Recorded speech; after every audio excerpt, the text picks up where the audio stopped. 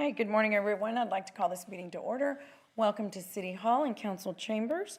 This morning, our invocation will be led by Pastor Jordan Shimon from Rock City Church. Shimon. Good morning, Mayor, Good morning. council members. Thank you so much for having me here to pray. Let's pray. Lord, thank you so much for Corpus Christi, your sparkling city by the sea. And we come to you humbly asking for guidance and wisdom and strategies from heaven. We thank you for what you've done for our city so far by sending the rain to help fill up our reservoirs so that we can begin to at least lighten the load to what the water crisis is here in Corpus. We thank you for our leaders and our governing authorities that are here to make laws and make decisions on our behalf that are for justice here in this place that you love so much. I thank you, Lord, that your scriptures tell us that the coastlands by the sea will wait for your instructions. And Lord, we ask that today that the Spirit of God would come and rest on us and give us a sense of patience, that we might not move in our own will or in our own desires, but we would move in accordance with what your instructions are here for us. We thank you, Lord, for protecting this place. We thank you, Lord, that you are showing this place off to the country and to the world in a way, but Lord, we ask that you would protect it the way that we desire to see it protected, that it might harbor life and exuberance and fellowship and excitement and family. And we just thank you for all that you're doing here today. We ask, Lord, that you would come and move before us and that you would make a way for all things to rest in your peace the way you see it and not that we do. In Jesus' name I pray. Amen. Amen. Thank you, Pastor. And our Pledge of Allegiance to the flag of the United States and to the Texas state flag will be led by Rebecca Orozco. She is a Mary Carroll High School senior, graduated cum laude, and she is a Del Mar Dual Credit Program certified phlebotomist and registered medical assistant. Busy girl. Yeah. Well, please join me in the Pledge of Allegiance.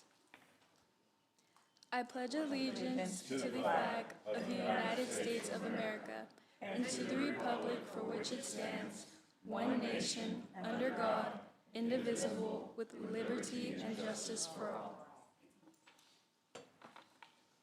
Please join me in honoring the Texas flag. Honor the Texas flag. I pledge allegiance to thee, Texas, one state, under God, one and indivisible. Thank you so much, Rebecca, and good luck in your studies. Go Tigers. That's right. Ms. Huerta, would you please call the roll? Mayor Paulette Guajardo. Present. Council members Roland Barrera. Here. Sylvia Campos. Eric Cantu. Okay, not here yet. Gil Hernandez. Here. Kaylin Paxson. Here. Everett Roy. Here. Mark Scott. Here. Carolyn Vaughn. Here. City Manager Peter Zanoni. Present.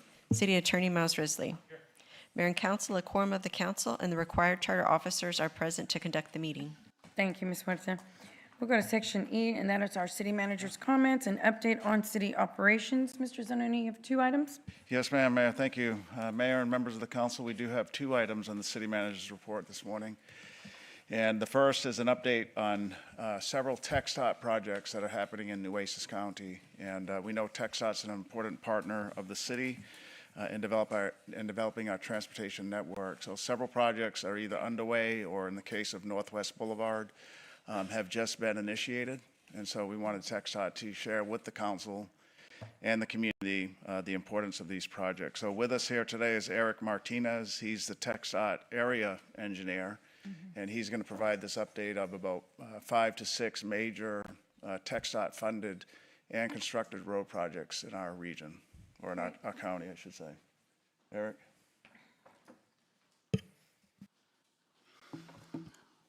Morning. Thank you guys for having me. Eric Martinez. I am the Corpus Christi area engineer with TxDOT. Just a few project updates. I was going to start with the largest construction cost project and work our way down, which is our State Highway 286 crosstown extension. That's the crosstown extension from FM 43 to FM 2444, which is Weber to Staples. out on the south side. That is a new roadway and bridge construction. We got retaining walls going up. We have pictures going in. Currently, we are working on all of those things. You might see a lot of work happening in that area. We have bridges and retaining walls happening at the same time. We're working on that southbound frontage road with earthwork and lime. Current contract cost was $79 million. That's what it's bid at for 805 contract days of work. We're about 54% complete, so we've got about halfway done with that job from a dollar standpoint. We still expect our completion date on that project to be June of 2028, so we hopefully plan to hit that goal. Second project we're going to discuss is the State Highway 358 ramp reconfiguration project. That's the one you're seeing out there on SPID between Staples and Nile. Reconfiguration of the ramps on that area. Right now, at this time, we're working on widening of our frontage roads through that section. Once we get those frontage roads widening, drainage structures in place, then we'll look to work on that main lane, the main lane work, the main widening, and reconfiguration of those ramps in that area. That's a $58 million contract.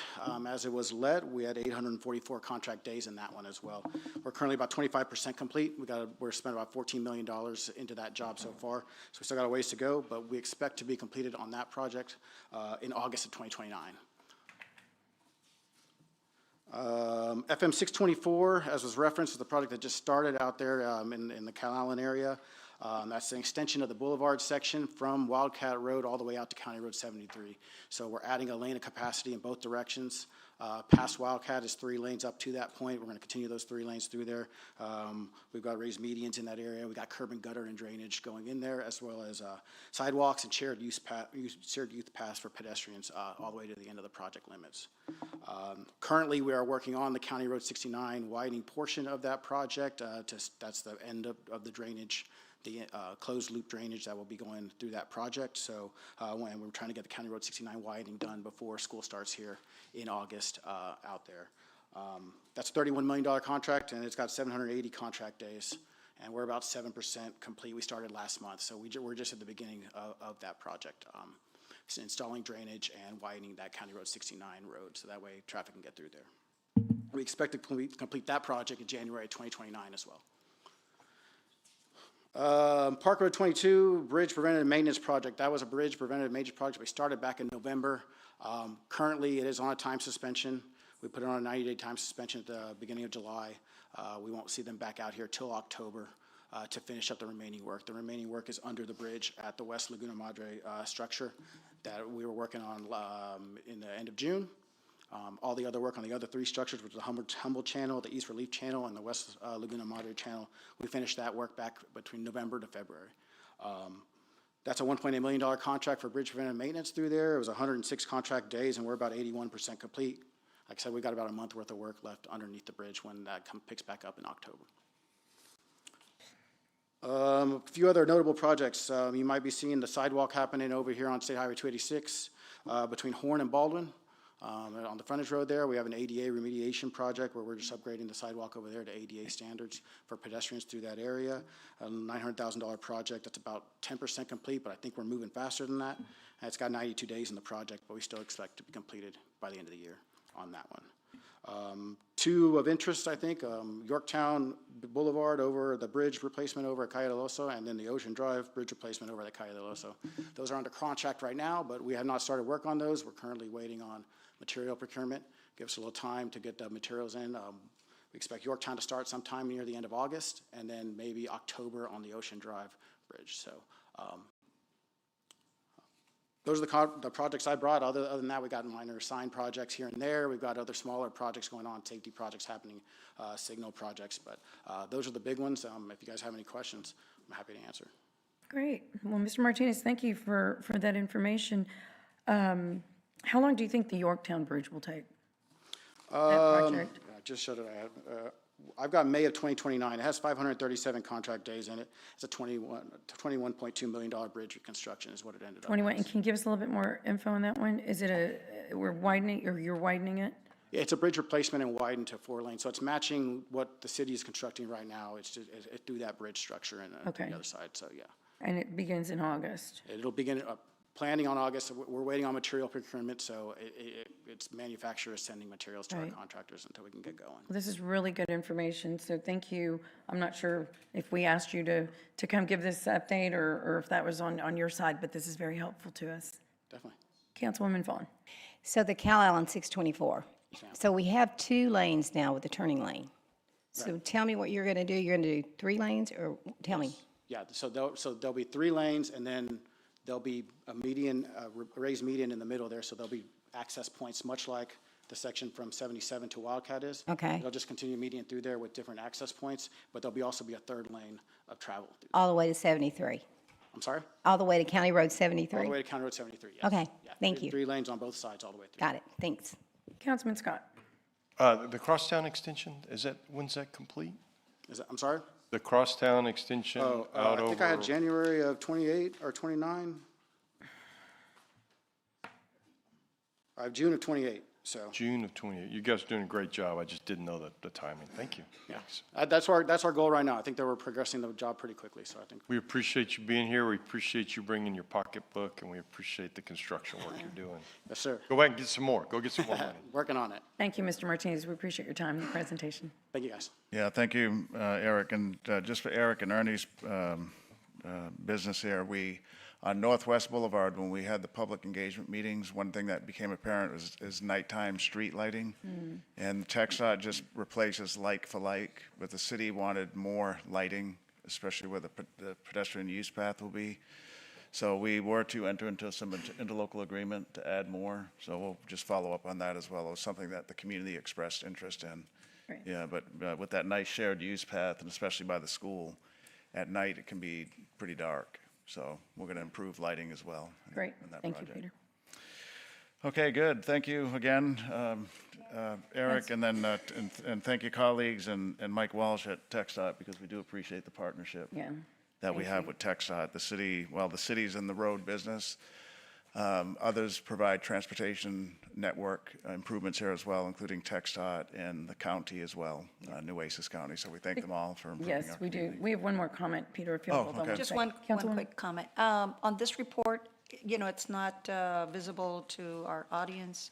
Where can we see the complete report that you just presented? Can you send that to us, maybe? Is that something that? Your presentation. That we need to look up somewhere on what? I mean, I just wrote down some notes on things. I mean, this is a presentation that I just put some information on really quick. It's not really, I can get y'all something. If y'all want information, I can put a report together. And Okay, that'd be great. Send to Ernie, that way, if that works. Yeah, and get just y'all- a summary of what Yeah, you, yeah, I can summarize. what- we'd appreciate Yeah, that. Thank you. definitely. Thank you. Great, and that sidewalk, Councilwoman Campos, will be nice over there. I see the construction of it, so. Yeah, it's real nice, so. Okay, great. So we have one other city manager report update, and that is on the Hart Library. great. And so we know this has had a lot of community engagement, and Councilwoman Paxton and myself and many members of the council have been to several community meetings about a year ago, I think, or more than that. But just for background context, and I'll turn it over to Laura, this library is one of 2 that we have in the system that is a shared use library. And so we partnered up some time ago with two school districts, CCISD and Flower Bluff ISD, to have a library that is it has 2 customer groups, the school and then the general public. It's an old model. I think many cities in Texas and maybe the country did this before. We had issues with, gun violence and other issues on school with states like Texas have put stricter rules on who can go in the library if it's on a school campus. And so that's caused a little bit of an issue in the business model that used to work back in the 80s and 90s, so it's different today. So we've tried to react to that while still having the city-operated library, the school-operated library. So the Hart Library is a little different than the CCISD one because it's co-use still, meaning the school comes in and the general public comes in. The CCISD one is only the city. CCISD moved their library into the school building, but the Hart Library in Flower Bluff doesn't have that option. There's no school, there's no room in the school facility, so we co-locate them there. So Laura is here to provide an update. We know Marilena Garza, the board chair for the library board, is here, and she and I spoke last week. We've promised her to continue to do a better job in communicating with her and the library board. If there's no update, even telling them that there's no update this month. So we appreciate Ms. Garza's passion for the library. I see a bunch of folks signed up as well on the budget. One of the things that has come up in our community meetings is more resources for the library. And so it's fitting that Laura can speak today. The budget will be submitted to council next Tuesday, and I don't want to give out the information now, but the library is going to do a little better in that budget, and so we'll see that next week. I'm just proud to announce that because we know in the past 8 years we've worked pretty closely with Laura and the library board to reinstate a lot of the services that were cut prior to me being here. So we're glad we've been able to fund the library in just about every budget, and you'll see next Tuesday that continues. So with that, Laura's going to give us an update on the Hart Library, and we'll go from there. Laura? Good morning, council members and mayor. This is, like the manager said, an update on the Janet F. Hart Public Library. In October of 1998, the city of Corpus Christi and In October 1998, the City of Corpus Christi and the Flower Bluff Independent School District entered into an intergovernmental agreement to establish and jointly operate a branch library on school district property. The Janet F. Hart Public Library, located on the campus of Flower Bluff High School in Council District 4, opened in August of 2000 as a joint-use facility serving both the public and the school district. So the intergovernmental agreement is actually a 13-page document, so these are just a few of the points that are on that document. The lease agreement is for 99 years. The city owns the public library building. Flower Bluff ISD owns the land and the parking lot, and they provide us with 50 parking spaces. When there's no school in session, we're allowed to use any part of that parking lot. So in cost sharing, the city pays 75% and Flower Bluff pays 25% of utilities, cleaning services, alarm, monitoring, and inspections. The city pays for the library maintenance expenses for all repairs. City establishes hours of library operation and opening and closing procedures with recommendations from Flower Bluff ISD. Also, so the City Council knows that legal has reviewed this document on several occasions. In the spring of 2025, Flower Bluff ISD notified the city of the requirements outlined in Texas Education Code Section 61.1031. This section mandates that school districts secure building entry points and limit public access during instructional hours. To enhance student safety and comply with these safety and security requirements, Flower Bluff ISD and the city mutually agreed to temporarily adjust the Hart Library and operating hours to align with the start of the school year and went into effect August the 11th. At that time, we were going to be opening for 28 hours. And after receiving feedback from residents and at the request of Councilwoman Kaylin Paxson, the city and Flower Bluff ISD held a joint town hall meeting at the Hart Library to gather input from the community. The city manager was there, the superintendent was there, and Councilwoman Paxson, and I believe a few of you others were there, perhaps I think Councilwoman Campos. So residents primarily expressed a need for increased weekday operating hours, curbside service accessibility, and access for homeschool instruction. So in response to the feedback, the city and Flower Bluff ISD worked to address those concerns. So on September 15, 2025, the hours were increased up to 40 hours. And what we added was Thursday morning hours from 9 a.m. to 12:30. We also, instead of opening at 5, like we were going to do on August the 11th, we were going to open from 4 to 8 p.m., Monday through Friday. And we added Sunday hours from 2 to 6 and curbside hours from 10 a.m. to 2 p.m. on Mondays and Wednesdays. So after that, the city and Flower Bluff ISD, initially we considered installing a temporary partition wall to separate the public from Flower Bluff ISD. And Flower Bluff ISD actually received approval from the Texas Education Agency to move forward with that plan. However, then we found out that building code constraints and fire egress requirements deemed it unfeasible for us to implement. So then in January of 2026, the city hired an architecture firm to conduct a pre-design engineering assessment. The was intended to evaluate the construction of an 8-foot partition wall, analyze system impacts, develop as-built and schematic plans, and provide cost estimate.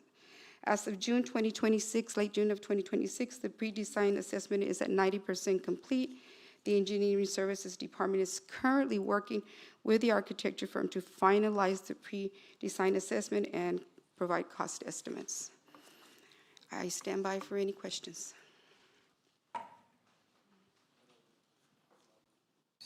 Okay. Thank you for the presentation, Laura. Councilwoman Paxson. Thank you, Laura, and thank you, Peter. This was something that we really dove into last year, and I appreciate that we were able to, in such short notice, and the constraints that we were facing. It would have been great if we could just provide the needs to the school and also turn the library right back over at 100% to the community, but we didn't have that option at the time.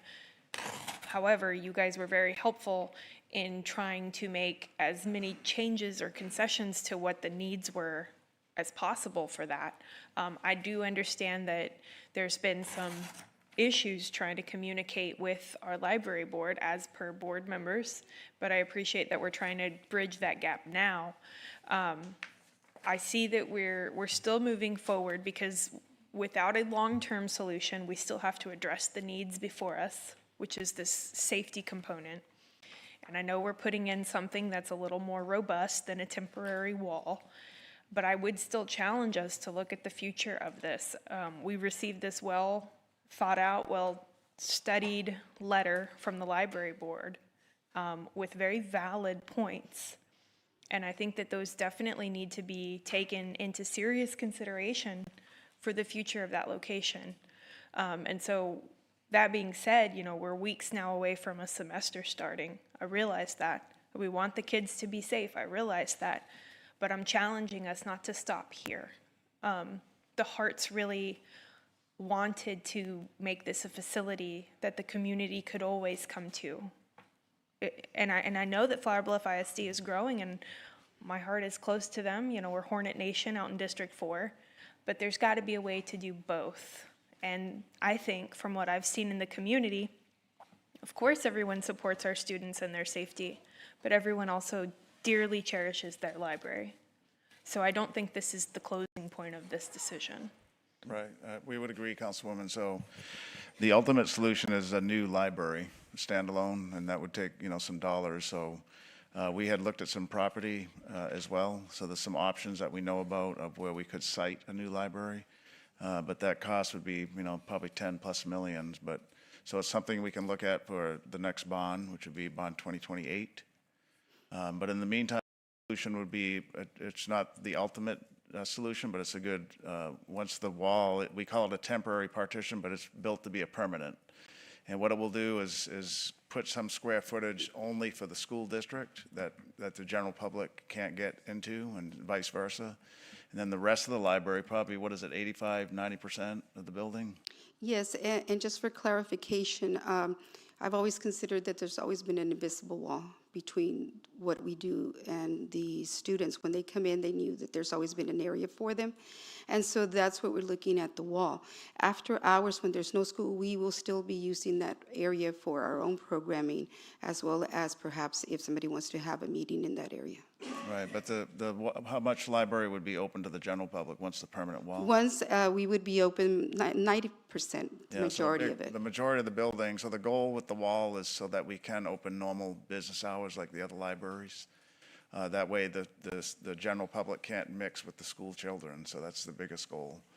So, At what yeah. point before we approve 100% on this design, at what point do we get to see those renderings and release that to the library board? Well, we'll work with the library board to get their input, and I don't, Sony or Laura will have to answer that question. What percent are we in the design? We're at 90% pre-assessment, so we're still not really into the design yet until this other decision. Pre-assessment, okay, so it Yeah, so hasn't this even is been just a designed. pre-assessment.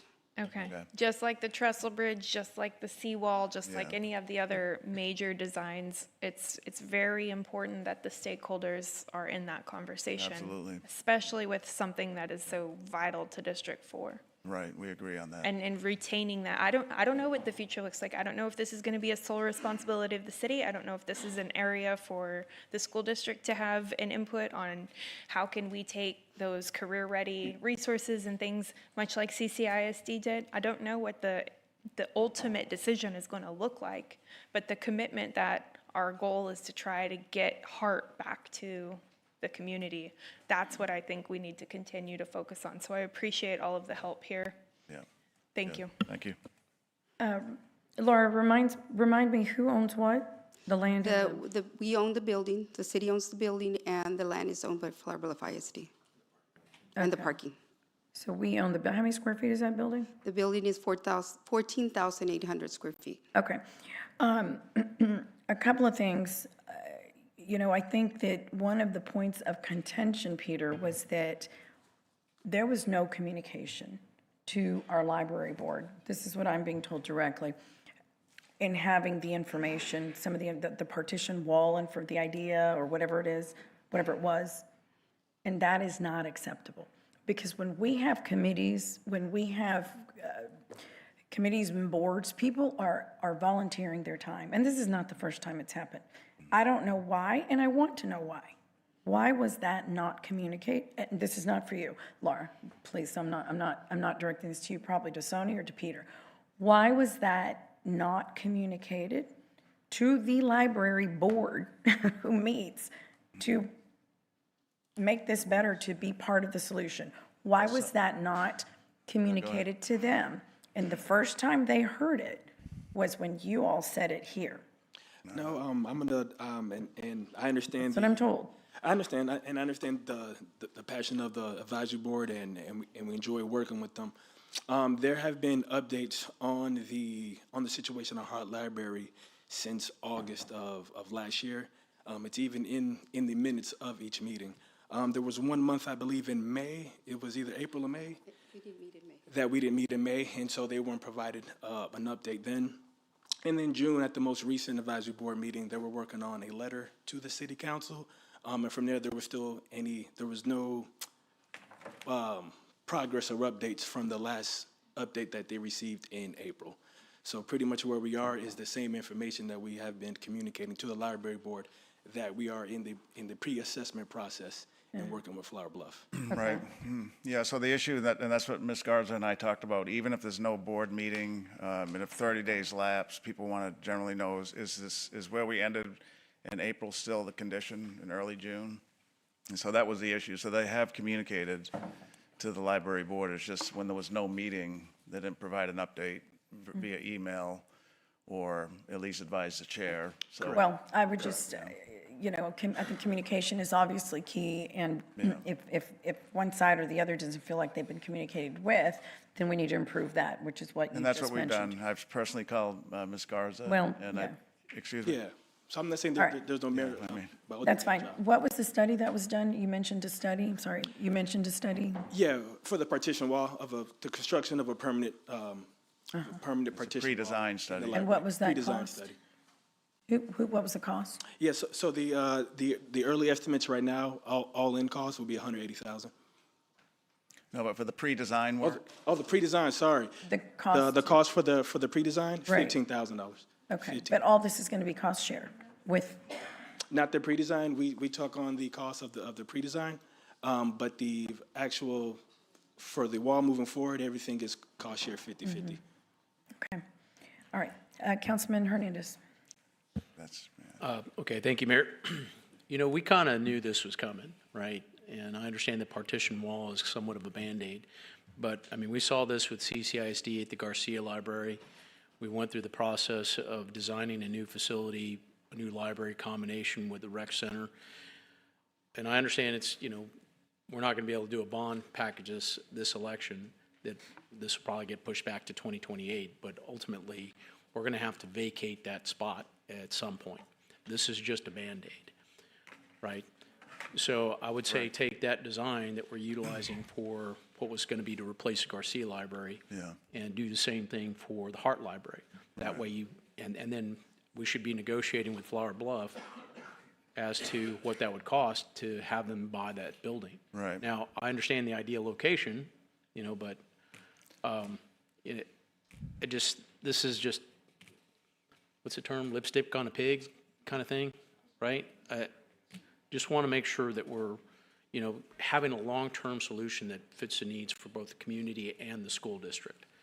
And I don't know if you've ever tried to get to the library at 3 o'clock, but it's almost impossible. Same thing with same thing with Garcia. So I think ultimately it should be two separate facilities. I appreciate what they tried to do in the past by combining these things and trying to have some synergies, but, times change and here we are. So if we can take that design and maybe utilize it for both libraries. Thank you. Yes, sir. Okay. Councilman Scott? Wait. So we own the building. We have a 99-year lease. We can't allow the school, the students to come and go at the same time or commingle. But we have a building. We own the building. And we have a 99-year lease. I don't know why we have to leave. I get that they can't commingle, but I guess the simple answer would be close it off, and then we have a library with 50 parking places that we can use at our leisure at the hours we decide. I guess maybe there ought to be and you're going to, I guess, talk a little bit about an alternative to but I wouldn't be so quick to abandon the building and the lease agreement that we have. I knew the Harts. I knew them well. I was at the opening. I was very young when I went to the grand opening, but I think that was their vision. I think we can continue with that and keep the building, close off I get the temporary answer is the partition or the wall, but I think the permanent answer is just remove access from the school into our librberry. And then the agreement allows them access those. Got it. Yeah. Well, they can have access. I mean, I don't know that. I don't know that. Yeah. Let me back up. This is an interesting experience for me. I get educated, and then months go by, and I get educated, and months go by. So I'm not up to speed. And I wrote a note last week to try to sit down with you and get educated, but then I saw you put it on the agenda. So thank you for doing that. No worries.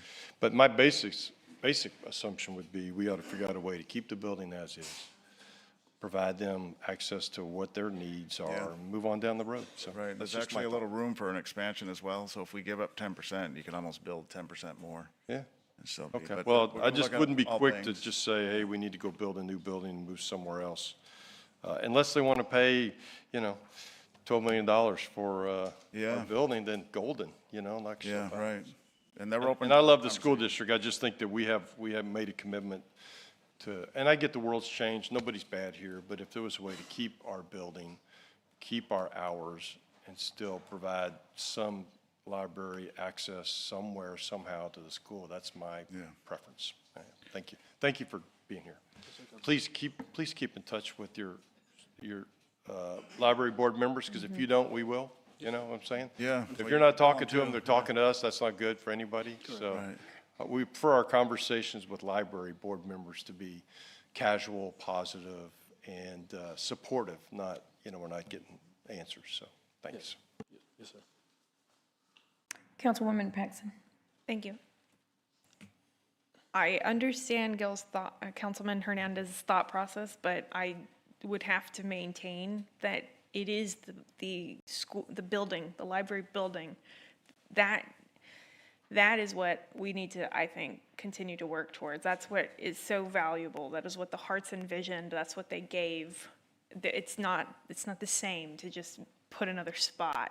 And I think you mentioned it briefly as add-on, a 10% add-on. I mean, if we look at what the school is utilizing, there's some library resource training, some homework hours, some career readiness, those types of things.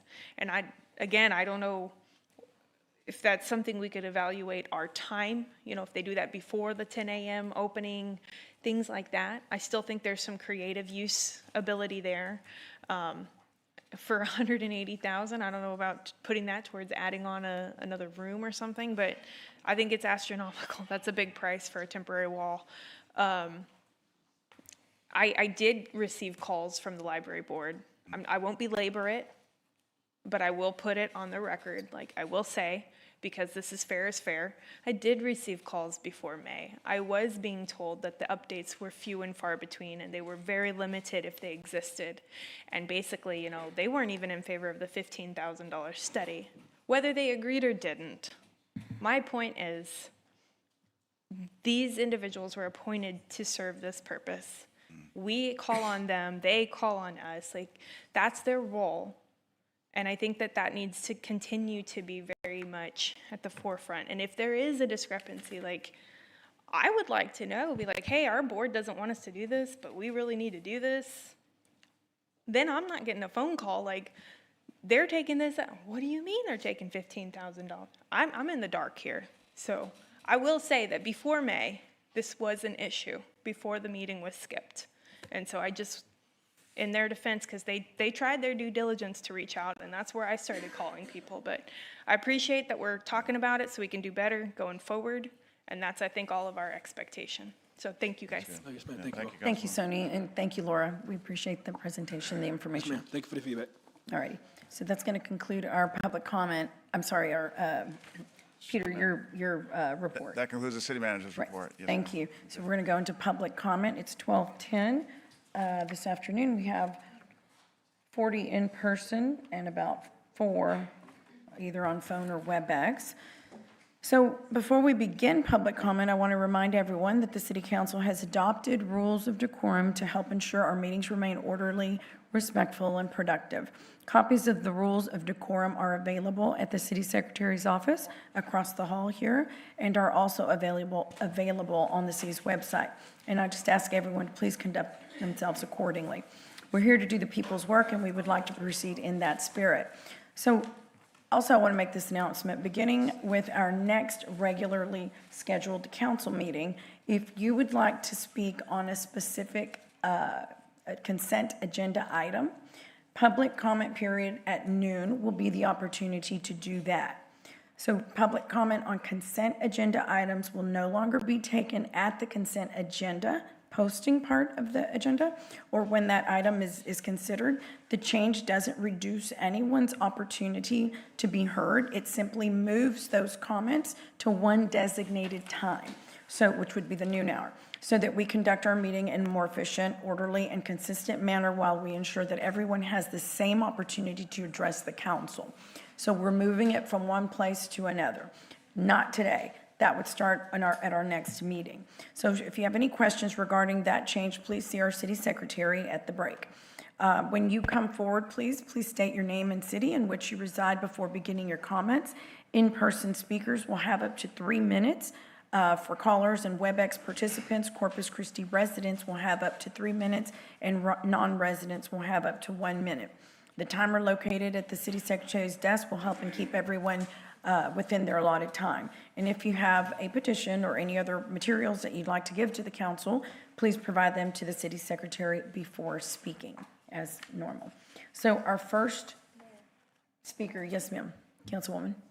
Thank you. Mayor, with all due respect, I disagree with this policy change. Allowing individuals to exercise their public comment opportunity at noon gives them the opportunity to speak on a variety of issues. Extending a second, which is, I think, an appropriate interpretation of how we're supposed to extend that at our action, which is the consent agenda, then allows them to speak on the consent agenda. If those two are consolidated, they have to choose which topic. They're reduced a little. So I disagree with this policy change. Thank you. Colonel Oberon Sexton.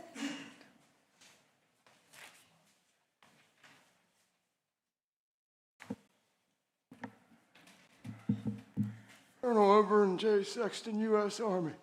E5, play my video. All right, folks, C3 here, and look at this. Look at this. Paulette's campaign finance, Adrian Garza, $1,500, starting 3/9. That's March 9th, and there is his address, supposedly. But look at this. Old Adrian Garza was arrested 3/28 for terroristic threats and still was getting paid by the mayor. And look at that one. His address don't even exist. Now, you ain't falsifying those reports, are you, Paulette? Remember this? June 19th, when you went on Larry Alessandro and called me out by name. By name. Then what happened? Your boy come on my page pointing a gun at me saying he's going to make me famous. Well, I'm your Huckleberry. Because I went on his, and I certainly told him, you know, that it was about your 91K trip with Roland to D.C. Then your boy starts attacking my friends. And then your friends, Tito, piles on. And who's Tito? Oh, look, he's going after my friends again. Oh, and me again. Oh, look, and Robin now. Oh, and look, but Hood News done got the truth on your boy. Look at all these charges. Paulette. Or should I say Wallette? What are you doing, Wallette? Look at this. You hiring this guy, Wallette? Look at all them charges. Lord have mercy. Oh, Lord have mercy. Those are a lot of charges, Paulette. Are you just surrounding yourself with criminals or what? Woo, Lord, 13 plus arrests. Now, here's an interesting bit. I got contacted by somebody who said they want you and your pals to go after me, specifically through Chronica. And see that? Yeah. Yeah. Look, what else? Oh, look, yeah, I had a nice chat with this individual 2 times, as a matter of fact. And see that there? Oh, yeah, Paulette. I recorded both of them phone calls. Got them, recorded. And look at this. Doug Allison put it out there that you are paying Tunches, Chronica, Garza, and Tito, and also Wayne Doshafino. So you're paying all these people, Paulette, to come after your opponents. And guess what that means there, Paulette? I hope you are familiar with Texas Penal Code 3902 and 3903, because guess what? You violated the law, baby doll. Woo! And today is Judgment Day.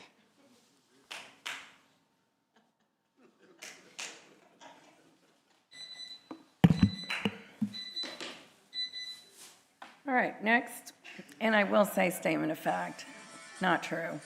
Thank you, sir, goodbye. Bradley Bartleson. Hey, we're not gonna have applause, and we're not gonna break decorum, okay? So please, I'm asking y'all, we have 2 hours of public comment. Let's respect one another's time and the rules of decorum here, please. Thank you. Mr. Bartleson. Mr. Bartleson. Yes, sir.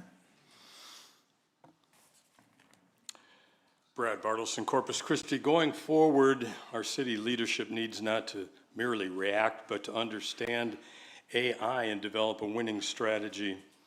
The AI explosion is not in the future, it's here now in our local forms of Hut 8 and Bootstrap Energy.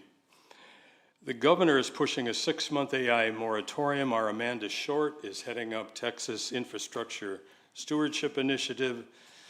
It occurred to me that we are incurring the impacts, and yet the use and benefit is going elsewhere. Imagine if our Hut 8 is used by the Chinese military. The idea I'm proposing here is to control data flow, requiring it to be tagged and filtered for safety and location, and giving local use priority. Tax on labor is government's primary funding mechanism. Google, DeepMind, and others recently determined that tax base erosion due to AI displacement is a certainty. This target diagram displays the current AI workforce by industry in the red center area and the anticipated in blue. While better news for manual workers, white-collar jobs pay more and have been generating more tax revenue. Once most secure, computer programming is most exposed. Media hosts are being replaced by AI. We don't know when and what an AI workforce will look like. A harmful lag is anticipated with deep unemployment. A multi-year tax chasm would occur in which the government hasn't the funds to meet its obligations. As of 2025, 65% of federal tax revenue came from labor. Proposals to replace that revenue include boosting wealth and tax, consumption taxes, hiking corporate taxes, or a new tax on AI. All of these will object, fight, or will flee. Replacing this revenue, for example, would require a 33% consumption tax. It's been highly problematic to tax multinationals. I like the idea of AI token taxes, as this is a growing revenue and profit pot to take from. Suggestions: seek control of AI data centers and the data, be on the forefront of educating our kids for the new jobs, attract businesses that employ these workers, find a new way to tax AI data centers, do like Sweden and Singapore, save up tax money, cut back spending, say no to new 30-year debt obligations. Bootstrap energy is an example of how we need to do better. And I'll say quickly on our ways to lose our lover in Nueces Bay. We have 7 steps of ruining this already. We don't need another one. The far-field modeling is incomplete. I can talk to you more in detail. Thank you. Thank you, Mr. Bartleson. Vidal Conde?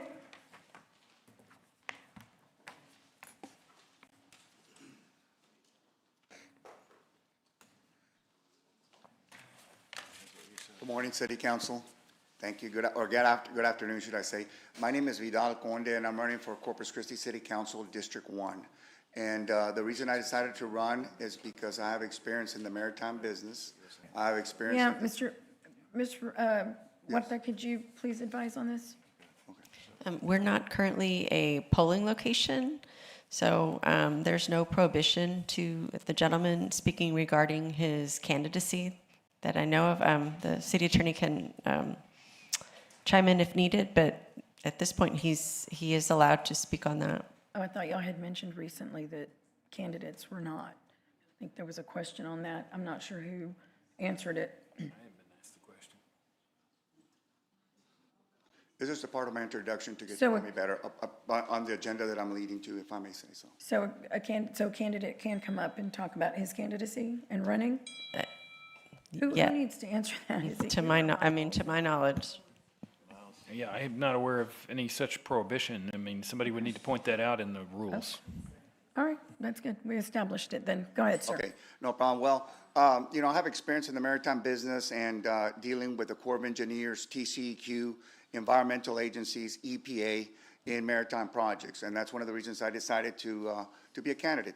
But the point that I'm trying to get to is that I'm no and opposing to Inner Harbor, okay? Inner Harbor, just for starters, it doesn't have the footprint for us to grow. It's in a limited space. It has approximately 13 to 20 acres, okay? So we're gonna invest $1.2 billion or $1 billion into a project that has no real room for growth, okay? Now, if we were to expand it, the only thing we're gonna expand is the amount of brine that we're going to expel into the marinas, okay? So right now in those waters, and it's been stated, and it's been there since day one, there's microplastics in the waters, there's hormones in the waters, there's estrogens in the waters, and there's forever chemicals in those waters, in the Inner Harbor, okay? Now, if we were to move forward with something like this, for every 30 million gallons of water that we produce, hypothetically at that location, it's a 1 to 1.5% ratio. So for every 30 million gallons of water that we produce, we're gonna be expelling 30 million to 45 million gallons of brine out into the inner coastal waters. And that would be Corpus Christi Bay, Nueces Bay, and all the way up into Oso Bay, okay? So what I propose that we do is find a way to eliminate that idea. Let's invest our money in Flower Bluff at the Barney M. Davis plant. Let's put that money into that location, because right now Barney M. Davis footprint is almost 2,000 acres, okay? So what we do is we go to Barney M. Davis, obviously it's a municipal owned by CPS, and we propose to them, hey, we would like to purchase at least 100 to 200 acres of your land, so that because we cannot have Barney Davis, we cannot have CPS as our landlord, as them being our landlord and us being their tenant, we're never gonna get anywhere. That's a prime location because it's right next to the Gulf. It has the footprint for growth, and the water is a lot cleaner out in the Gulf than in the Inner Harbor, okay? Now, let's say we sit down and we have a friendly meeting with CPS and they say, you know what, we don't want to sell you 200 acres. Well, what do? We do eminent domain, where we are able to, Thank you. based on Texas Local Government Code, Section 251.001. Study that. Thank you, Mr. Conde. You're welcome. Appreciate y'all. Julie Rogers.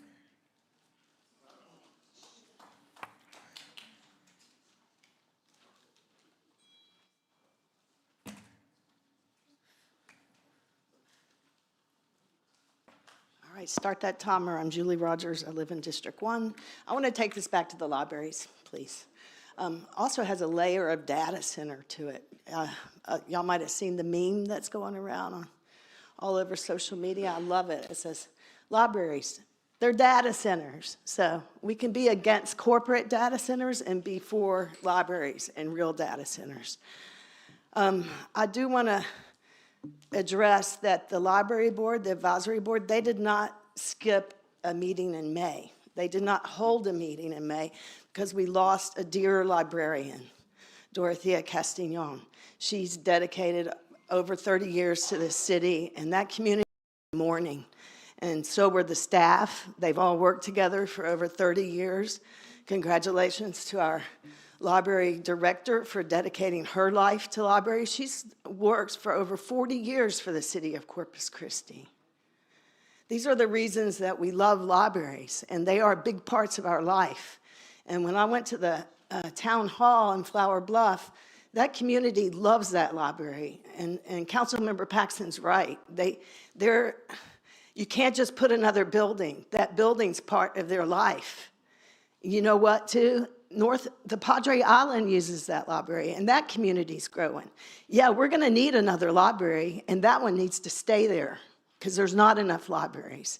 We need the one that up in District 5. And you know what else we need? We need Flower Bluff Independent School District to take responsibility for their part in this. The city is not responsible for it. We own the library. And that wall, I'm sorry, if my child was in school, I would not be comfortable thinking that a wall is going to protect them because they are in danger, and this is about public safety. And you do have to carry it forward and think of a different way. And it just blows my mind that it's $180,000 for a temporary solution. Invest that in a library or make Flower Bluff do what CCISD did. What did they do? They got out of the library. I don't hear that discussion whatsoever. All I'm hearing is the city needs to do this, the city needs to do this. What does Flower Bluff need to do? And one more thing, there has not been community engagement on this. There was the town hall meeting, and that was it. That's all there's been. So I suggest that you reach out again to the Flower Bluff residents and the parents and grandparents and find out what they want. You know what? That's not my library. My library is La Retama because people go to the libraries where they live, and each library is dedicated to that community. What they have in the building has to do with what that community wants. At Flower Bluff, it's all about water. The hearts intended that, so do the right thing. Thank you, Ms. Rogers. Tom Taglaboo.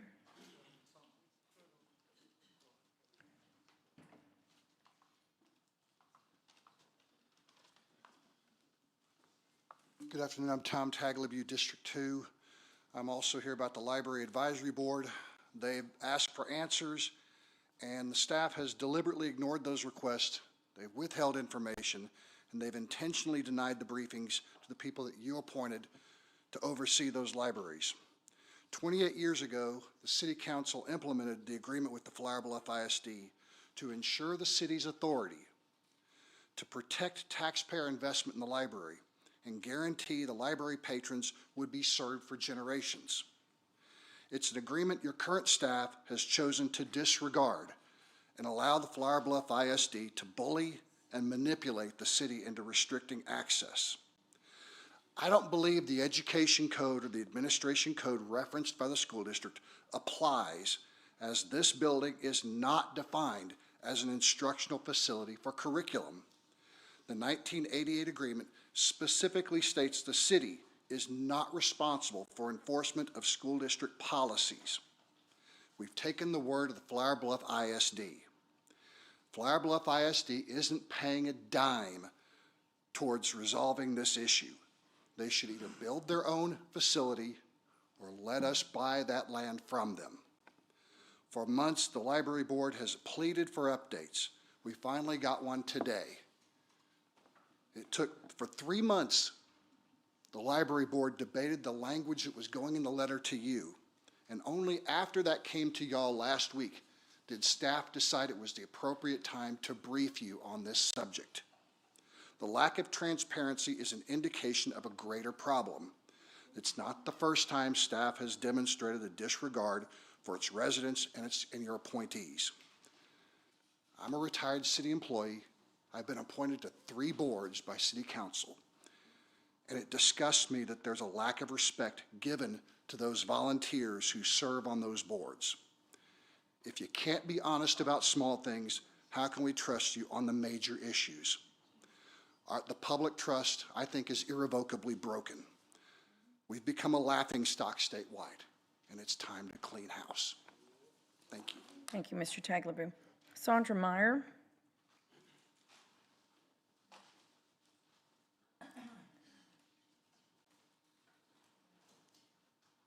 Hello, Sandra Meyer, District 4. Thank y'all for all being willing to serve. I know in my heart that none of you have put yourself through this, through campaigns to aggravate the city. You all wanted to be here to try to help. Our employees and staff are the city's best resource, and y'all are their leaders. And so I've spent the last 9 months almost since the audit was done in September trying to understand what has gone wrong with this Homewood Suites thing, that we are at the point of having the hearings over the next couple of days. It really makes me sad. And I realize that Corpus Christi is kind of like a little mini snapshot of what's happening nationwide. And my newest conclusion and my word of the week is, oh my gosh, what's the word when you say something but you mean something else? Like, oh my gosh, I just totally forgot. So that's good. That means I don't get to call y'all a bad name. But in the Bible, it talks about, accusing people of things when you've got a plank in your own eye. And as a city, as a state, even as a nation, we are doing that. And we talk about, as citizens, we want trust, we want transparency, we want ethical behavior, but we have to have that from everybody. We cannot be demanding that we get it and then not expect it from everybody else. It can't be, okay, I want y'all to be ethical, but I'm gonna be wrong. And so I apologize for getting the mean word that I had, but I really wish that this thing over the next couple of days would go away because it just seems very cruel. Thank you. Thank you. Mr. Followell?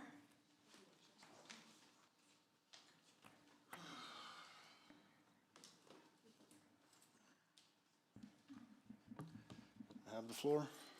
Thank you. Well, I have a speech to tell, but I'm going to cut it short because you blew my mind again with your idiocracy. Texas Open Meeting Act. For everybody behind me, you're allowed to speak on the agenda item before or during. There's nothing this bitch can do about it. Don't listen to her. Weasley, help her. She's failing miserably again. All right, just like she did last week or week before last when she let the chief get up here and dictate that he could talk no matter what. You tried to help him. That's the first time I ever listened to you and knew what you're talking about. And she just let him control the whole room. Who controls the room? Her. Yeah, Texas Open Meeting Act violation. You were right. Chief did it. She didn't care. Or maybe she's an idiot, or both. All right. What I came to talk to you about is many citizens, including myself, believe there's 2 parts to the justice system.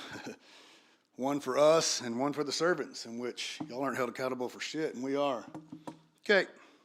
The 14th Amendment guarantees equal protection under law. That means the law should be applied fairly, consistently, regardless of person, title, or position. This is out to Chief Markle. I got 3 questions. And remember, sir, only cowards lie, so I'm gonna hold you to this. First, was Officer Maria Sanchez, who was at the scene of the crime where Officer Martinez beat that woman. She watched the whole thing. She being investigated, and is she on paid leave? I'd like to know. Second, the Corpus Christi police officers trained to intervene with witnesses when they witness another officer using excessive force, or are they permitted to stand by and turn cheek? I'd like to know. What's your policy on that, sir? Third, this is a loaded gun because of what you told me. If a union electrician working under contract with the city, same as the union officer sitting behind me, if a union electrician walks into somebody's house and beat the shit out of a woman, does he get to sit at home on paid leave like these guys do?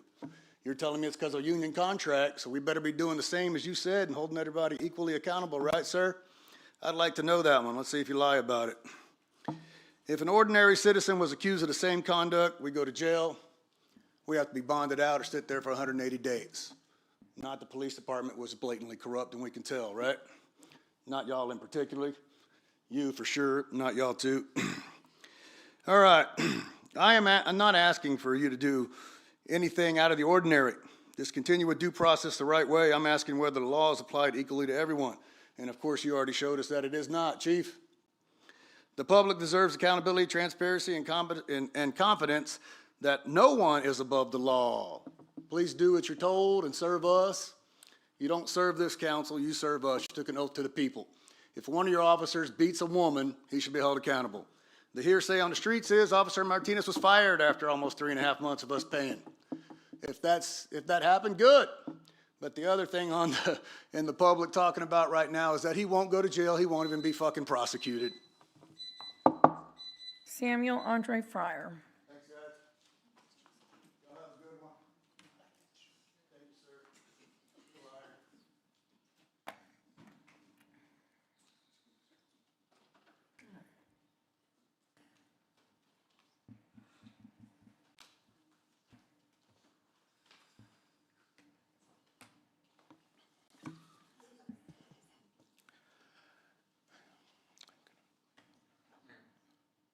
Councilman Cantu.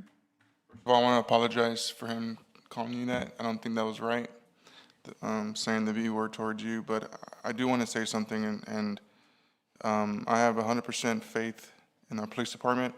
I think you guys did the right choice of doing what you did to that officer. That officer's not working with the city of Corpus Christi no more, and the DA's office declined to file charges against him. So it's not on PD, it was on the DA's office. So I just wanted to throw that out there. I understand he has his rights to speak, whatever the case is, but I just couldn't sit here and not apologize for him, what he called you. Thanks. Thank you. Good afternoon, Council. My name is Samuel Andre Fryer. I live in District 4. First of all, I just wanted to say it's admirable what you all do on a regular basis as a city council. I know Councilman Gil Hernandez said at one point that he said that what the city council does affects decades. And so I keep that in mind when I think about various things. With that said, that's the reason why I feel that our students are very, very important, because things that take place on the school districts as far as the Board of Trustees affects generations. And that's very, very important. And that's one reason I'm running for the Corpus Christi Independent School District, District 4 position. And I filed my papers yesterday, and that's the reason why I'm doing it, because I think it's very, very important. And I want to stand with parents who desire the best education for their children, which is our future. Families first, financial trust, and informed citizens. Now, with that in mind, I wanted to bring up a few things dealing with the budget. I have a pleasure for the last couple of years to serve on the Crime Control and Prevention District. So you have a choice today to approve the budget that was presented for you for the police department. I believe the police department is doing an exceptional job appreciate everything they do. Without them, we could not be as safe as we are. The next thing is I want to look at the proposed amendments to the charter that were presented.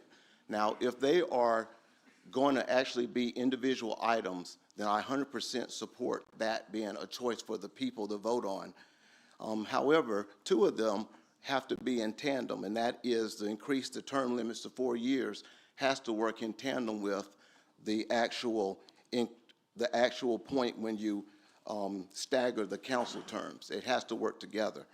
The other thing is the at-large positions, making them position 1, 2, and 3.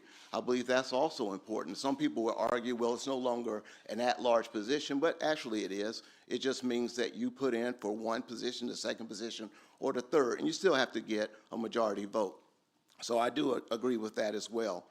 And then the increasing the requirements vote for removal of a city council members from 2/3, I believe that is a good call. And so without any other things, that's just my opinion about the whole thing. And the last thing I wanted to do is all the things that are going on now, as far as all the things going back and forth, city council, the audience, the citizens being as disruptive as possible and being very insulting, I just want to make this one thing. In conclusion, brothers, focus your thoughts on what is true, noble, righteous, pure, lovable, admirable, and whatsoever virtue and something praiseworthy. Keep that in mind as you go forward from this day forward. Thank you. Thank you. John Dugan.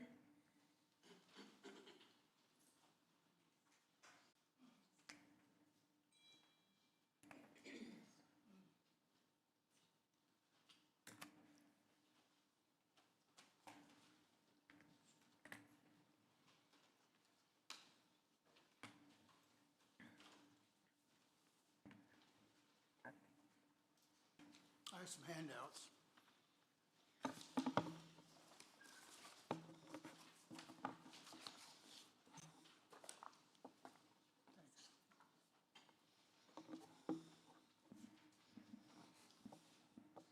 How y'all doing?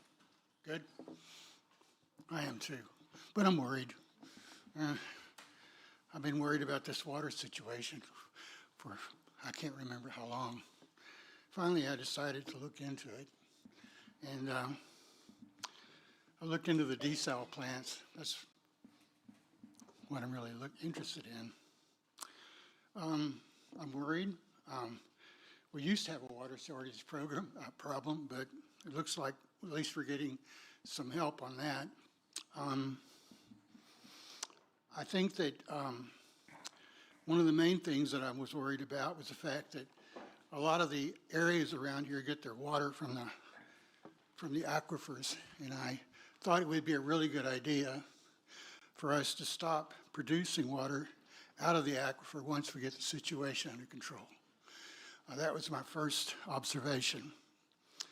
Also, I'm concerned about the Inner Harbor desal plant. I don't think it's a good idea.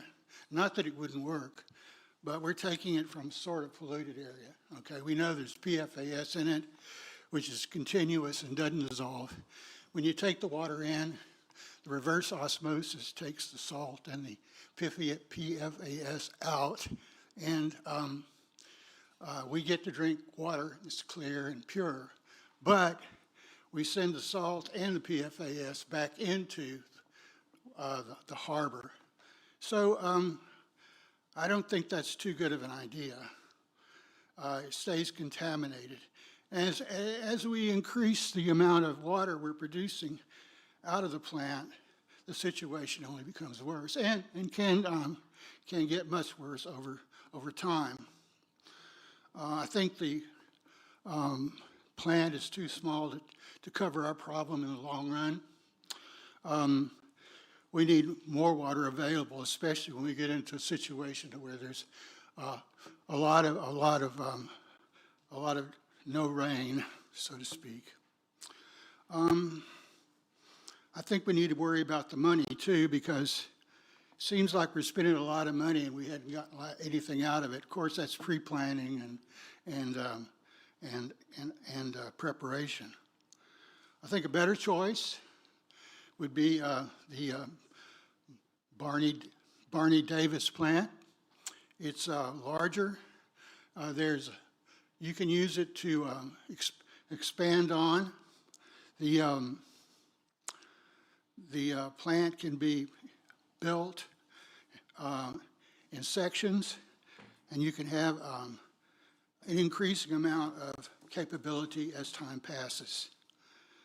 I think that the idea that, I don't think we should throw the baby out with the bathwater, so to speak. I think all the work that's been done with the Inner Harbor plant should be used in working with the Barney Davis plant.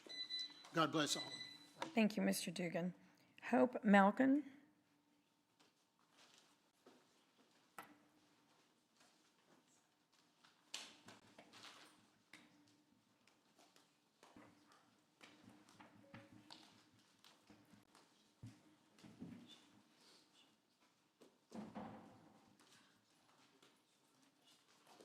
Hi, good afternoon. Hope Malkin, District 1.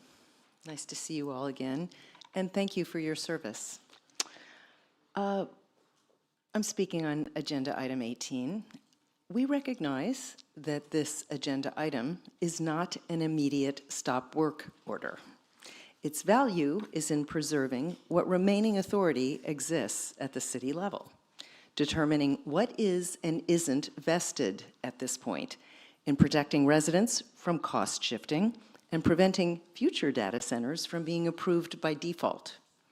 Monday, July 20th, HUT 8 announced that it signed a second 15-year lease for an additional 352 megawatts of IT capacity at Beacon Point, doubling their contracted IT capacity to 704 megawatts.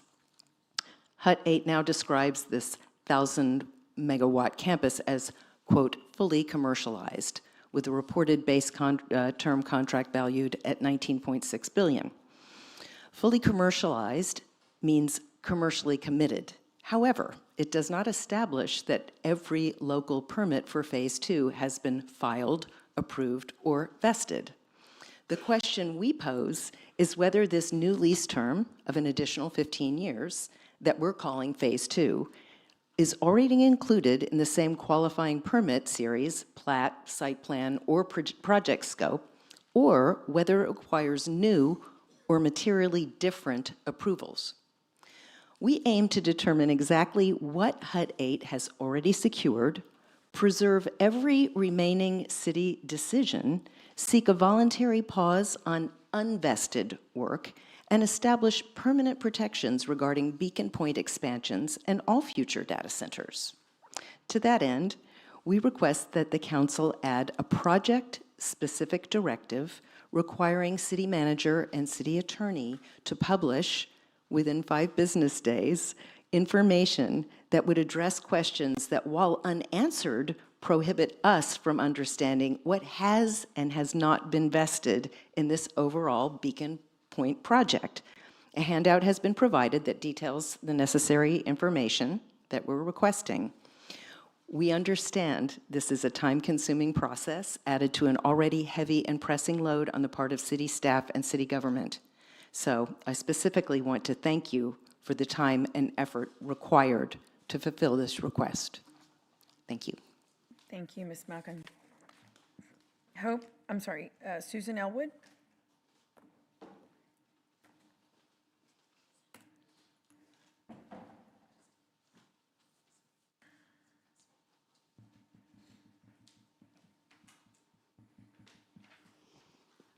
Good afternoon, Mayor and Council. My name is Amanda Short, founder of the Texas Infrastructure Stewardship Initiative, resident of District 4, and I am presenting comment on behalf of myself and Sue Elwood, who wasn't able to make it today. What is the most valuable infrastructure in Corpus Christi? It is in our roads, it is in our electric grid, and it is in our water. It's the people sitting in this room and the hundreds of thousands who call this city home. Every budget you approve, every permit you issue, and every development you authorize ultimately is a decision about people. What is the purpose of local government? I believe it's to create conditions in which people and future generations can flourish. Infrastructure doesn't raise children, people do. Infrastructure doesn't teach, heal, invent, innovate, volunteer, mentor, or love a neighbor. People do. Psychologist Erik Erikson described one of life's defining challenges as generativity versus stagnation, whether we invest in future generations or simply consume what we have inherited. I believe that cities face that same choice. People are not here to serve infrastructure.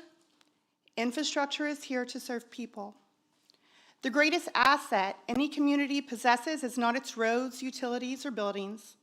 It's the people, the teachers who educate our children, the nurses who care for our families, the contractors who build our homes, the entrepreneurs, 78 years family-run business. It's the people who make up our communities that is our biggest asset. Every infrastructure decision should be measured by one simple question: will this decision help our people flourish? The United Nations widely uses the Brundtland Principle of Sustainable Development, which calls for meeting present needs without compromising future generations' ability to meet their own needs. Responsible development must meet today's needs without taking away the ability of future generations to meet theirs. Our nation was founded with a responsibility not only to ourselves, but to our posterity. Our laws likewise recognize that each generation serves as a trustee for the generations that come after it. Trustees do not exhaust their inheritance. They preserve it, strengthen it, and pass it forward. I look forward to speaking with you on Agenda 18 also. Thank you. Thank you. Marilena Garza?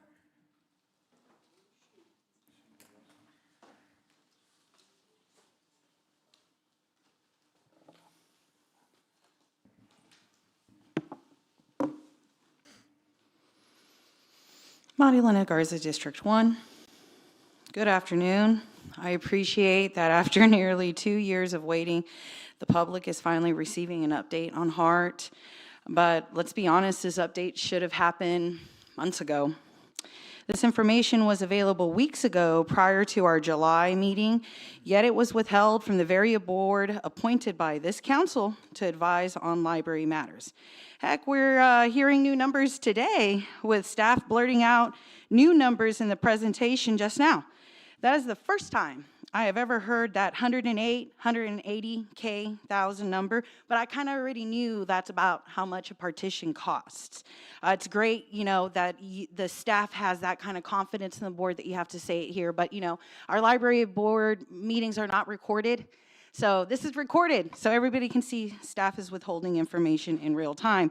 I would venture to guess that staff knows more and they're not sharing information still. The board requested updates, we were ignored. The public requested updates, they were ignored. So I have to ask, what is the purpose of an advisory board if staff chooses when or if to involve us? Is our role to provide meaningful oversight, or is it simply here to dress up and waste my time?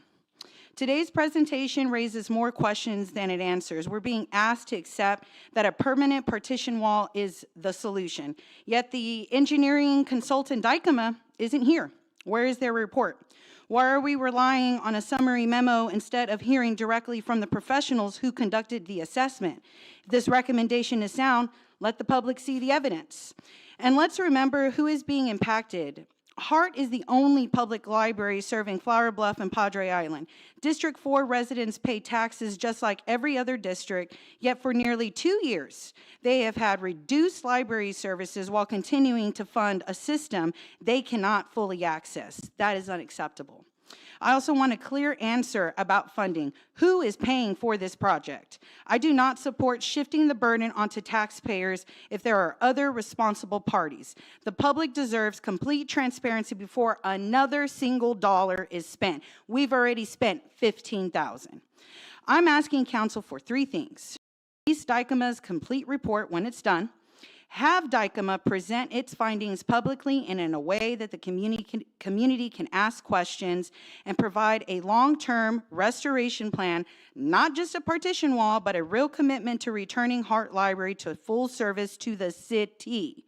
Trust is built through transparency, not backdoor deals. Right now, that trust has been damaged, not because of the engineering challenges, but because of the lack of communication and the decision to leave the public and your own advisory board in the dark. District 4 has waited long enough. It's time for complete transparency and real solutions, not another memo and not another sweetheart deal to somebody else. Thank you, Ms. Garza. Jared Suarez.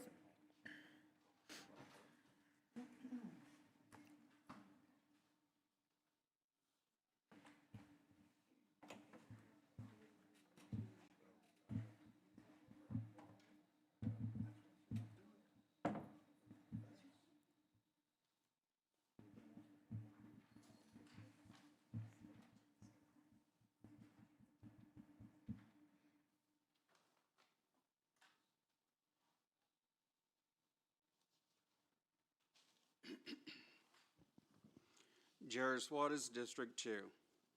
Mayor, after watching your interview on Inside Texas Politics, I was sick to my stomach. If every lie were a gallon of water, that would overflow a 30 MGD capacity Gucci bag. Anyways, the city is $3.1 billion in debt.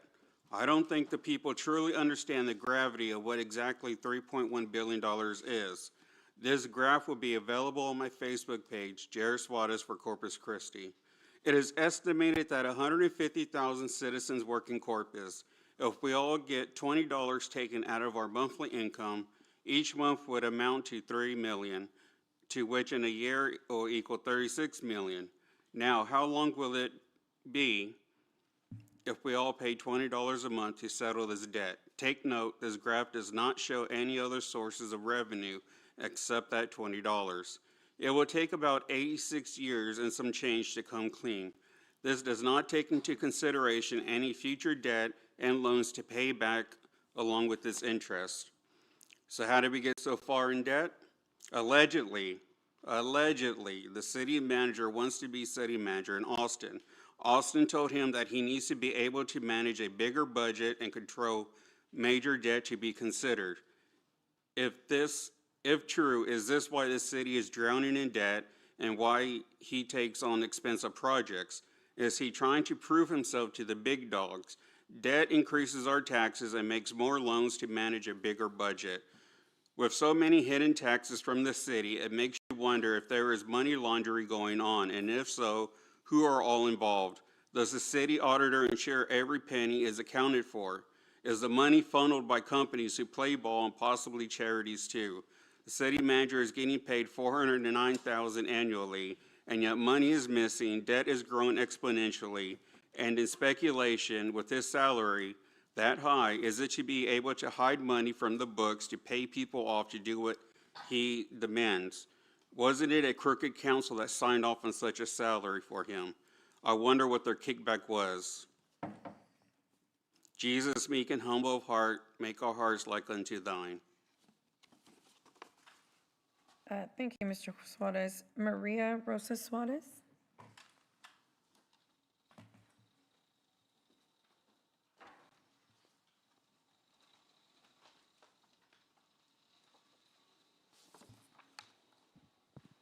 Maria Suarez, District 2.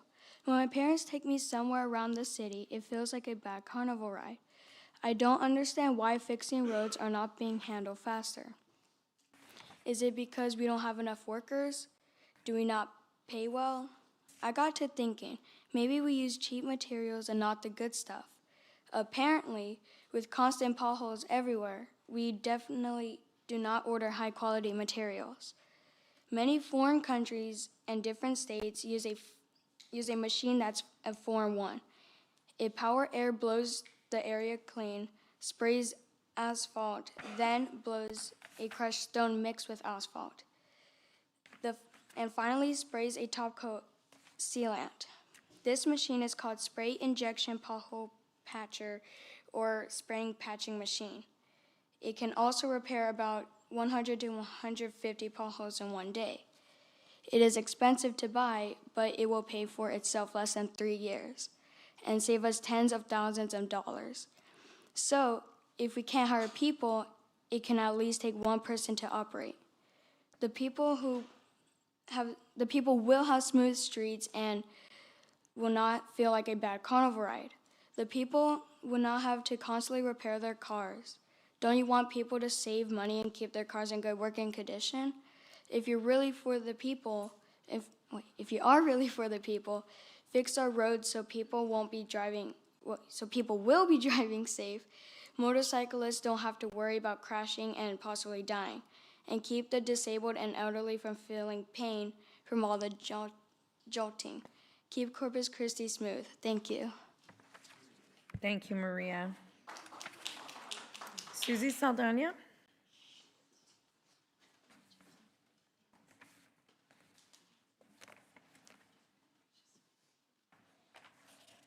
Susie Saldana, Corpus Christi. I'd like for you to pay really close attention to what I have to say. You have to do away with your decorum because you're not following it. I stood here and listened to Robin Knox insult each and every one of you and compliment some of you, okay, by name, which is a violation of your decorum. She was never stopped. I've heard people come on and dressed as clowns and come up here and insult, and he wasn't stopped. So why do you have decorum if decorum is not enforced? Why are you paying an attorney if he doesn't object? Why is it that you have these people and you talk about decorum and they come over here and they're allowed to talk about anything they want and they're not stopped? So what is decorum for? I can tell you honestly that it is selective. The person that came up here to insult and said, oh, Arian Garza and Tito have been out there and they've said lies and the mayor's doing this, she's paying that. Everybody hires people for their elections. You don't know if he was hired to put up signs or he was hired to put up other things up there. And some of them are paid under the table and some of them threaten and try to push old ladies like me around. Those are things that are happening, and that's a break of decorum. I think if you're going to have decorum, you need to enforce it. If you're not going to enforce it, then you don't belong in those seats. And according to your attorney, when I ask about it, any single one of you can stop it. When people come out here and spew insults, any single one of you can stop it. But you have chosen not to. The people of Corpus Christi deserve better. The people that I listen to say that it is a fiasco, that this is a circus. And I'm beginning to think it's more than a circus. It's more than the people can take. It's time to stop the shenanigans. It's time to stop the way that this council is being run. And you can't blame one person because each and every one of you is guilty if you're not putting a stop to it. You need to come to fruition. You need to come to a place where you can understand what it is that you are there for. And then I see you want to increase your salary.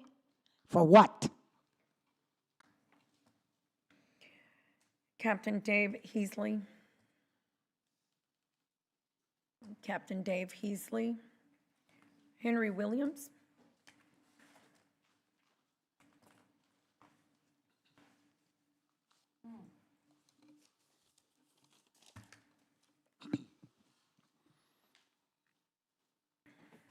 You know, to the Mayor, Henry Williams, District 1, and the Hillcrest neighborhood.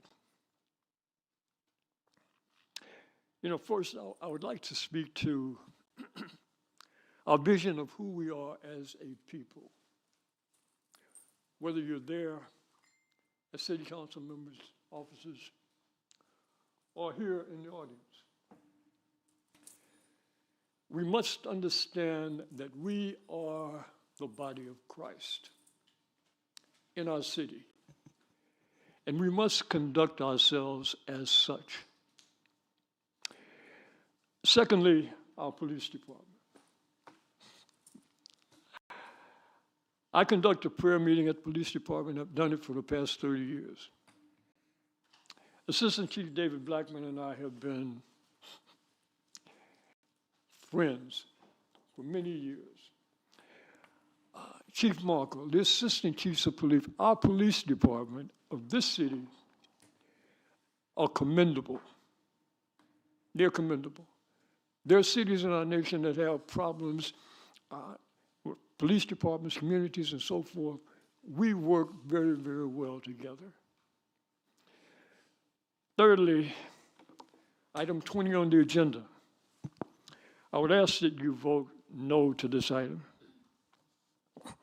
I request that those who have voted no in the month of December regarding the Inner Harbor Desalination Project will vote no to the funding the preparation and submission of the City of Corpus Christi U.S. Bureau of Reclamation Water Smart Desalination Grant application for the Inner Harbor Desalination Project.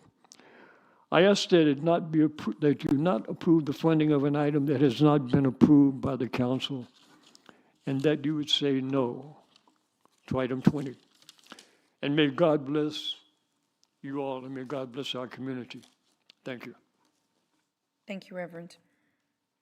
Shannon Ross.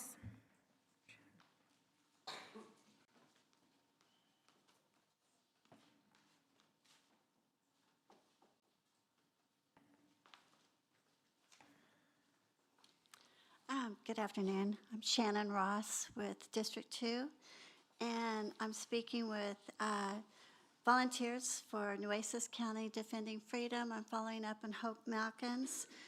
We wish to read these broad questions. Oh, first of all, I do want to say, y'all have the hardest job in the whole city. I just think it's so hard.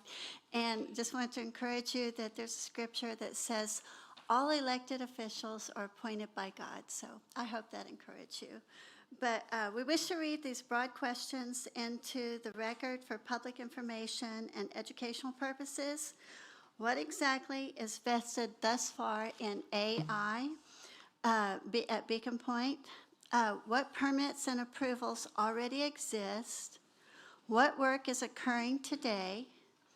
What authority does each governmental jurisdiction retain? What agreements were made directly with the city? What city decisions remain?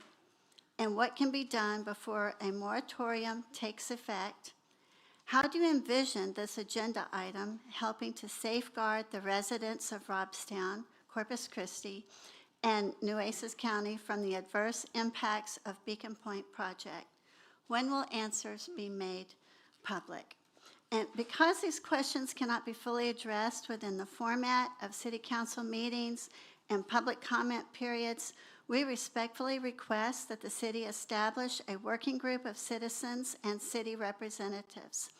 This group would coordinate the collection and verification of accurate information so that the community and its leaders can make well-informed decisions about these critical issues facing us now and into the future. We respectfully request that Citizens Defending Freedom volunteers be included as active members of this working group. Our volunteers have vested substantial time in reviewing project documents, identifying unanswered questions, and communicating community concerns. Their participation would provide continuity, strengthen public trust, and ensure that residents' questions remains central throughout the fact-finding process. We hope that each and every council member recognizes that this is exactly the desired function of local bodies of governance, both to include the public in a meaningful process in which they have genuine influence and to enhance the quality of outcomes through citizen participation. The challenges posed by HUT 8 projects specifically and AI hyperscale data centers in general offer a unique opportunity for us to rally public opinion and forge a cooperative relationship with the city. Thank you. Thank you. Melissa Zamora. Melissa Zamora. Jennifer Espino.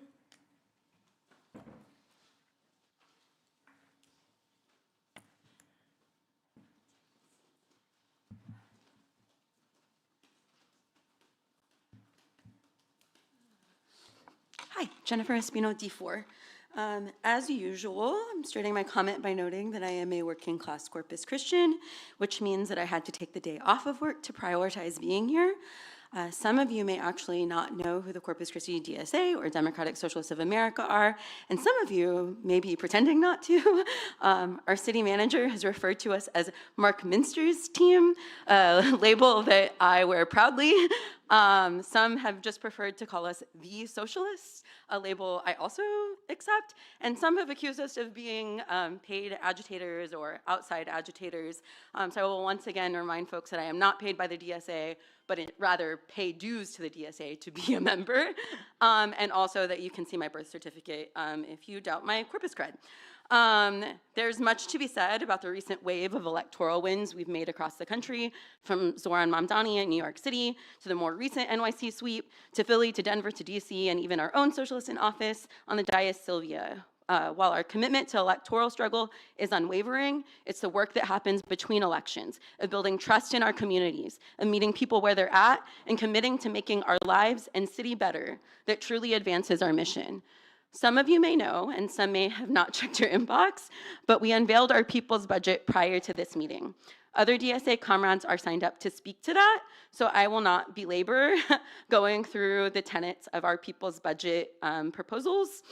On one hand, I'm relieved and grateful that I'm not up here talking about the water for once, and on the other hand, our budget is just as much of a manifestation and reflection of the mismanagement of our resources as our water crisis is.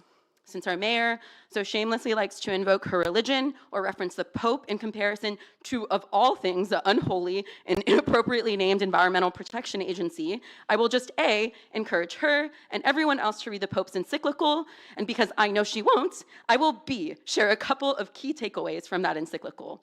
On solidarity, he writes, solidarity is expressed when each person, both individually and collectively, takes part in the life of the community by staying informed, engaging with others, making their voice heard, and contributing to public decisions and choices, while also assuming real responsibility so that the common good is achieved through shared decision-making. We are not sharing that decision-making in our budget development, are we? On social justice, he writes, the idea of social justice helps us recognize that injustices do not arise solely from the wrong choices of individuals, but also from structures, mechanisms, and economic and cultural systems that produce inequality almost automatically. Justice is not merely about the fair distribution of resources or the correction of current injustices, but also assumes a restorative dimension. It aims to mend broken bonds and reintegrate those who have been excluded, taking into account the wounds caused by injustices. So I would just encourage you to go to confession, do your penance. Pam Matlock. Pam, oh, there you go, sorry.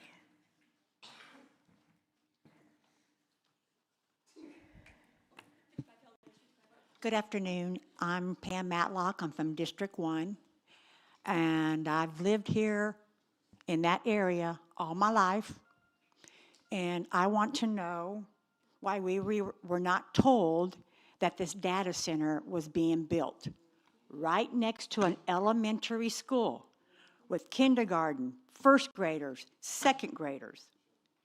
You've all seen reels on all these AI data centers, how much noise there is, how much light's going to be put on.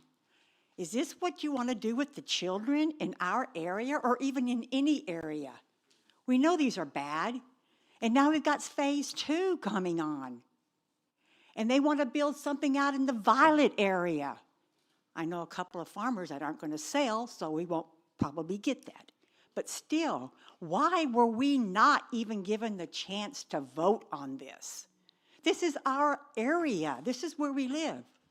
I don't know where you live, Everett. I voted for you, but I was hoping that you would be for us, you know?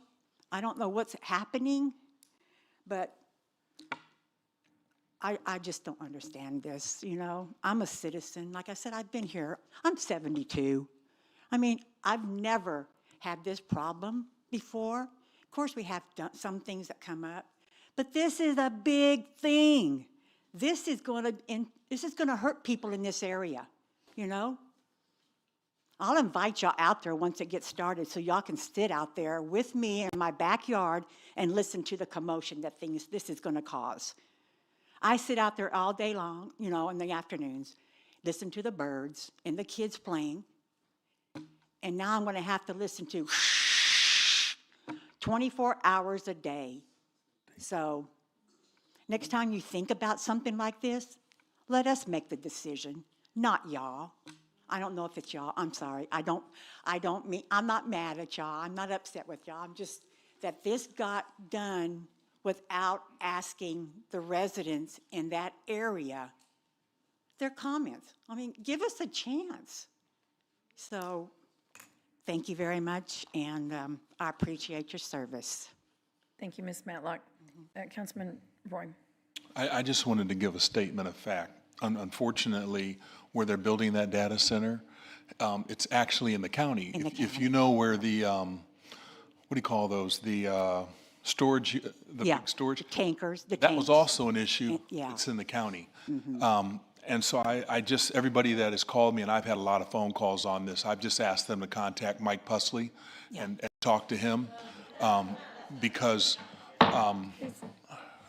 he is the county commissioner in that area, and hopefully maybe they can address that issue. Yeah, I've had a meeting with Commissioner Pusley and County Judge Scott, too. Okay. Yeah, we have the same concerns Connie Scott, yeah. as you do. Unfortunately, there's just not anything that I can do because it's outside of our Can we jurisdiction. get something to tell people what's going on out there? Because there are a lot of people that don't know what's going on. Mayor, yeah, we They're can't very have upset. Ms. Matlock, I'm continued sorry. discussion. The councilman's making a statement of fact, just to let you know that this is completely outside for the majority of the part of that facility of the city limits. So it is a county. It is the Yeah, a county, county okay. issue. But you can certainly call him and discuss. But I know they've Thank you. asked the city if they can have like 10,000 gallons a month for Thank you, toilets.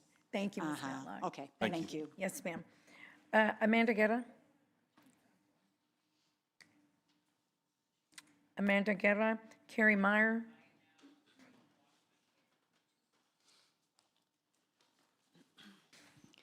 Carrie Meyer, District 1.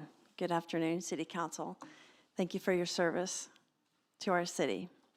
I'm here to talk about a few things. Number 20 on your agenda. Please say no to the Inner Harbor and to the Voices for Coastal Bend Energy grant. And set your sights on desalination at Barney Davis or Harbor Island or somewhere where you can intake and discharge into the Gulf. And thank you for what you've already done for our water supply through the Mary Roads improvements, the groundwater improvements, and the aquifer improvements, and also thank you for the rain. Number 21, as a businesswoman, I'm a kayak guide. My business relies on bay water quality and a healthy marine ecosystem for its survival. My business does. So I served on the Far-Field Committee, and I feel that the update that you're receiving on the agenda item 21 is overly optimistic, when the reality is that the most important scientific analysis really hasn't been done, and that's from the marine science experts. So we've got the data and the modeling, but really what it means, that's still yet to come. So finally, as a neighborhood advocate, I would like to recognize 4 different city employees who have really helped me. And they are Assistant Chief David Blackman. I talk to him on a regular basis and update him about things that are going on in my neighborhood that are police issues. And Ross Patchen, who's with Peter Zanoni's office, and he's a liaison for our neighborhood, and he has really helped us and continues to. Joseph Johnson with Engineering Services.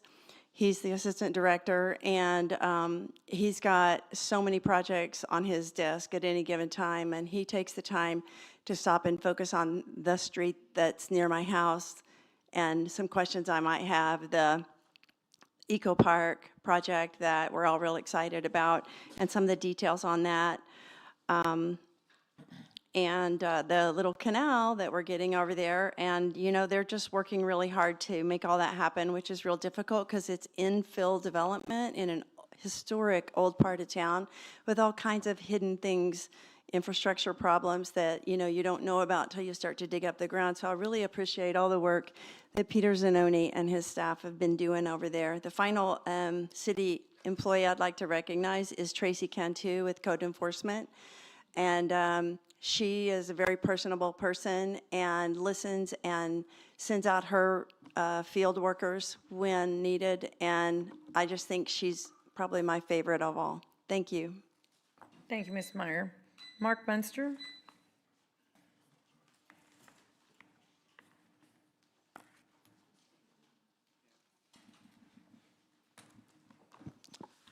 Mark Minster, Corpus Christi.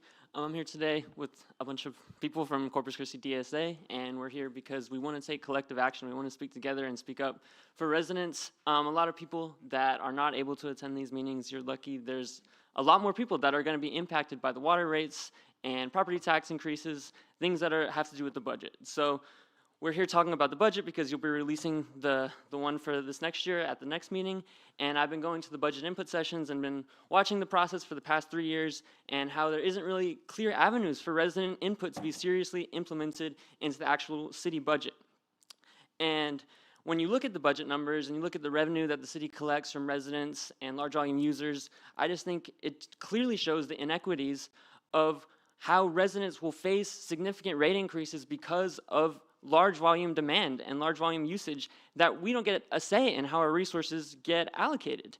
And I feel like when you look at the city revenues, we never see those numbers. We never see the total numbers of how much revenue the city collects from each customer class. It's really untransparent, and instead we get numbers like, oh, residents are only paying 13% for the desal plant, but rates are going up. They're going to be impacted, and that's just financially, not environmentally.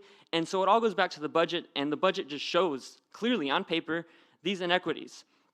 And just in talks of, I just think the city council is out of touch when we hear that these are low interest loans. How much is that interest? It's hundreds of millions that will stack onto the principal payments, the maintenance costs, and the environmental impacts. So I get really mad when I hear it that it's low interest loans.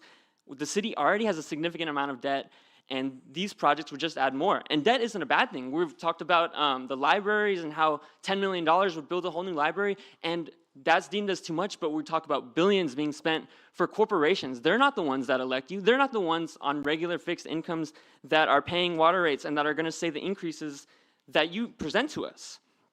And let's see, I'll take my time, save time. And then there's all these concerns about data centers. Residents are already concerned about our water projects, and data centers are just going on top of that. So I think you should expect to see more residents, and just know that so many people are busy, are working, and they're the ones that are producing the surpluses, the profits for these companies, and they're getting screwed over, and people over profits. Thank you, Mr. Munster. Amanda Breland.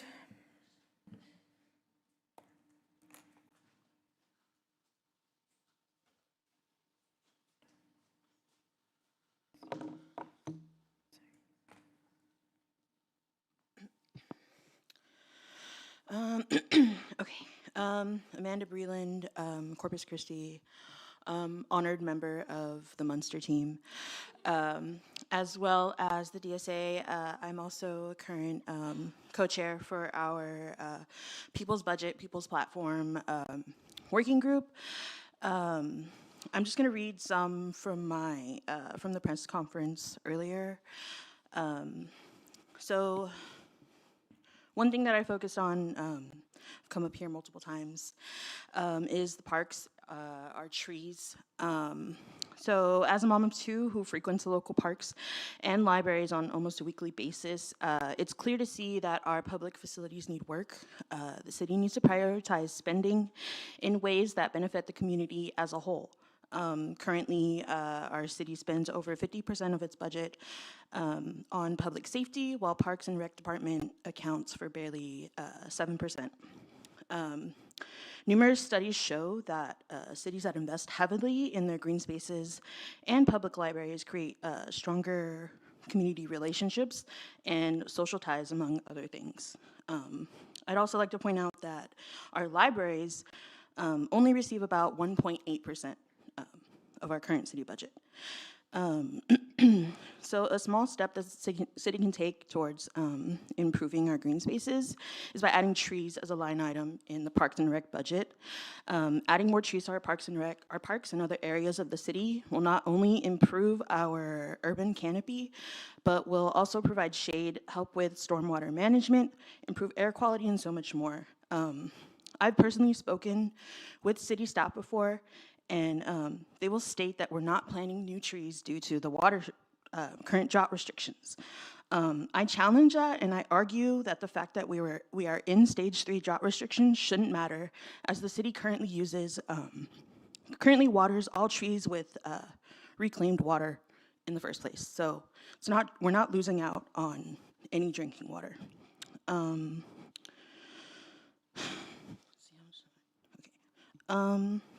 I'd also like to mention, as someone who attended 2 in-person public input sessions and 1 virtual, those sessions could use a lot of work. There was only 5 departments there. There needs to be more work done. Attendance was so low.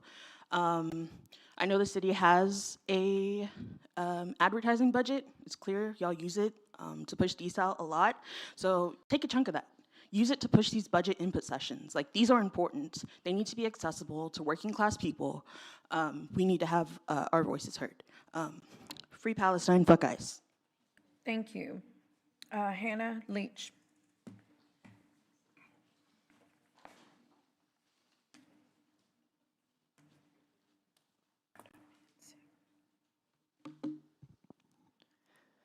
Good afternoon. I'm Hannah Leach from District 2, and I'm here representing as a Corpus DSA member, and I want to encourage you guys to support our people's budget.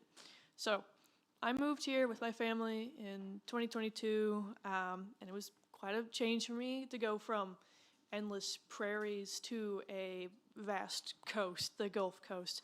It wasn't until I volunteered at the Oso Bay Wetlands Preserve, that I really started to love the city, that I really started to enjoy it. Volunteering there really showed me, I'd say, the most precious part of our city, which is our children and our children's education. Because people would come there, they would bring their kids on school days as well as off days to show them our beautiful park and our beautiful place. And I was able to show them the beauty of our preserve and hear about their curiosity and about our flora and fauna. And I'm here for you guys to ask that you please don't forget about our wetlands and to remember our public parks when you consider our budget, to remember our trees and our birds, and to remember that if we abandon the preserve, we are also abandoning our children's education. And because children's education is not just within the classroom, it is also as they go out into the world. I know I'm not from here, but I do really want to stay here. I want to make this place my home. The Corpus is the body of Christ, and as a believer, I want to tell you from the bottom of my heart that I believe if we spent maybe just as half as much money on our parks and our libraries as we do on the unnecessary infrastructure that for the benefit of profit-driven corporations and giving huge tax breaks to same million and billion-dollar companies, we could, more people would want to stay. More people would want to stay in Corpus if we put more money and effort and funding into the people and places like the Oso Bay Wetlands Preserve. Like, why don't I hear a lot that we don't have enough funding for these places, but why do we have enough funding for AI data centers? That's something that always bugs me. Politics makes people uncomfortable, I understand that, but I think it's important for us to get out of our comfort zone and be there for each other. I do not intend to attack anyone, but rather to critique and to push for change, because I want for everyone to care for their fellow humans and to care for the land that we live on. That's why I wanted to volunteer there in the first place. I hope that you will hear us today in the same humble spirit that it takes to care for one another. Thank you. Thank you, Ms. Leach. Autumn Hensick? Autumn Hensick? Okay. Chloe Torres? Yeah.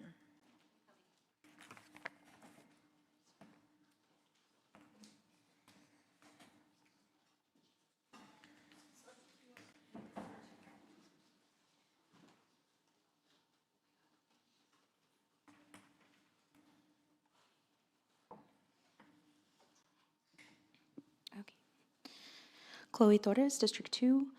I'm speaking today as a member of the Corpus Christi chapter of the Democratic Socialists of America and to advocate for our People's Budget platform.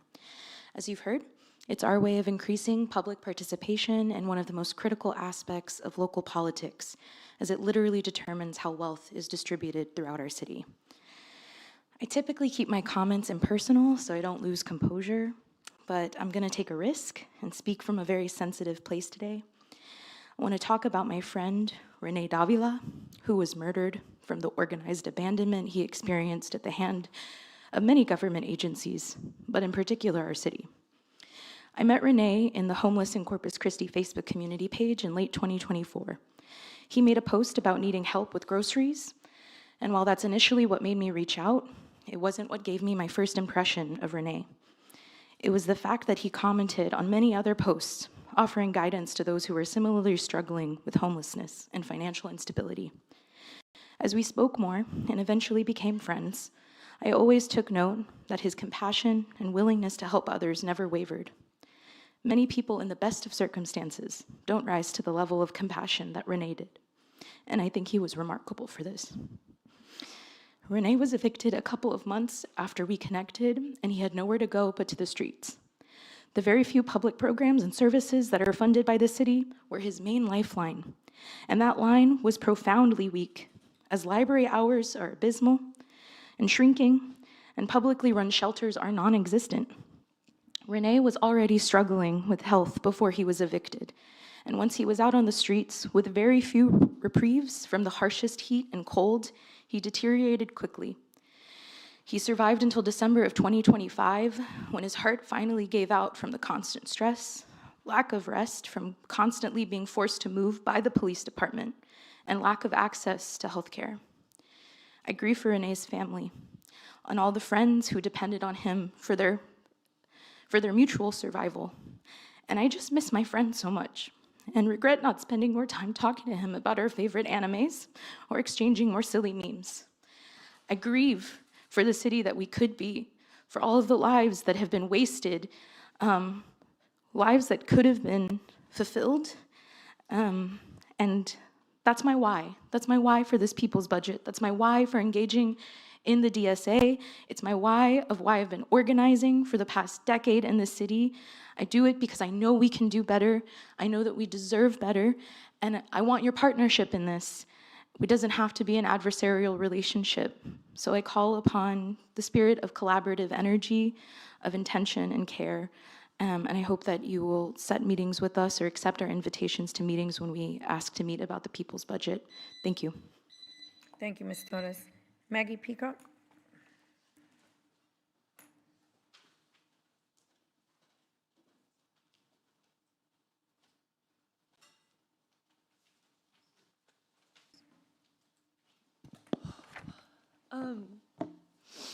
Thank you, Chloe, for sharing that. Yeah, Maggie Peacock, District 2. If you're not moved by, stories like that, Maggie Peacock, District 2. I am a very proud member of the Corpus Christi chapter of the Democratic Socialists of America. Because of the repeated failures of the city in regards to establishing democratic processes for creating a city budget, we at the Corpus Christi DSA have initiated our own community engagement processes and are actively developing our own budget priorities and demands through data based on countless years of organizing within our community and also just talking to our neighbors and fellow community members, like what Chloe was just talking about with Renee. Through this, we have developed 3 tenets of a people's budget. That includes democracy and transparency, quality of life programs, and people-centered infrastructure. Today, I would like to focus on quality of life programs. We are demanding robust funding for programs and services that will improve our collective quality of life and produce equitable health outcomes. Mental health services that promote safety and reduce crime play a vital role in meeting these demands. Examples of these demands include de-escalation training for city staff and behavioral crisis response programs for community members, counseling services, restorative accountability processes and recovery programs, investment in evidence-based youth prevention programs such as functional family therapy and targeted diversion programs, and to dissolve the industrial district agreements, annex heavy polluting industries, and reallocate that extra tax revenue into community-owned funds for quality of life programs. Thank you for being committed to investing more in our libraries. Libraries are really among the last public spaces where people can simply be without having to purchase a good or service or spend any money at all. As Miriam Kaba says, the library is the last of public goods that exist that we don't have to ask people to dream about making. It exists, it is here, and if we lose it, we will not get it back for a very, very, very long time. These are the political institutions, and all of them are sites of contention. We know that spaces like these are real forms of crime prevention, by the way, and we need more. We know that another world is possible, and that starts with the moral document of a city budget. We believe that our cities should not be controlled by market forces or by capitalists, but by the people who inhabit them. Capitalists do not have a vested interest in things like parks and libraries because these things do not generate profit for them. We ask the question, why are we investing in things that solely generate profit for the capitalist class instead of investing in quality of life things for the people? But yeah, we're actively working on collectively uncapping our political imaginations to build this better world that we know is possible. I just have one more sentence. We think of things like we want strip malls or farmers markets. Do we want 8-lane highways or a robust, equitable, accessible public transit system? Do we want urban sprawl or a walkable city? Thank you, Ms. Peacock. So I ask you to uncap your political imaginations with us. Thank you. Armand Alex?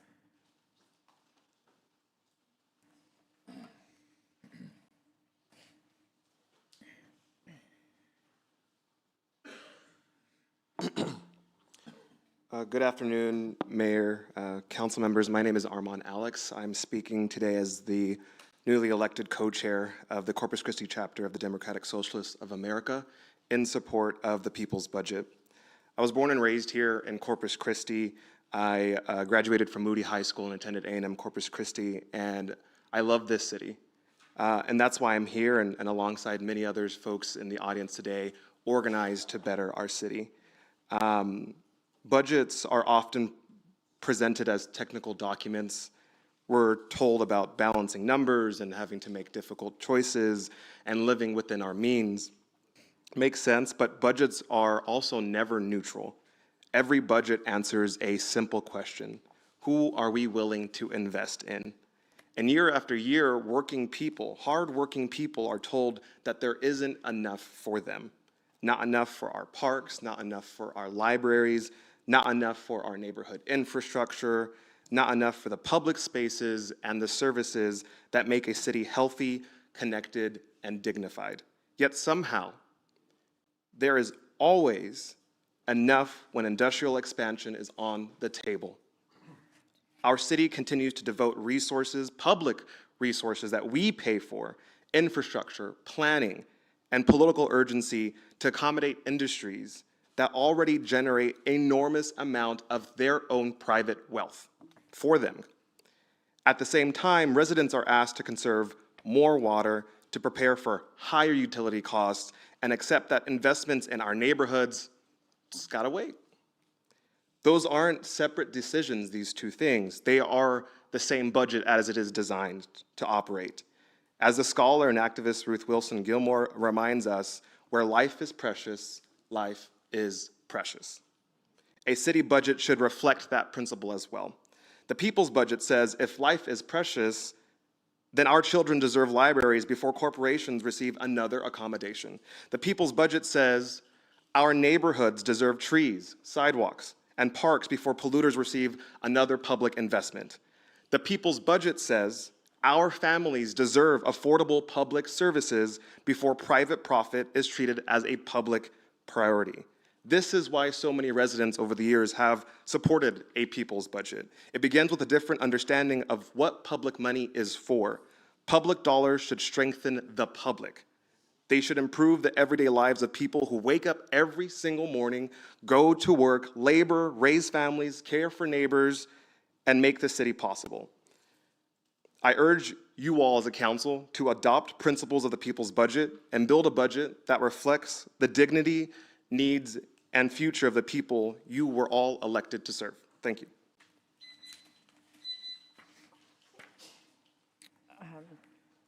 Miriam Guerra Rashidi. And then Fatima, if she wants to come down with you.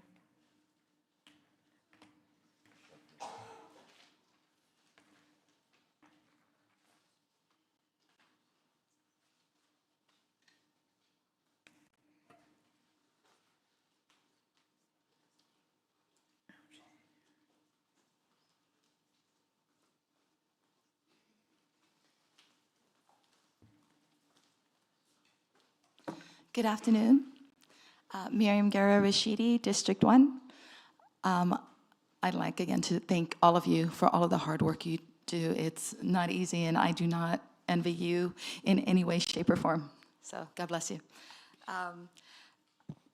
I want to start with thanking the city for the beautiful 4th of July celebration that we had recently. I hadn't gone in a long time, and I happened to be sitting at the water's edge with the live music and the food trucks right by the little park with the trees shading everyone. It was just so beautiful, and I was truly grateful. So thank you, whoever was involved. And I know it takes a lot of people to put it together, and I know that there are a lot of issues and problems that the city may have and that our country may have, but I am so very proud to be a resident of Corpus Christi and a citizen of the United States. So we have the right to speak and the right to fight, and that is the beauty of our country that a lot of people don't have. So I'm ever so grateful to be able to give my opinions and my thoughts. So thank you. But that being said, I've already brought up the issue of the concrete and gas stations and quick quacks all over the city. And I just want to say that I know that in Austin, they have strict regulations that are upheld not just to maintain, but to enhance the city's natural environment and living in harmony with the residents of the city. And that is completely opposite of what we do here in Corpus Christi. We have a chance, like I said, to create more jobs. As many people have said today, there aren't enough trees, there aren't enough parks. I'd rather have water go to trees and beauty than to big industry any day. So if we can all work together, if we could find some programs to help communities to have different even if it's volunteer community parks. I know that Melissa Samara was giving some compost classes for people. These are just such great ways for us to be in harmony with the earth. So these are, like I said, great job opportunities for people. So let's fight for the beauty of our city and stand up for the people and the environment. And I'm still stand firmly against Inner Harbor desalination. It is not a solution for us. We all know where the water would go to. We're praying, we exhort you to serve the people. Thank you. Thank you, Ms. Guerra Rashidi. Fatima? Oh, yeah.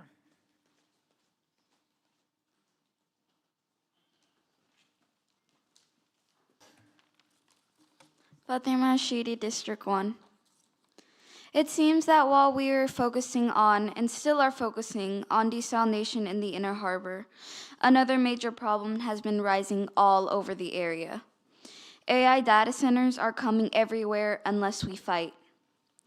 Recently, the governor of New York signed an an executive order to create the nation's first moratorium on new hyperscale data centers throughout the state. San Marcos became the first Texas city to ban AI data centers. New York and San Marcos banned AI data centers for a reason. They are looking out for the people and the environment. I was pleasantly surprised to see Governor Abbott call a ban on AI data centers in rural neighborhoods throughout Texas. I just want to say the city's inability to control what happens to communities with our county is disgusting. I'm still strongly against Inner Harbor desal, but AI data centers, Inner Harbor desal, and industrial plants are all connected. So put the people and the environment over profit. Thank you, and God bless you and your families. Thank you, Fatima. Jessica Villarreal.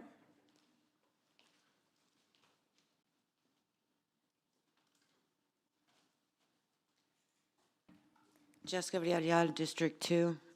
So much to discuss. I have to pick and choose on what to read about. It's pretty depressing. I'm here to voice my absolute opposition to the self-serving, short-sighted agenda currently playing out in this chamber. Let's look at what's really happening this week in the realm of the wicked. While everyday citizens are enduring strict drought restrictions, and everybody's watching our reservoirs, unethical decisions are being mentioned.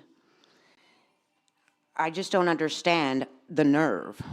Not to mention officials asking for raises, wanting to extend the years in office. This is a privilege for you guys. It's not something that you take. You have to prove to the people that you're for them.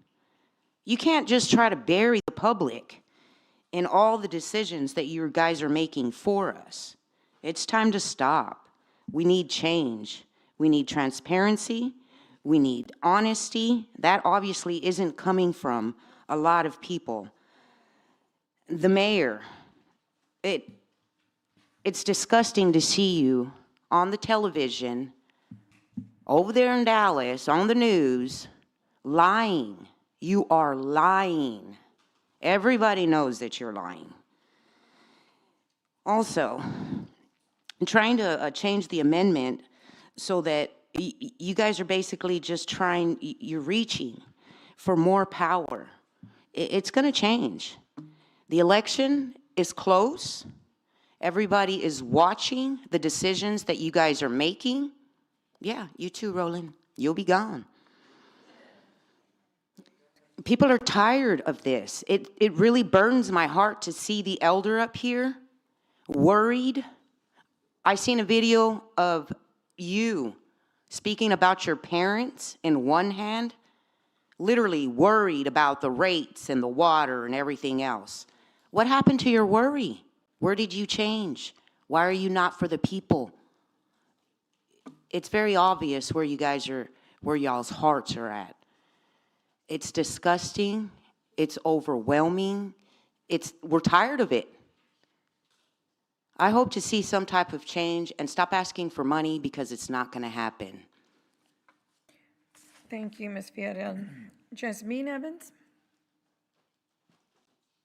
Jasmine Evans? Oh, okay. Sorry.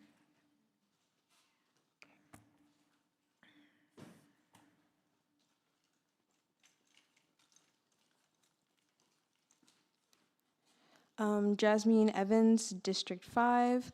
I'm here to talk about the Hillcrest desal plant and asking y'all to say no to approving the application. Council has not approved it, and we the people absolutely do not. Our community has come out to speak out against Inner Harbor for years now. We're coming out today as well to ask y'all to say no. We're tired of wasting time, money, and resources on a project that nobody wants, except for those who directly make money off of exploiting our community. You have marine and agricultural workers, local workforce, business owners, scientists, environmental experts, families, organizers coming out time and time again to suggest alternative water projects, insisting upon protective testing and regulatory guidelines. new locations, and it just falls upon deaf ears. Regardless if you want to say we're a democracy, a constitutional republic, whatever, the community you represent doesn't seem to move you. Money talks and you listen. Where was this initiative for communal funding and collaboration when it comes to saving our libraries? You put air conditioning in hell if you were paid to before addressing the needs of your people. Our children need safe spaces to grow and learn, clean air and water, jobs and educational opportunities that benefit us rather than bleed us dry. Our community deserves transparency and collaboration, not just very limited chances to be heard or rather ignored. We're hearing this issue come up across the board: desal, data centers, the budget. Y'all don't know everything, and that is okay. Lean on the expertise and perspectives of your Coastal Bend community. Let's actually work together to protect our Corpus Christi, not just from financially and environmentally ludicrous desal projects, but the incoming threat of data centers in our already fragile coastal community. Corpus, Robstown, Gregory Portland, Taft, we must work together. You have orgs out here like TCE, DSA, Sierra Club, For the Greater Good, Ignite, so many other people coming out here that are very qualified members, volunteers that want to work with y'all to meet our common goals. Thank you for our time. Thank you, Ms. Evans. Melinda De Los Santos.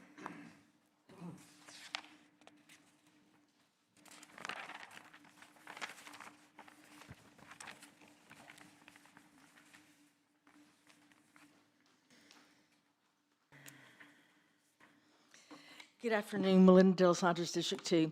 I'm going to speak a little bit on the interview with the mayor and Inside Texas Poly, but in a light-hearted manner, if I were mayor.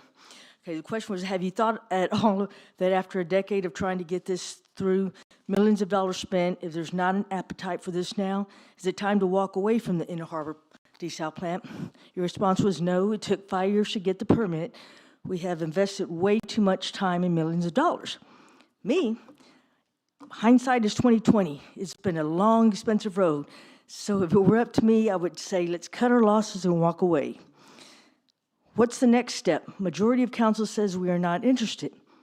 Mayor, they are saying we are not interested. They aren't saying we aren't interested. If you are saying you are not interested, you need to walk the walk. If I were mayor, majority of council are not saying they aren't interested in desal. They are just not interested in the Inner Harbor desal plant because of cost, minimal NGD, and a few have concerns about the environmental impacts. You see delay after delay. The Farfield study, is it going to be resolved once this comes back, or do you think they're going to ask for something else?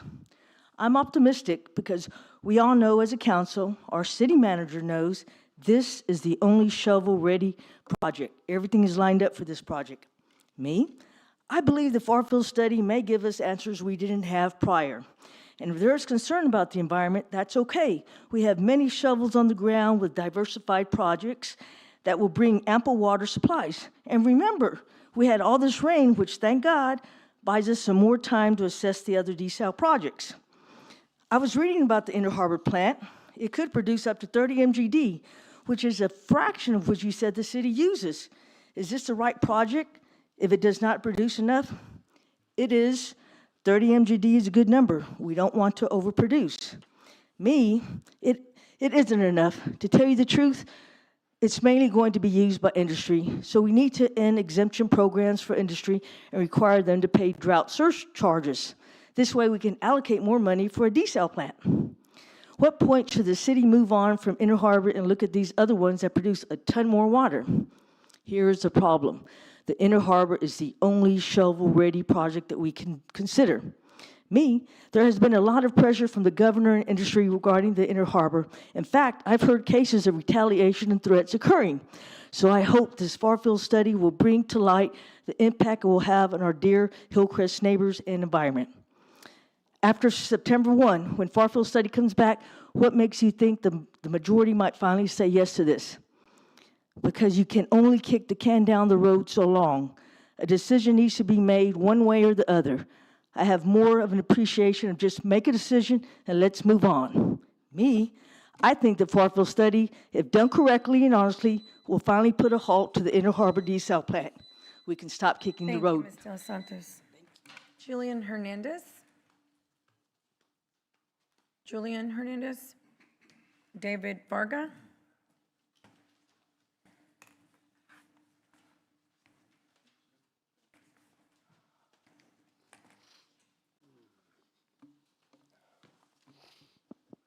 David Varga, District 4. There's two reasons why, up to this point, let's go back 3 weeks before we got all the rain, that we were having to put more restrictions on our water. Because of this, the situation we're in. Okay, two reasons why we're in this way. First of all, Mother Nature. We can't control what she does or what she doesn't do. Simple as that. The second one, you can take a proactive response or a reactive response to what situation you're in. 3 years ago on my daily run, I passed a house by Kentner and Ponish. The guy watered his grass every single day. Didn't matter. Didn't matter if we had rain coming. Didn't matter if it was raining. Every single day. And so I saw that gentleman one day. I said, "Sir, why do you water your grass every day?" He said, "Because I can." That is taking a proactive, that's taking a reactive approach with the water we had. If we would have had a proactive approach to our water crisis 3 years ago, we would not be in the situation we're in now. And it's very simple.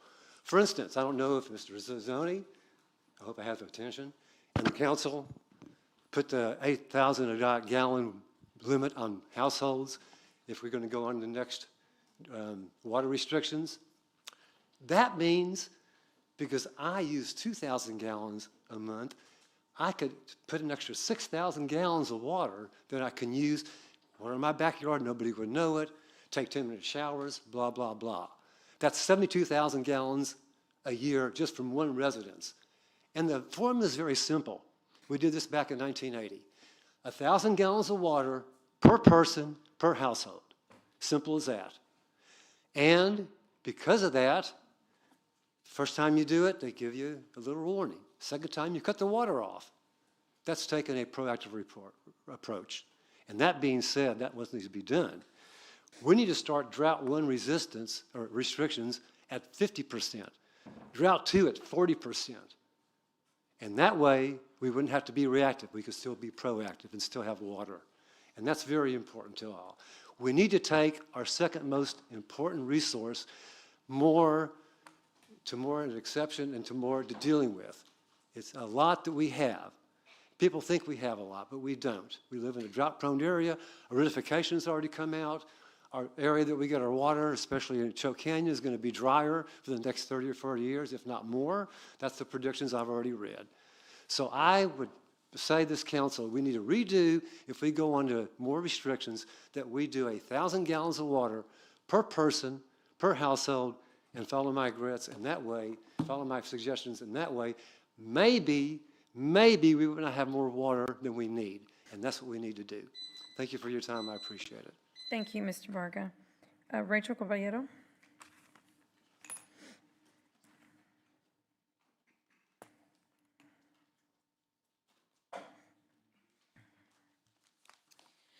Rachel Caballero, D1. It's really hard to come up here because it feels like we're attacking everyone, but I'm saying this is not for the 5, this is for the 4. If you're not paying attention, you need to wake up, because the political environment that has been occurring over the last couple of years is changing. And the community is demanding to be involved. The community is demanding to be heard. And we're done with the tyrants. We're done with the tyrants. Ask Judge Canales. And it's so crazy that somebody who despised that individual so much is acting exactly like her now. It is crazy. This is craziness. Anybody that changes our ability to utilize our constitutional First Amendment rights will not get reelected. Period. End of story. No matter how many losers you pay to defend you and bash good citizens who are using their time and they're not getting paid to come here to air their grievances and fight for their community, we're going to continue fighting. This isn't the end here. So you can be on your phone, you can yawn, you can hem and haw, you can get up and go to the back. We're going to be here. We're not going away. This is our community. Oh, dang, I need my phone.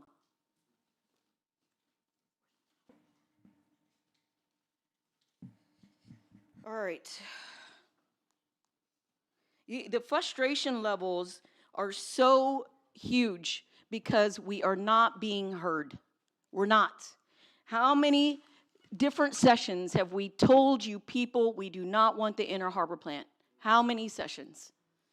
We wanted to fund the far field modeling. The community wanted to fund it. You all said no.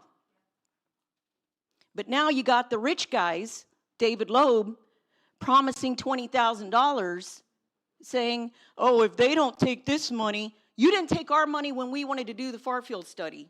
So I'm seeing a theme here where people keep throwing bad money at bad mistakes. They keep throwing money at bad projects. For example,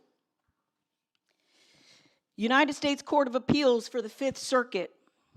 Before Stewart, Richmond, Haynes circuit judges per curiam, it is ordered that appellant's motion for an injunction staying the impeachment proceedings in the city of Corpus Christi pending appeal is denied, in capital letters, denied. So when you're throwing money at appeals and you have broken the law, guess what's going to happen? We will see you in the next 2 days. Robin Cox.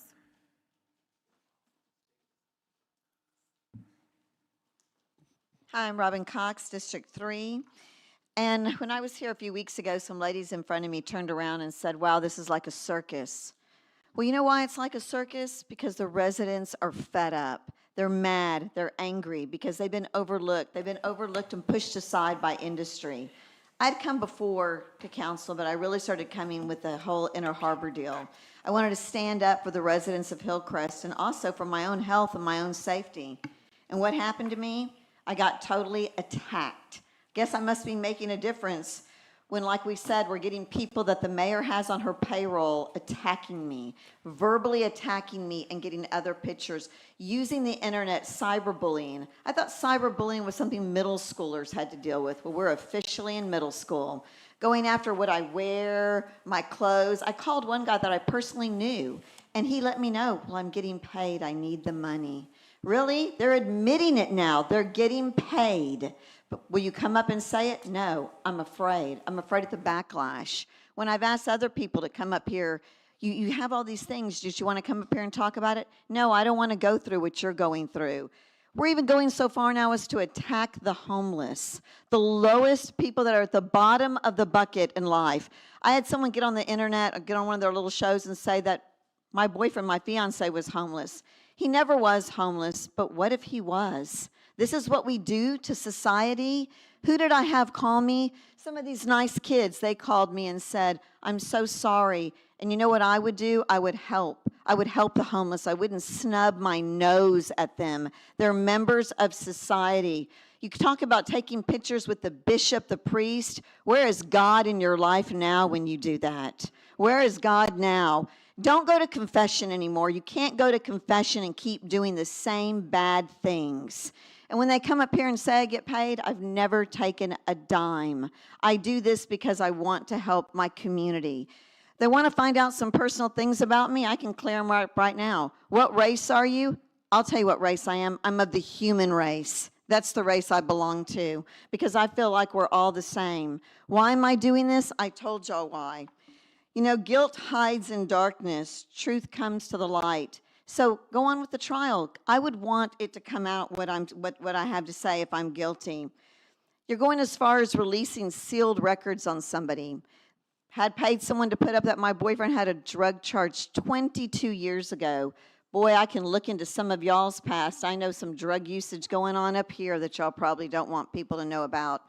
One lady was taking pictures of me at the grocery store. Shocker, I buy beer. Yeah, I'm close to 60 years old. That's a shock. So when you do these things, think about it. You don't like them done to you, and I am a private citizen. Every day, one of them said I'm bringing all kinds of homeless people. Do I help the homeless? Yes, I do. It's called being a good person. Yes, thank you. Jim Mayor. Klein? Mayor, Mr. Klein? Yes. we have a 2 p.m. time certain executive session Right. with We have a 2 p.m. with our out-of-town attorney. Right. Okay, so we still have 1, 2, 3, 4, 5. Is that correct? Who? No, I know, The but only, this is for you, isn't it? only person online right now is Eli McKay. So, and Mr. Zertuch is here. Okay, Mr. Klein, go ahead and come on up. And this is for your item, isn't it? Is it, Rebecca? The item in the 2 p.m. time certain? Yes, ma'am. It's an executive session, the one on charter. Right. That would be your item. Yeah, go ahead, Mr. Klein. Good afternoon. My name is Jim Klein. I live in District 2 here in Corpus Christi. I'd like to talk to you today about data centers. Last week at the City Council meeting, there was some discussion about the Bootstrap Energy project. I'm not sure what it's called now, but that was the original name of it. Members of the council and staff highlighted some of the problems with that Bootstrap Energy issue, that there was money that had been promised to the city of Corpus Christi that was not paid until the staff did not even catch this problem. As a member of the public that had to catch this problem and bring it to the staff to get it corrected. I think what that does is it highlights the problems with IDAs. And what I would ask is that you seriously consider an audit of all 80+ IDAs in the city to see if any of these other partners are reneging on the agreements, the terms of their agreement. With regard to Bootstrap, or whatever they're called now, I would argue that they are in violation of their IDA because they failed to pay when they were supposed to. That IDA should be null and void, that land should be annexed, and they should be paying 100% of their property taxes and be bound by all regulations in the city. There's another data center being proposed, being under construction, very close to Cal Allen, just outside of Cal Allen, within less than a mile from East Cal Allen Elementary School. This is the HUD 8 data center that you heard about a few minutes ago as well. I have real concerns about this as well, about the water usage for all these data centers. And you heard this talk about a closed loop system. At least 75, if not 85% of the water usage from data centers comes from their energy production. If they have a closed loop system, their energy production goes up. That means their water usage in the front side is going to be that much higher than it yet as well. And so I have real concerns about that. I have concerns about the electrical draw. I'm not convinced that our shaky grid is over the problems we had just 5 years ago. And I think worry as well that this additional draw from electricity is going to raise electrical rates.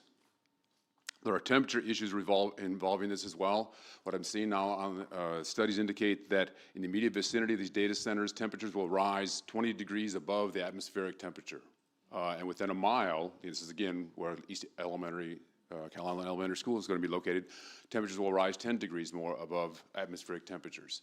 On a day when it's 98 degrees outside, that's pretty alarming.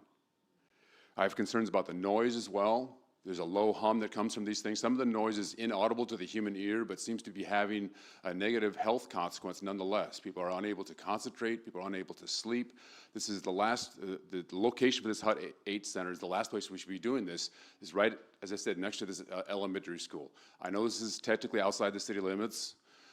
It is going to affect people in the city limits. And I think that we need to be doing something about this. I also, from what I understand, looking at the maps, I think 25% of HUD 8's property is within city limits. Most of it is outside, but 25% within city limits. I ask you to consider that as well. Thank you. Thank you, Mr. Klein. Mr. Zanoni, is the briefing going to include the details of all of this, the HUD 8? Yes, we've been, so Ryan is going to present a briefing, and Right. he's been tracking the comments and questions, and I've asked him about a half hour ago to answer as many as he can during his presentation today. Yes. Yeah, I just wanted to be certain. Yeah, that'll be. And we're going to go ahead, Mr. Duce, since you're here, you want to go ahead and do your public comment? And then we'll break.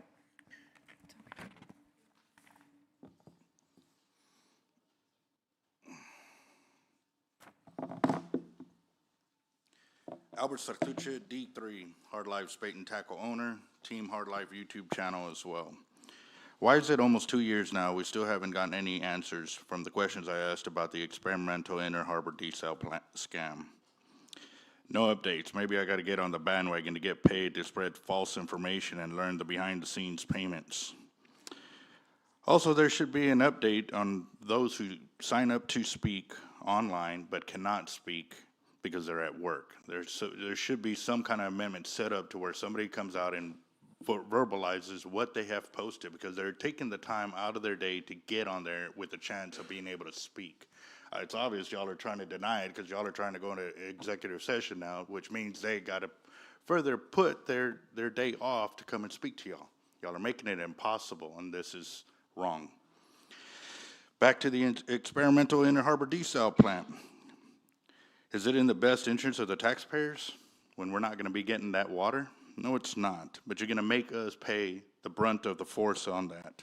The facts are large industry users continue and historically account for a significant use of the municipal water, yet they refuse to pay their fair share while they continue to sue our city for reduced rates on taxes, which the taxpayer and citizens end up having to carry that burden. Example, my house jumped $18,000 in taxes for 1 year. That is ridiculous. They refuse to pay their fair share of natural resources, yet the taxpayers are having to pay top dollar for increased costs per year. Look at our water bills. Facts again. We, the taxpayers, need to see the real total of the cost for the 30-year terms, which will include about $2 billion alone in repayments for that $1 billion desal plant. We, the people, demand the truth for the far-field model. The scientists and marine biologists have still been denied the information so they can continue doing what they need to do to show. What are those totals in the billions of lost revenue needs to be shown to get us an understanding how the taxpayers actually carry this city, not industry. That's a fact. We carry the city. We pay the taxes. We pay for everything. Industry is not carrying us. That's a false information right there, and you can Google the facts. It's all in there. It's all in it's all in y'all's city documents showing that we pay more for everything. We have seen the numbers. The total that Texas industry is pay millions less than the whole city. We have seen the numbers from natural resources. They drain hundreds of millions of gallons of water and pay less than the taxpayers do. I run several small businesses in our city. I can see how numbers work and don't work. I move accordingly. The city council needs to remove corruption and industry lobbyists sitting in conflict of interest, no different than insider trading. Thank you, Mr. Sortice. Who is online? Eli McKay, Mayor. The other two are not? No, ma'am. Okay, let's go ahead now. Okay. Ms. McKay? Hello? Hi, Eli. Hi. Hello, my name is Eli McKay, and I live in the historic North Side, District 1. Some might call it Refinery Row, but I much prefer to call it the historic North Side. There's a lot of items on today's agenda that I wanted to chime in on, but unfortunately I had to watch virtually today, so I'll do the best that I can with this time. Let's start with item 17. No one cares what the outgoing governor has to say. His words are always a political stunt and never for the people. Item 18. An IDA for the tech bro losers of Hut 8 who lost $250 million last year. No, thank you. They are already beginning to pillage part of our community that has retained its small town feel. But Beacon Point will change Calallen, Annaville, and Robstown forever. The council that fell for the Ponzi scheme of the bootstrap debacle made our city a target. And now those tech bros see a bunch of dum-dums to take advantage of. And here we are. I don't think y'all are dum-dums. Let's not do this. We do not need another IDA. We need an audit of all existing IDAs so that people can understand how much we're sacrificing to these corporate sweetheart deals. No new IDAs. Okay, item 20. Finally, how pathetic, how laughable to see the ignorance of the rich pawns to fork over cash for a grant that could produce a tiny portion of funds for a zombie project that no one wants. David Loeb donating $20,000 and boasting about it on Facebook to stroke his ego only proves the points that many of us have been making for decades. Maybe he should invest that money into filling his properties in Uptown and stop blighting Uptown. There's so much more I could say, but I know y'all have an executive session to get to, and so I'll give any of the remaining time that I have for a moment of silence to those who are killed by poor planning and the bad decisions of rich people.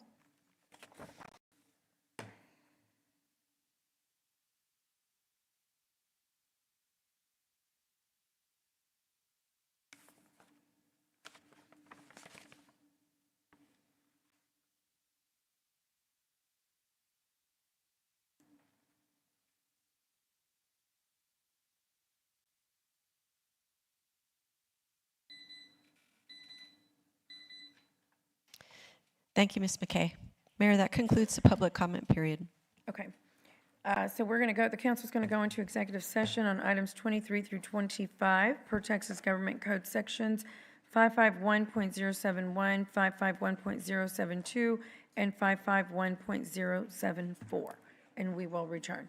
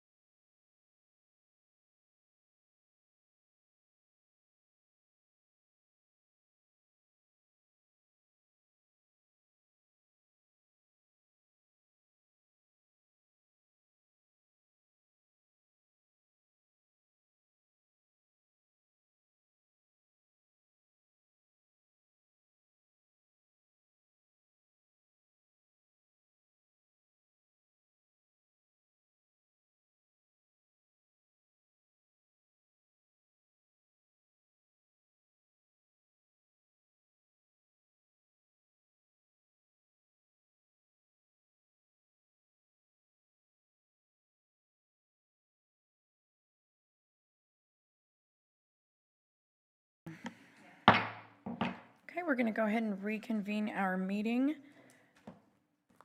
We have no action, so we're going to go to our consent agenda items.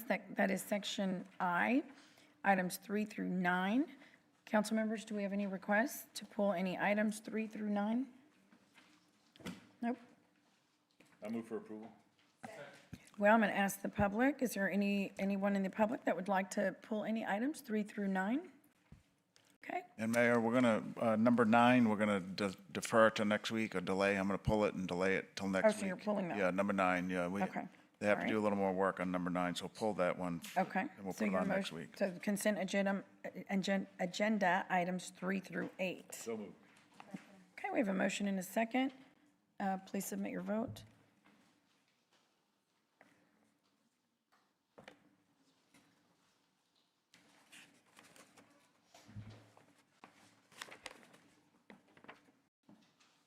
Oh, I just saw that.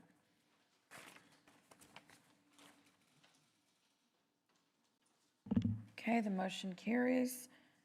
Let's see, section K, that is our public hearing. Item number 10 is an ordinance approving the Corpus Christi Crime Control and Prevention District budget for fiscal year 2027.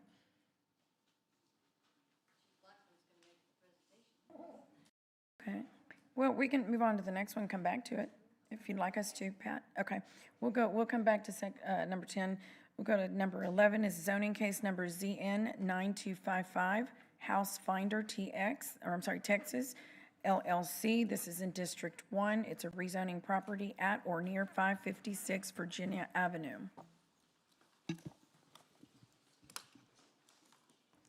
Good afternoon, Mayor, Council, Yvette Wallace, Interim Director, Development Services.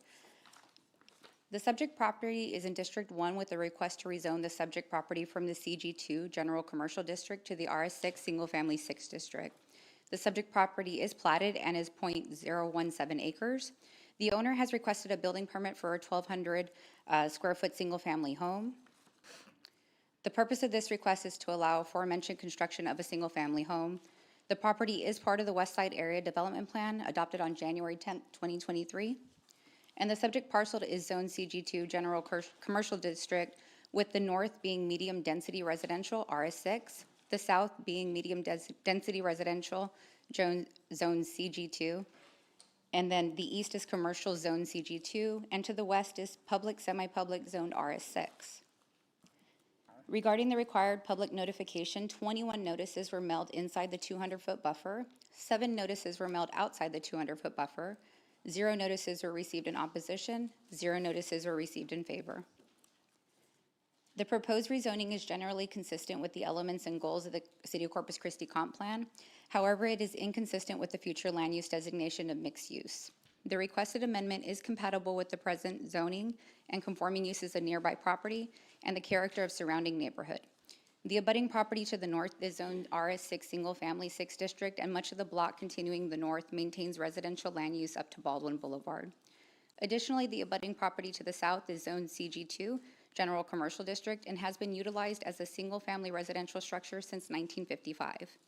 If approved, this rezoning will allow for the continuity of single-family residential uses. It should go unnoticed that the shortage of attainable and affordable housing creates a need for additional infill housing opportunities, such as the proposed zoning case. The property is suitable for the uses permitted by the zoning district that would be applied by the proposed amendment if approved. A Planning Commission and staff recommend approval from the CG2 General Commercial District to the RS6 Single Family 6 District. And I'll stand by for any questions. Okay, we have a motion and a second. I'm going to open public hearing. Is there anyone in the audience that would like to speak on item number 11? Okay, there being no one, we'll close public hearing. Please submit your vote.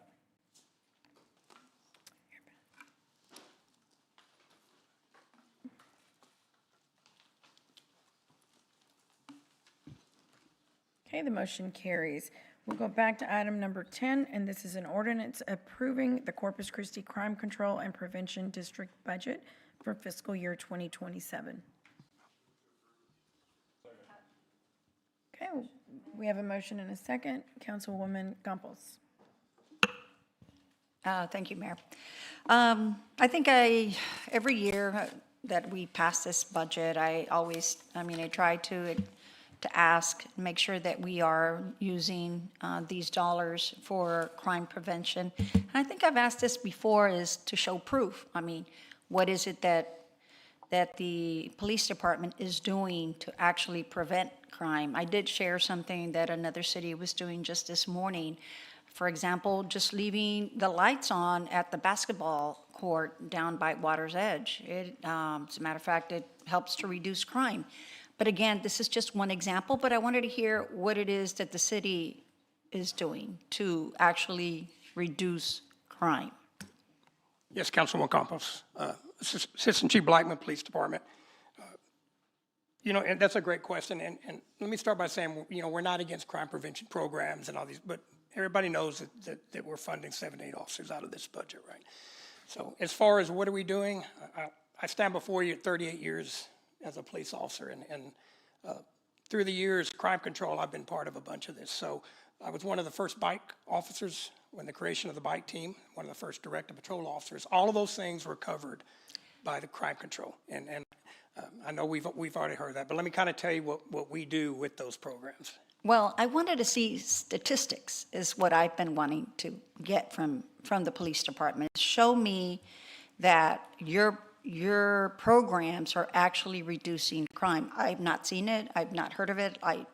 Again, this is going to be my 3rd year that I've been here, and that has not been brought to the right. And preventing crime, sometimes it's hard to show what crime you prevented. Deterrence, and then like Chief Markle said, one of the biggest crime prevention deterrents is a marked police car in a neighborhood, bike officers in a neighborhood, your directed patrol officers working with code enforcement, eliminating blight, those things, and so they're reducing crime by doing these things. Sometimes those are hard to measure because the crime hasn't happened yet, right? So and well, I'm just looking at nationally, when your cities are proud of the reduction of crime, it's in the news, you hear of cities actually reducing crime. So I'm like, okay, well, what is it that city is doing that we right. could be doing? And our numbers have come down, and some they're staying flat. We always say we're hesitant about taking credit. Like, there's a lot of cities, they take credit for big crime reductions, but at the same time, you have to be willing to take the hickey when crime goes up, because sometimes there's national trends. You look at throughout the country, you'll see crime rises and falls throughout the nation. It's the weirdest thing, but you look at it, and throughout the nation, crime rises and falls throughout cities. Okay, so let me just say it this way. Could you bring us statistics from, let's say, the last, 10 years or something, that shows that what you're doing with the $11 million that we budget for this, that crime is being reduced? Could you provide that? And if it's not, then maybe, that's what we need to know. What is it that we could do that we're not doing? Right. Could you provide those statistics to us? We can provide statistics showing what our crime numbers are for the past years, right? You're funding 7, 8 officers that are out there working the streets, right? Right. I can't, nobody can provide numbers for what you've prevented, what you may have stopped from happening if you prevented that crime just by having that officer in a neighborhood. And well, I think you could, because I think if you're saying that the reason that why we need to increase police enforcement or police into the city, having it's actually helping, because now we don't have as many robberies, or maybe we don't have as many killings, or whatever. Right? So right, and we can show you where those crime reduction numbers are. Right. Okay. What I'm getting at is, and you alluded to a very good point about leaving lights on at the basketball court. Some of those things are deterrent and they're hard to measure. Others aren't. We can provide numbers that show you what the crime reduction numbers are, and I think we have over the years. It shows, and especially like during the summer. I just sent that article to the chief and Peter to see something that we could discuss, but I remembered that you were coming here, so again, just wanted to see if we could bring that into our conversations. Let's see what we can do. In addition to, I know that y'all, at least for me, throughout the years, at least a rapport that the police department, at least personally, has had with the community, myself, has gotten better. I mean, way better than when I, was growing up in the 70s. And so I appreciate that. And that, I think, is attributed to training. Because, it does. And so I do feel that, the police department has come a long way, but I also feel that, you can show us the numbers to show that this money is being used wisely. So again, I will support this, but I still want to hear those stats. And Councilwoman, not to belabor your point, but I will say that, so every time we had a crime prevention district meeting, we provide them with stats, crime stats, what the stats are for the month, or we can for the 6 months. But by all means, we can provide you with crime stats. Okay, well, this is an important agenda item, and it would be helpful to have that. Okay. With that, I think already somebody seconded, so. We have a motion second. We have a couple more comments. Councilman Scott. Thank you, Mayor. I had the honor of block walking for this effort in the late 90s. I've supported it ever since then. I thought it was a fantastic endeavor for the city. I had a really interesting evening last night. I had the opportunity to be with some of our finest at a neighborhood meeting, talking about some neighborhood problems, and the director patrol officer was there, and it was an extraordinary experience for me, just watching you all and your knowledge and the way you interacted with people. And personally, I think you make acronyms up just on the fly. I wasn't sure half the stuff you were talking about, but your folks were impressive. And I think the neighbors felt it. So I'm a huge fan. I do get the math. You eliminate, 78 police officers? That'd be bad, So I appreciate that they're there and appreciate what they're doing. I do get a chance to talk to my appointee regularly, and he's very supportive of the Crime Control and Prevention District, thinks you guys are doing great work. And then I'll close by saying I thought part of the most interesting part of my evening last night was the sidebar conversations with our police force, with the chief was there, and to learn how innovative you all are, and it's outside of our world. And the examples they used about how you see these other communities that get themselves in trouble, and they go, well, we're not going to do that anymore. The chief's saying, well, golly, Chief Garrett stopped us doing that back in the, the 90s, and so my sense is you guys are innovative. You're doing all you can. I'm very supportive and just want to say thank you. Thank you, sir. Councilman Cantu. Thank you, Mayor. First of all, I support this 110%. Can you imagine not approving this and then having 78 officers off the streets? I mean, that's crazy.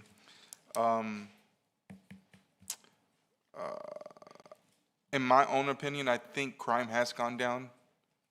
What I see, of course, on the news and briefings that we get and stuff like that, I think crime has been down. I mean, there's always going to be crime no matter what, no matter how many programs you have out there, no matter how many officers you have out there, you're going to have crime. A lot of people on social media, don't support the cops. I wish I could say what I want to say, but, there's a saying, if you don't want to call 911, then call a zip, call him a clown. Call a clown except to call 911, I'm going to call 911 because I need you guys, so I support you guys, and I support this. How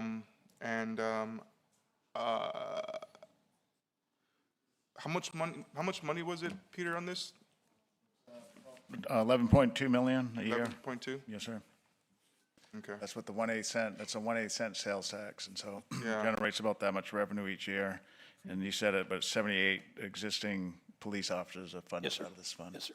How long has the crime control budget been around? It was initially in 97. 97? Yes, sir. Yeah, Got it. 20 years, right? Yes. It's been, it was, the first term was 10 years, and it was renewed once already, so this would be the third renewal. Got it. Okay. All right. Awesome. Thank you. Yeah. Chief Blackham, thank you. Thanks for the presentation, and I want to thank the board members of the Crime Control Board for all that they do. And this is, again, as everyone has said, an incredibly important board and of course, their budget is critical. 78 officers is a lot. That does include, does it include their equipment as well? Yes, equipment, cars. Right, right. So I know we're very dependent on that. So yeah, thank you for that. We appreciate that. Councilwoman Vaughn. Well, I support this. The most of your budget is the 78 officers, over $10 million. That's correct. Clear. yes. So what is the 100,000 for election cost? So that is actually to hold the crime control vote in November. Okay. Because it has to be renewed through the vote. Y'all have to pay for that? Yes. Okay, and the professional services? That is going to be, that's for the MDR, right? So that is for the advertising and stuff to get out to the public. Okay, and then what do you have to contribute over to the police academy? I'm seeing. We're not contributing anything. That's Not? zero this year. So that, we had some residuals from before, but this Yeah, year's going to be but zero. next year you're going to? No. The 20, it says 26, It 383? says 26, 27, yes.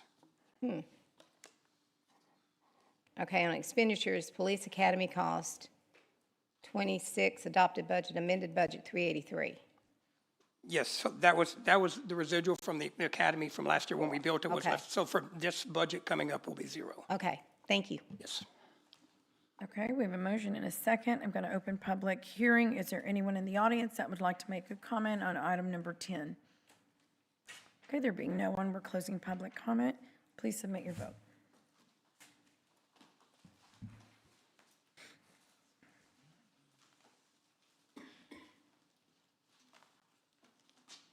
Okay, the motion carries. Item number 12 is a zoning case number ZN 9250, Moorhead Dots Ryback, located in District 2. This is an ordinance rezoning a property at or near 301 Indiana Avenue, 305 Indiana, and 2767 Santa Fe, and 2771 Santa Fe. Yvette? Mayor, Council, Yvette Wallace, Interim Director, Development Services. The subject properties are in District 2 with a request to rezone from the ON Neighborhood Office District and from the CN1 Neighborhood Commercial 1 District. The subject property is .46 acres in area. All four of the lots are platted with a 50-foot widths and each roughly 5,000 square feet in lot area. The purpose of this request is to allow a vintage retail store at 2767 Santa Fe Street. Article 5 of the UDC stipulates that the retail uses must serve as an accessory to an office use. In this context, a small boutique currently occupies only half of the total area of the structure. Upon approval of the rezoning, the boutique store will be permitted to occupy the entire structure. The applicant proposes to utilize the two vacant lots that are on the northernmost part of this parcel as open space for community-friendly events. The properties are part of the Bayside Area Development Plan, which was adopted on December 10, 2024. The subject parcel is zoned currently ON Neighborhood Office District. The north, south, and west is medium-density residential, zone RS6, single-family with the exception of 2 properties to the north and 4 properties to the east, zone RM1 multifamily and RSTF 2-family, where townhomes duplexes reside. To the east is commercial, zone CN1, neighborhood commercial, Sugar Baker's Restaurant, Baba Furniture Store, Fork and Vines Restaurant, and Mia Pizzeria. Regarding the required public notification, 36 notices were mailed inside the 200-foot buffer, 5 notices were mailed outside the 200-foot buffer, 0 were received in opposition, 3 were received in favor. The proposed rezoning is consistent with the Bayside ADP. Of the 4 lots to be rezoned, 2 of them are inconsistent with the future land use designation of medium-density residential, while the other 2 lots located at the southeast half of the property will maintain the commercial flume designation. The requested amendment is compatible with the present zoning and conforming uses of nearby property and to the character of the surrounding neighborhood. The property is suitable for the uses permitted by the zoning district that would be applied by the proposed amendment if approved. Planning Commission and staff recommend approval from the ON Neighborhood Office District to the CN1 Neighborhood Commercial 1 District. And I stand by for any questions. Councilwoman Campos. Thank you, Mayor. Well, I really wanted to wanted to hear it only because I love that neighborhood. I love the pizzeria, the Sugar Bakers, Baba's, and what is actually happening right there.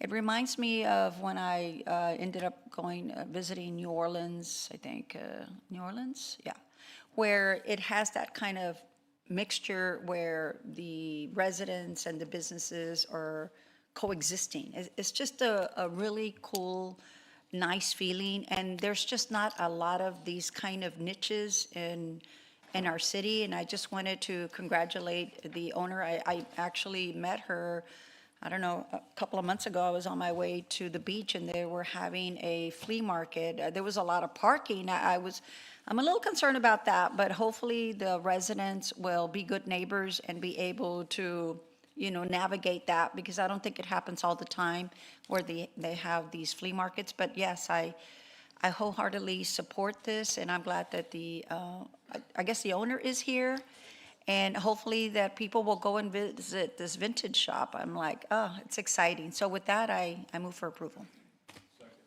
Are you the owner? Oh, well, raise your hand. Okay. Yeah. Did you, I think you emailed? Yes, okay, great. So we have a motion and a second. I'm going to open public hearing. Is there anyone in the audience that would like to make public hearing on item number 12?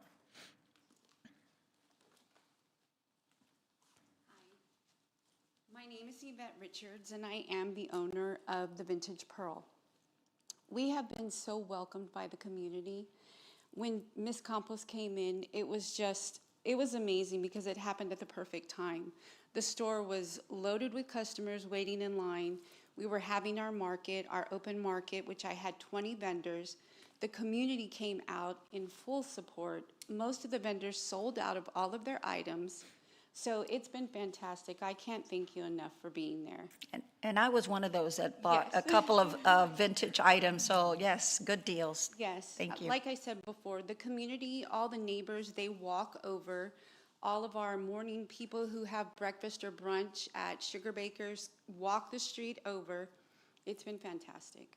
That's wonderful. Thank you, Ms. Richards. Thank you so much. Yes. Anyone else? Okay, we'll close public comment. I think we have a motion and a second, so please submit your vote.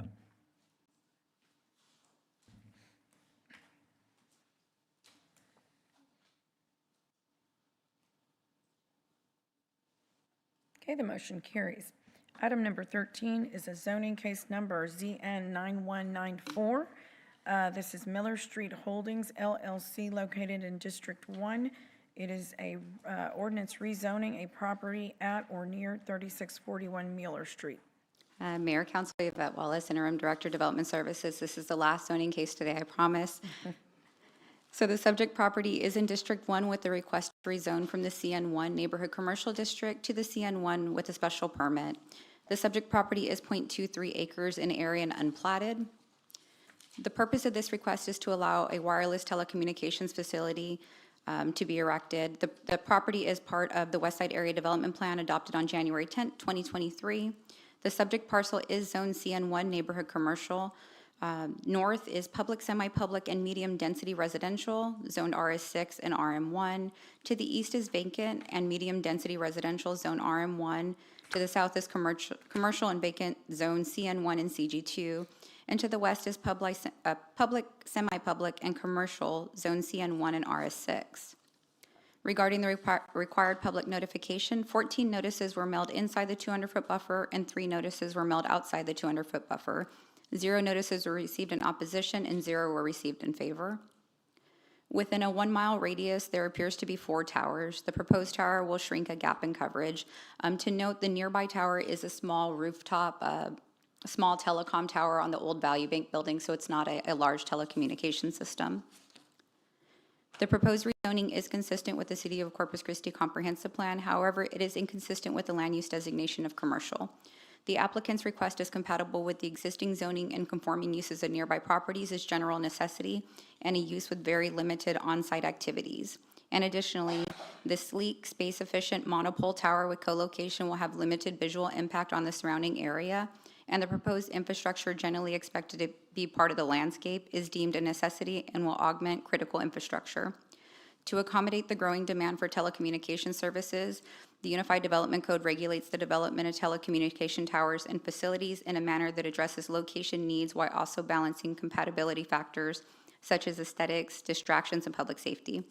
Telecommunication towers have the ability of polluting the landscape if not properly regulated, which can result in adverse impacts in the overall aesthetic and causing damage if designed on a site that's poor for this type of development. The proposed tower adheres to all of our standards.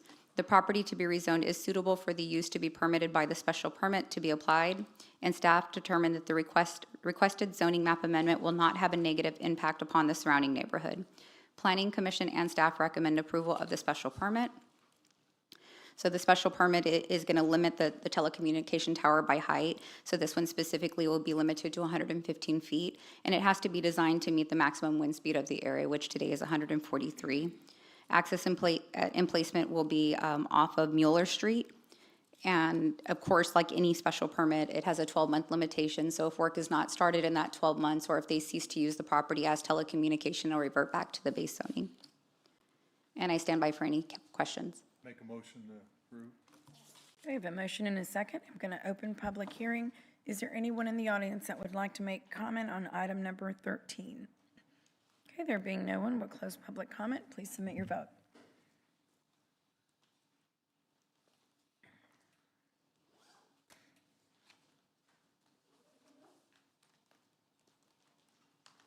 Okay, the motion carries.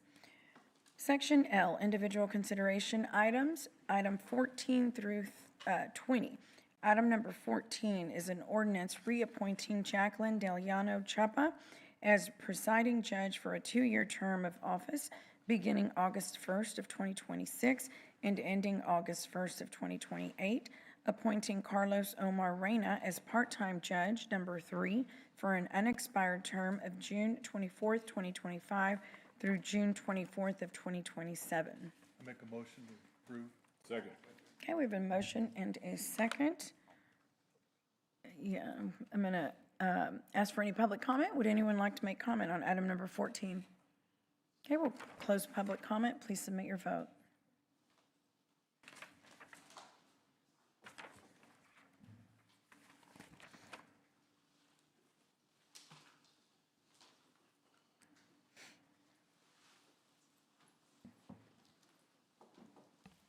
Mr. Cantu? Do you want to vote?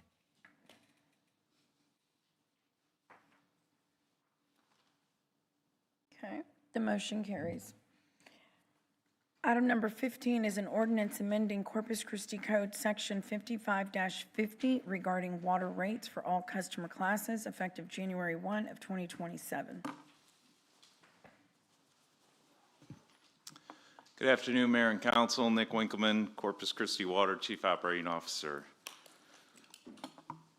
I would like to go over first the adjusted water rates, but nothing, just to remind everyone, nothing has changed since our last 2 workshops. So this will purely be a review of the previous information.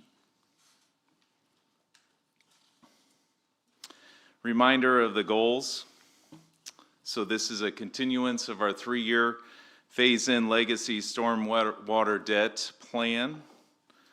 And we've outlined the approach over the previous years for 2025. So in 2025, 0% of the water rates went to the legacy stormwater debt, where the remaining was paid by wastewater. 2026, 14% of the rates of the legacy stormwater debt was paid by water, and in 2027, the proposal is 36%. 2028 and future years, we're proposing 50% water and 50% wastewater to cover the stormwater legacy debt service. Also this year, the debt service coverage is 1.25% in accordance with city policy. A couple of things to note: the minimum charges for the outside city limit customers will be slightly lower than the inside city water customers, primarily because of the stormwater debt.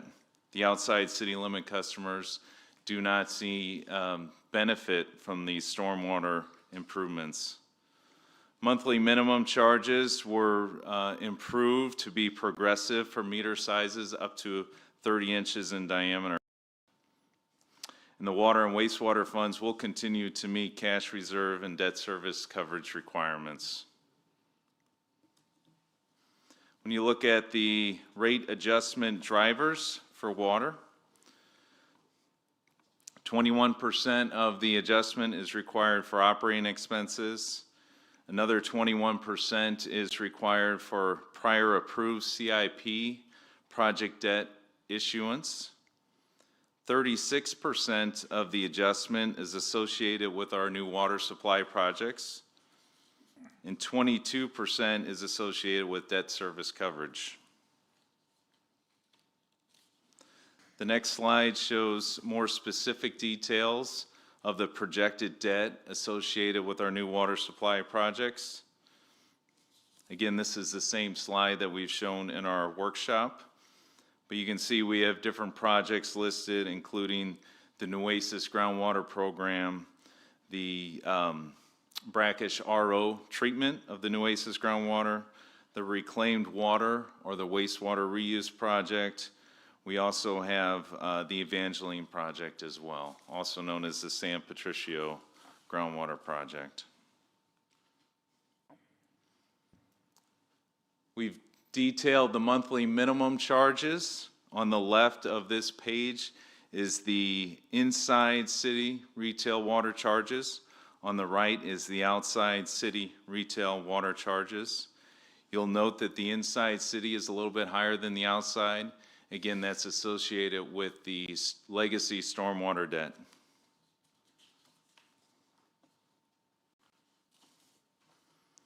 Slide 9 is a detail of the different rates and their adjustments for fiscal year 27.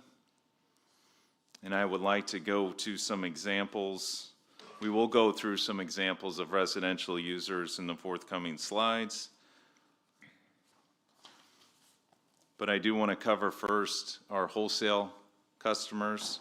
So the public agency wholesale raw water rate for San Pat Municipal Water District, South Texas Water, Port Aransas and Violet is $1.43 per thousand for the proposed fiscal year 27. Wholesale treated water for San Pat Municipal Water District and South Texas Water Authority is $1.74 per thousand gallons of water. Wholesale treated water utilizing our distribution network is $2.33 per thousand gallons. Those costs are largely determined just per the requirements of the contract. Wholesale water taken from the river, we have a number of customers who actually take water directly from the Nueces River. They are the San Pat Municipal Water District, Celanese, and Flint Hills. The current rate is $1.36 per thousand. The new rate proposed for fiscal year 27 is $1.45. Now I'd like to go through some examples of our typical customers. Again, this is not new information. It's identical to what we shown previously in the workshops. A typical residential customer, and we've always use 6,000 gallons of water when we're talking about rates. The 2027 adjustment is an additional $2.48 a month. Again, that's for a household using an estimated 6,000 gallons of water per month. In 2026, the adjustment was $4.78. So the adjustment last year was more than 2 times greater than the requested adjustment this year.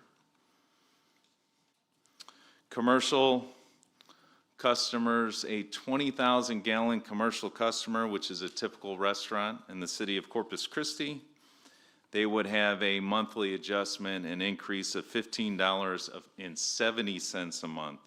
So that is a commercial customer within the city limits that's using 20,000 gallons of water per month. When you look at large volume customers, we have 3 separate examples for you. The first is a high-end large volume user. That's 260 million gallons per month. That customer will be paying an additional $67,629 per month in 2027. A middle large volume customer would pay an estimated $23,429 per month. And then what we would call a small, large volume customer would essentially be paying $3,149 additional per month. The wholesale customer receiving treated water would pay an additional, on average, $4,129 per month. That's a customer using 50 million gallons of wholesale treated water per month. Then one thing that we talked about is rate impacts over a period of time. So NewGen, our rate modeler, along with the CCW finance team, developed this chart to show the projected rate impact until 2036. And you can see the increase for the different sizes of meters and customer classes. This is meant to show, again, this is just a projection. Things change over time. And that's one reason why we recalculate the rates on an annual basis. But this is a projection showing potentially what the rates could be over the next 10 years. Rate comparison, where do we fall along other cities within Texas? So the bottom yellowish line is our current rates. This is for an average residential customer. So in 2026, Corpus Christi is $42.07 a month for an average residential customer.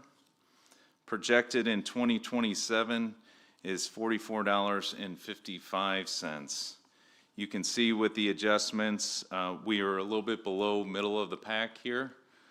But I do want to call to everyone's attention that these rates with the other municipalities are 2026 rates.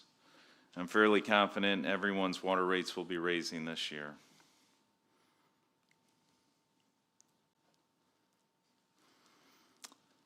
This slide is a historical view of water rates since fiscal year 2020. You can see over the years where water was increased and held at zero and actually decreased throughout this time frame. There's a lot of detail on this slide. We've shown both residential, commercial, and large volume. One thing to note is in this table, and this item is solely on water rates, but on this table we have shown both water and wastewater rates, showing the history for that. The same thing goes for our commercial customers, and then of course our large volume users do not use our wastewater services. Before I stand by for questions, I do want to acknowledge Andy McCartney with NewGen Solutions. Him and his team has helped us again in putting these rates together. Wes Nebgen, our director, is here as well. Camille Terrace, our assistant director of finance for CCW, and Esteban Ramos, an assistant director of water supply management, is here as well. With that, the team, Mayor, stands by for questions. Thank you, Nick. Councilwoman Vaughn. Okay, I just a couple. On the new water supply project debt schedule, on the new ACES water wells, eastern and western, you've got 30 million. Is that the 30 million that Denise Villalobos got the city? Oh, Councilwoman Camille Tires. No, this is the wells are 60 million. This Okay, is so just that's the the debt. extra. Yes, this is removing the 30 million that was received from the state. Okay, and so the prior approved CIP project debt was from the previous council, that's 21%, or the ones that have been ongoing for years? Ongoing for years. So Okay. this is prior projects that we don't issue that until we spend the money. So it could have been 2 or 3 years. Okay, I'm just clarifying, just want to make a statement. Yeah. When we all voted for the CIP projects up here, and we had like 6, I think, projects, water that we voted on, that I remember. That's the new water Yes, supply project. yes. We voted on them knowing that we were going to have to raise rates, because that's the only way you can pay for them. So it's very difficult up here, because if anyone's up here running for council, they're thinking, oh, I'm going to be in trouble. But this is our job. We don't like it. I don't like raising rates, but we have to pay for what we approve because we had to have the water projects in order to have water. So I want the public to understand that. And Nick, if you can address the fact that we know there are some that cannot pay for their water. So you had talked about doing a fundraiser, and I know the mayor has talked to industry. So there will be a pile of money that are going to help residents like single moms, veterans, elderly that cannot pay for their water, correct? Yes, Councilwoman, and thank you for bringing that up because that's very near and dear to all of us as well. So one of the enhancements for next fiscal year is to bring in the Utility Assistance Program in-house to CCW. That way we can administer it on a more efficient, proactive basis.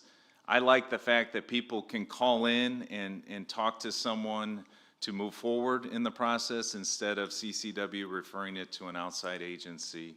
Okay. The other thing, and you touched on it, is previously we did a One Water Summit to raise money to put a little kickstart into that program. We're committed to doing it again. Good. We didn't do it this year. We were dealing with a lot of things, but we are committed to doing it. We're working on the schedule to get that. So we're probably going to do that maybe in the spring, you I think a spring is a great goal. I've got staff working on it right now, but I think that's a great goal because that'll give us that kickstart to that program. Okay, well, my point is, I don't want to raise water rates, but I know that we have to pay for the CIP projects that we did, and we have to have water. And we've got some really good projects coming online within a year. Thank you. Councilwoman Paxton. Thank you. I don't want to belabor the point, but Councilwoman Vaughn's absolutely correct. A year ago, we were talking about being just weeks from possibly declaring a level 1 emergency. In reality, but we have really quickly, the team, the council, the community, everybody's worked together to prevent that. And yes, we've had beneficial rains, but we have really invested in a good portfolio for our water supply. That is why nobody wants to do this vote, but we have to, because if we committed to protect that water system, then we have to commit to supply for it. And I do think, I do think that the team has done a great job being able to space those commitments out, so it's not that hard of a hit at the beginning. But Peter, I would like to just reiterate and request that we be able to publicly demonstrate our active efforts to try to offset some of these really big costs that we've agreed to, going and looking at grants and things like that for this specifically, because as much as we can get that offset, the future of those rate changes. Thank you. Yes, and I Councilman. think, Nick, is at some point, we have a compilation of all the grants we're looking at and have applied for. Is that in your water briefing? or- It's in the water supply update today. Okay, There'll be a so one-page slide. Today, we'll go over that, Councilman Cantu. Nick, so the residential rates are going up, the commercial rates for like a tropical restaurants going up, but what I'm seeing is wholesale treated water network, the rates are going down in 2027. Why is that? Why can't it be all across the board? Because of the contracts, Councilman. So the wholesale contracts utilize actuals for the year to develop their rate, and it's actually formulaic in the contract, so we have to utilize that process to determine their rates. How long are those contracts for? Well, they're for different lengths of time, but they're for different periods. For instance, this council approved a 3-year extension to South Texas Water Authority. So that was maybe 10 months or so ago.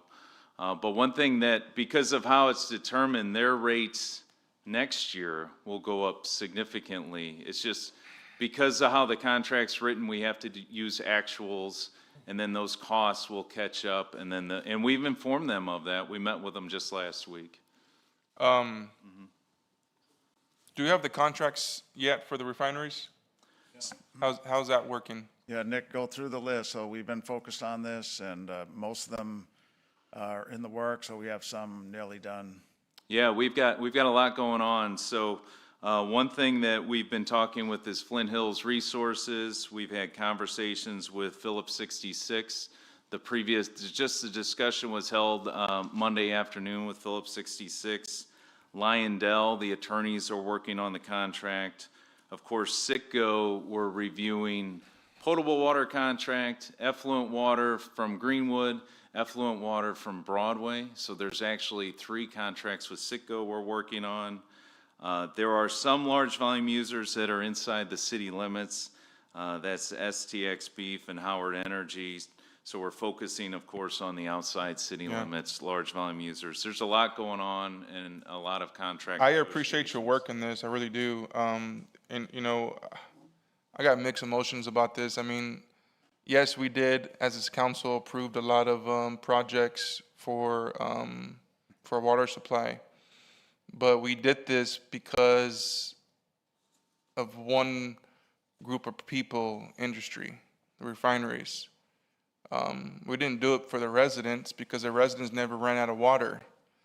It wasn't for us, it was for the refineries. We did all these projects for the refineries, and I'm okay with that. And I've always been okay with that. But what was disturbing to me is this, for example, and I don't know, you could tell me this or not, Nick, but you talked about Broadway. So my understanding is Citgo was going to use the wastewater from Broadway Station. They're going to get 3 million gallons a day, and they were going to find somebody to do the work and do whatever it is to get that 3 million gallons per day. And I was told that they backed off now because we have water in our lakes, and they're not very concerned right now. And I don't understand, if they want to be a good partner, they should not back off on that deal and continue doing that and getting that 3 million gallons a day from Broadway. Can you talk about that?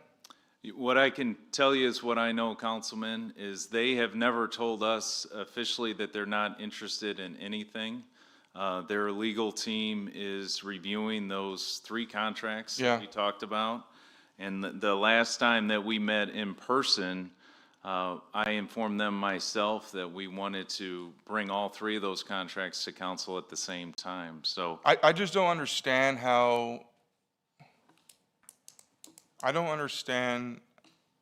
why the refineries are taking their time on these contracts if they need water, and they want us to approve an Inner Harbor project for them, the desal plant. I mean, it's for them. Like, you would think, you know what, show good faith, I'm gonna get these contracts to you guys, show the council that, you know, we're a team together, and we don't wanna screw nobody, so we're gonna get these contracts lined up. I mean, you know, I just don't understand, like, you know, where's the urgency at? You know, and we're bending backwards for them. We're trying to find other water sources for them, you know, and I just I don't feel like they're helping. But they're putting a lot of pressure on us to get this Inner Harbor project done. Like today, they want us to do the grant. But where's the contracts at?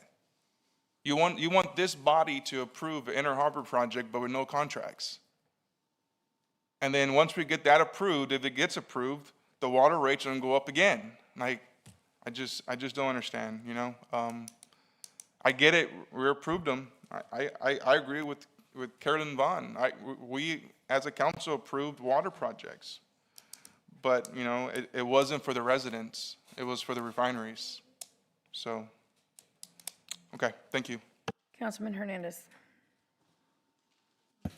Thank you. I want to make a correction here.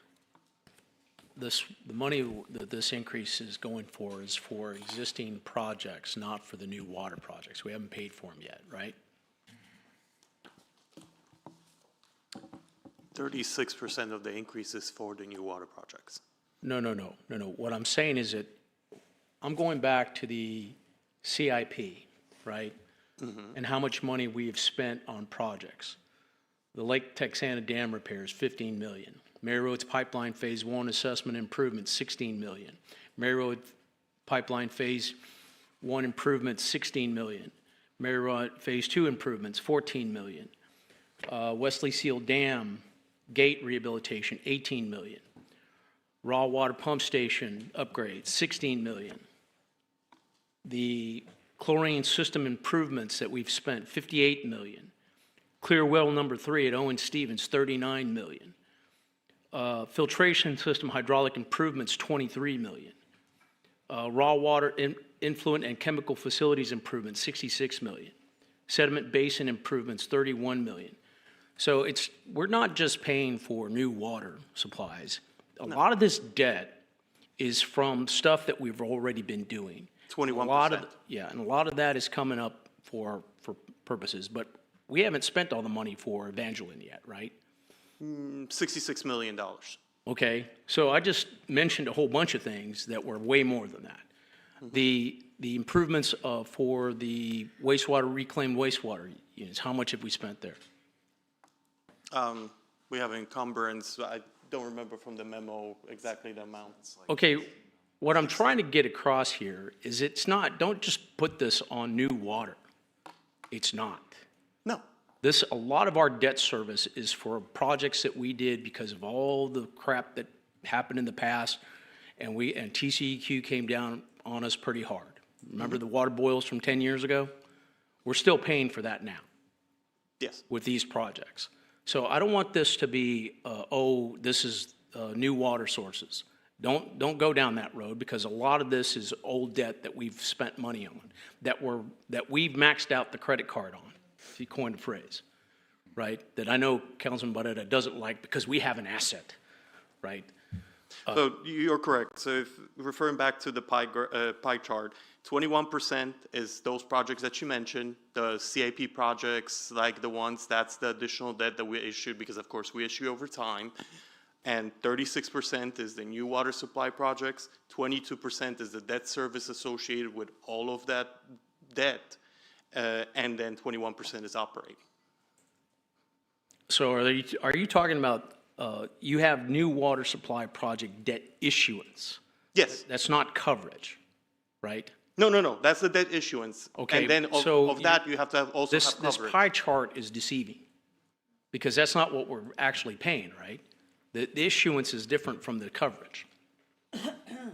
The debt coverage is a separate pie chart. The 36% is the debt issuance. As part of the debt issuance, you have to have a 1.25 debt service coverage, so there's a little bit more. We could have made that 36 bigger and just broken out the debt service coverage over, to the 21 and to the 36, but we wanted to show what the debt issuances are and the debt service coverage for city policy. So our debt, what was our debt? The percentage of our budget last year was how much was debt service for the water department? 34%, right? And what is it now? It's going to be 68 million out of a $200 million budget. So about 36%?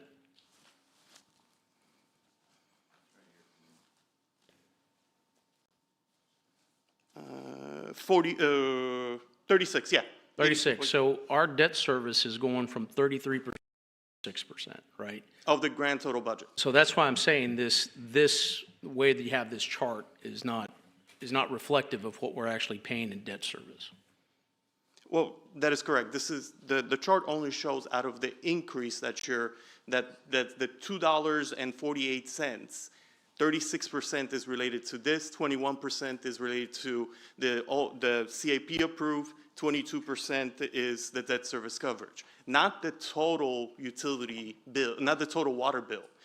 Okay, do you see how that can be construed as deceptive? I don't know. I can't. It says fiscal year additional.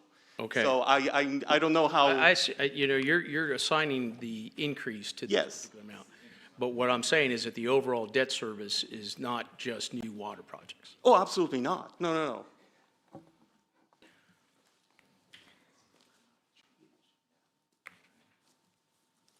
Okay. So going through this, I want to make sure you understand that this is, not only for future water projects that you're assigning issuance for, but what we're actually paying on. So I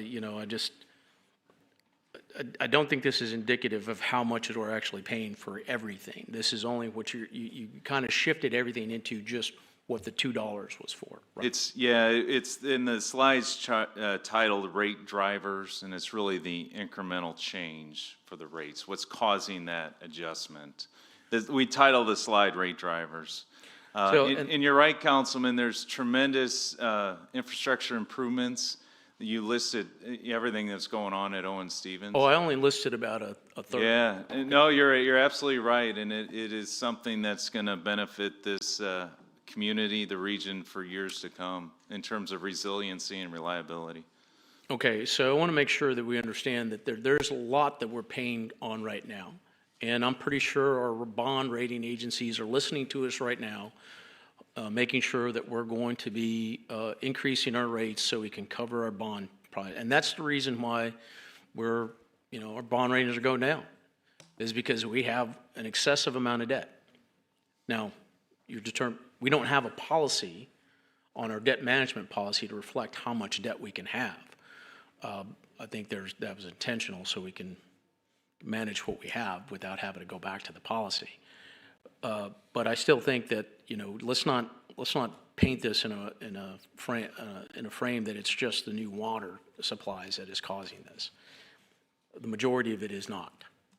And I want to say that 36%. We had an increase at 3%, so now 36% of every dollar that we receive goes to pay to debt service.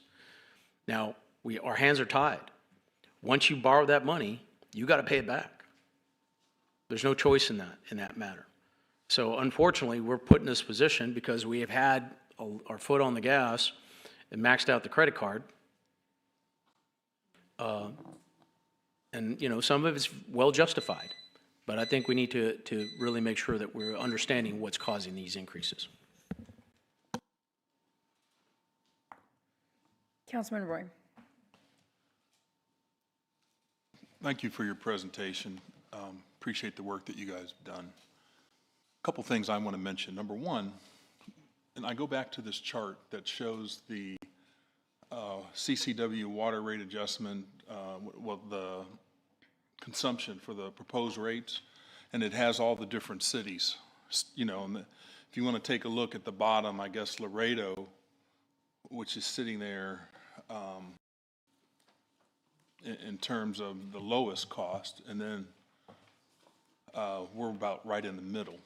And so when I look at this, one of the things I wonder about, like, for example, in Dallas and Arlington and that, how do they basically manage their system and maintain their cost at such a low level per month for their consumers?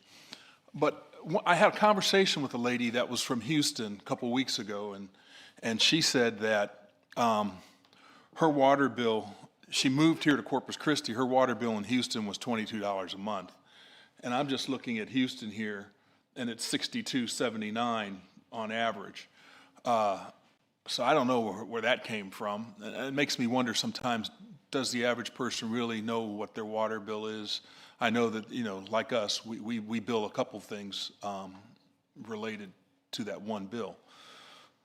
So we're sitting really in the middle. I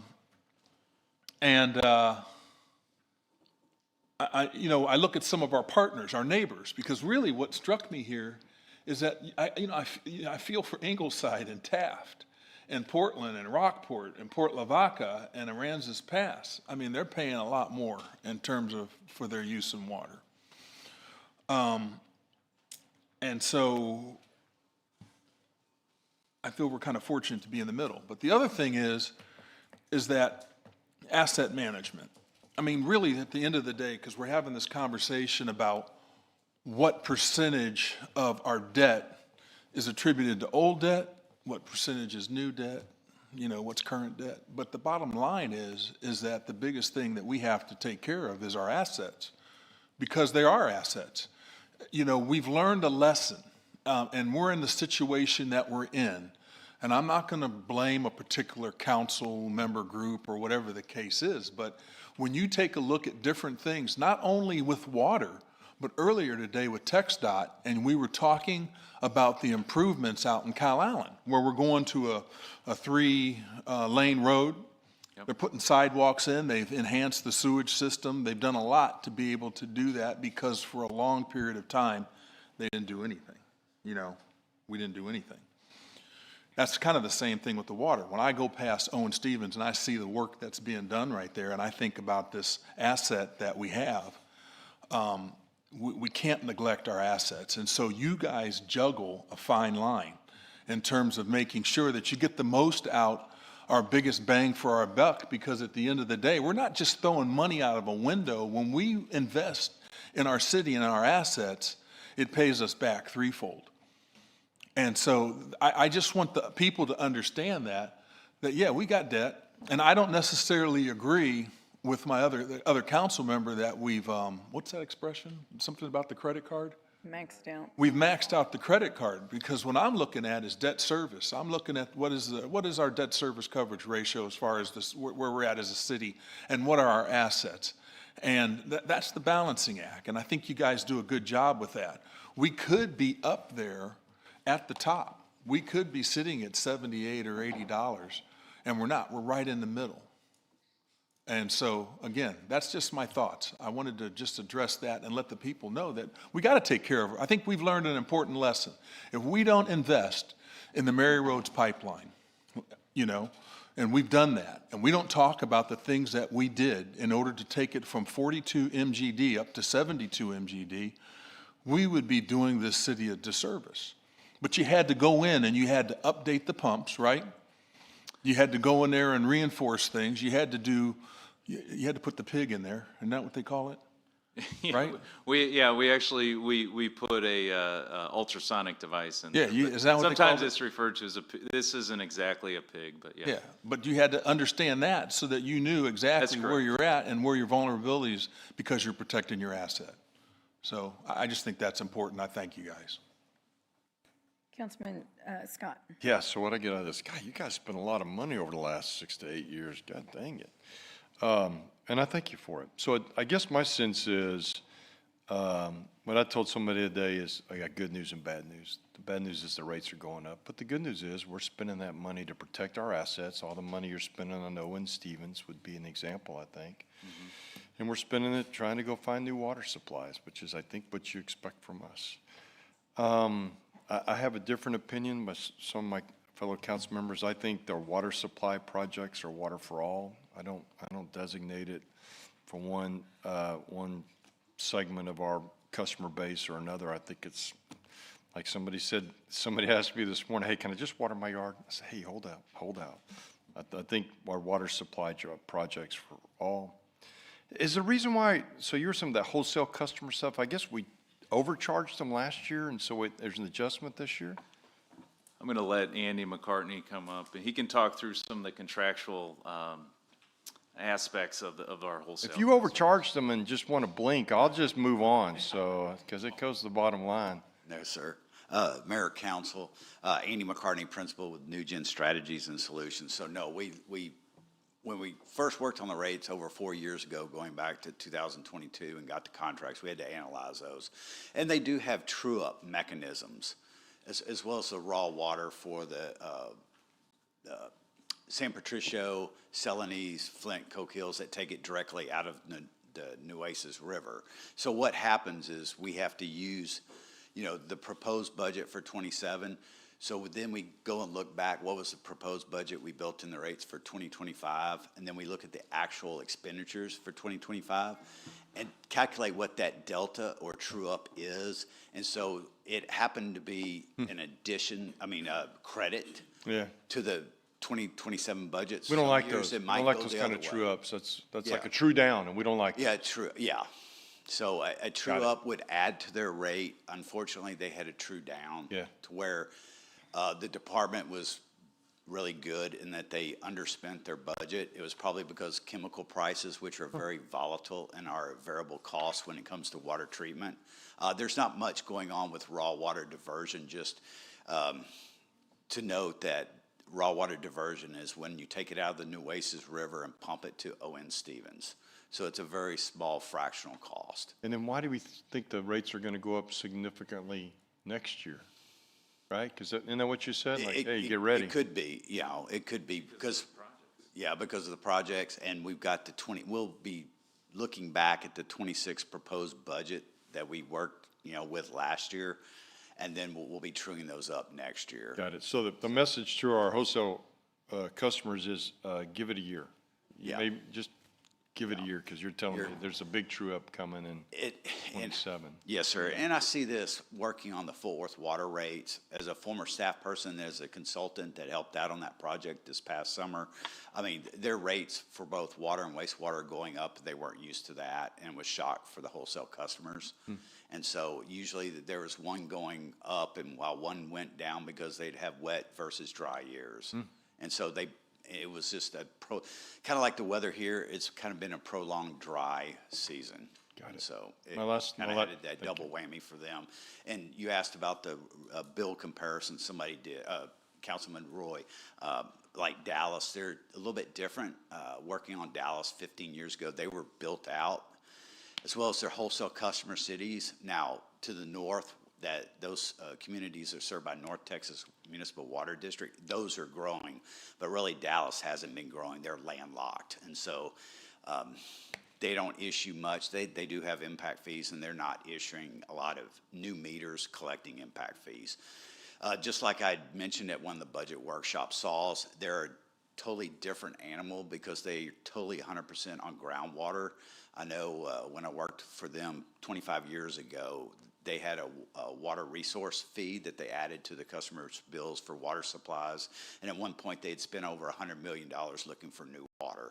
And I think that they do have a project for Caldwell County for additional water supply. But basically, because of the Edwards Aquifer had so much water, they facilitate a lot of growth. And so with that aquifer, they were installed vertical pumps. They pumped it up. They injected chlorine and then pumped it out into the distribution system to the customers. So they didn't have an O.N. Stevens water treatment plant or a series of water treatment plants like the city of Fort Worth has. So you can't really say it's apples to apples. It's more like apples to oranges, but still everybody wants to see how are they doing, like here, how's Corpus doing to the rest of the big cities in the state, as well as some neighboring communities that you unfortunately compete for in economic development, because everybody wants businesses to come there because that's a benefit for the residents. So you want to see how do our utility rates, both water, wastewater, I'm sure the natural gas department does it too, how do we compare to other communities? And so that's the benefit of what we call a regional bill comparison. Just for record, Mayor, that wasn't my question. That was Councilmember Roy's question, right? So I want my time back. I have one last thought, and I'm supportive of. I'm going to take another swing at the windmill. It's my understanding the San Patricio IDA payments are going to go up significantly in 2032, 33, to the extent of $33 to $40 million a year. So those of you in the audience who've been talking about IDA payments, and council members, I would like us to have a conversation about the possibility of allocating a large portion of those payments to offset water rates. And that's not for any particular project. That's just to offset water rates. And if it's system-wide, so be it. And if you, shame on me, if you tell me it can only be used to offset Corpus Christi ratepayers, hey, I'm good to go with that also. But, we have, just by a freak of, maps, whatever, 50 years ago, we have several large industrial projects that are inside our city limits. And as he's mentioned, we've incentivized them, but those incentives go away in 2033, and then we're going to get 33, I think it starts out at like 54 million, then it comes down to 33, but we ought to have a conversation about, let's just say it's 30. Do we take 20 of it? Do we take 15 of it? Is there a possibility to offset our Corpus Christi ratepayers water payments, and I think that deserves a conversation. I'd be even willing, I don't think they are, but to have a conversation about net present value of those payments and see if you couldn't implement them sooner. Because what an interesting concept to say, hey, those refineries that we're all mad at over there, by the way, they're offsetting your water rate increases. And I just think that's worth a conversation, and I'd appreciate you guys following up on that. Thank you. Thank you, Mayor. Councilman Hernandez. Sorry, Nick, I just want to be very clear on the new water cost. It does not include Inner Harbor desal, correct? That's correct. There's just the cost for the amount that's been expended to date, right, that we have to continue paying back. And I wanted to clear up what I was saying, that if you looked at it as a whole for the entire budget, not just the increase of the $2, the amounts you would be looking at for those particular items would be much smaller as opposed to the overall debt service and operating cost, right? That's what I was trying to get at. Yeah, Councilman, I think we're definitely on the same page. We phrased it as drivers to the adjustment, but. Okay. Yes, sir. The thing about it is we got to see the full picture, right? Not just one small section of it. Also, last thing, I just want to mention that the IDA payments go to the general fund, not to the enterprise funds. So it might not be something you can offset your. Well, let's talk about it. I'm just saying the way it's structured right now. Give it a chance. Just give it a chance. Don't say no. The way it's structured right now, it's a pilot, a payment in lieu of taxes. So that goes to the general fund. So I just want to clear that up. Thank you. Councilman Scott. Yeah, let's spend a minute on that. I appreciate your interest in that. What would be some ideas? We've had conversations about how you could allocate funds from the general fund to the water fund to help offset payments, right? And you'd have to get clearance, certainly, but. Well, general fund is general fund. The general fund can send money to anybody it pleases. Well, that's good enough for me. Thank you so much.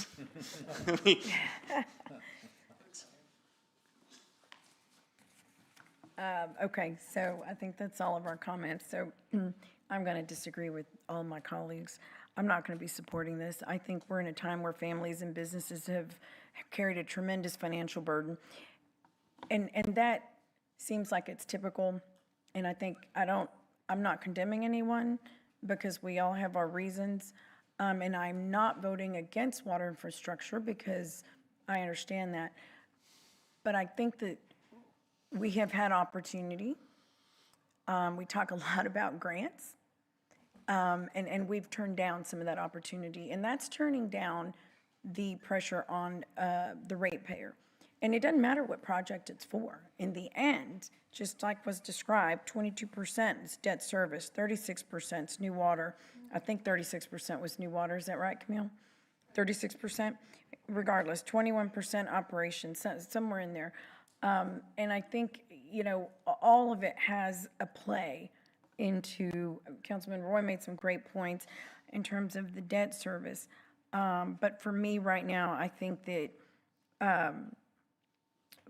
we could demonstrate better in terms of pursuing all available, and I know you're going to have a slide on this later, funding sources and, to offset that additional cost to the ratepayer, but that's just where I stand. Councilwoman Vaughn. Well, thank you for clarifying that, because if the city mayor is not going to vote for it, knowing that she voted for projects on there and past projects to pay for this, why would any of us want to hear? Why would we want to vote for that? So here you have the mayor, the face of this city, saying she's not going to vote for that. You've got the credit rating people looking at us. You don't do that. You do not do that so that you can get votes. It's about election, and it is about Inner Harbor because we don't support the grant. You have to separate yourself. You cannot do that. So thank you for clarifying it. We appreciate it. Are you all hearing this? Yeah. Thank you. No, it's been recorded. Councilwoman Paxson. Well, I mean, yeah, if unfortunately, if the head of this body feels like this is a bad direction for us to move in, and if the actual direction we should be moving is to not fund our water rates, when we've worked this entire year and a half to try to signal to our bond rating agencies that we can go through a catastrophe and still be stable and invest in our future and commit to what's necessary, then maybe it is a bad decision and maybe we should all vote this down. If it's going to be that black and white, I mean, I really felt like, Nick, you and your team had done a great job. You've laid it all out. It all makes sense. And I think that it's prudent as leaders to accept that this is what secures a healthy environment for our water system. So I appreciate that you presented that. And you asked me this week, could you rely on my vote to support this? And I said yes, but now our leader's saying that this is a bad idea, so now I'm going to have to think about it again. Thank you. You should, because the bond rating agents have made it clear that we failed with votes that majority of this council took. So let's not point the finger at me, because it's not, well, I'm pointing it right back at you. Your no vote on 100, so have you, ma'am. So have you. Your no vote on foregoing grants. So you can't attack one person when your no votes have caused the credit ratings, have caused, Councilwoman, you already attacked. You already attacked, so just enough. I mean, that's Councilman Roy. So I cannot state how I feel, but you can. Councilman Roy and Councilman Cantu after that, take the vote. Wow.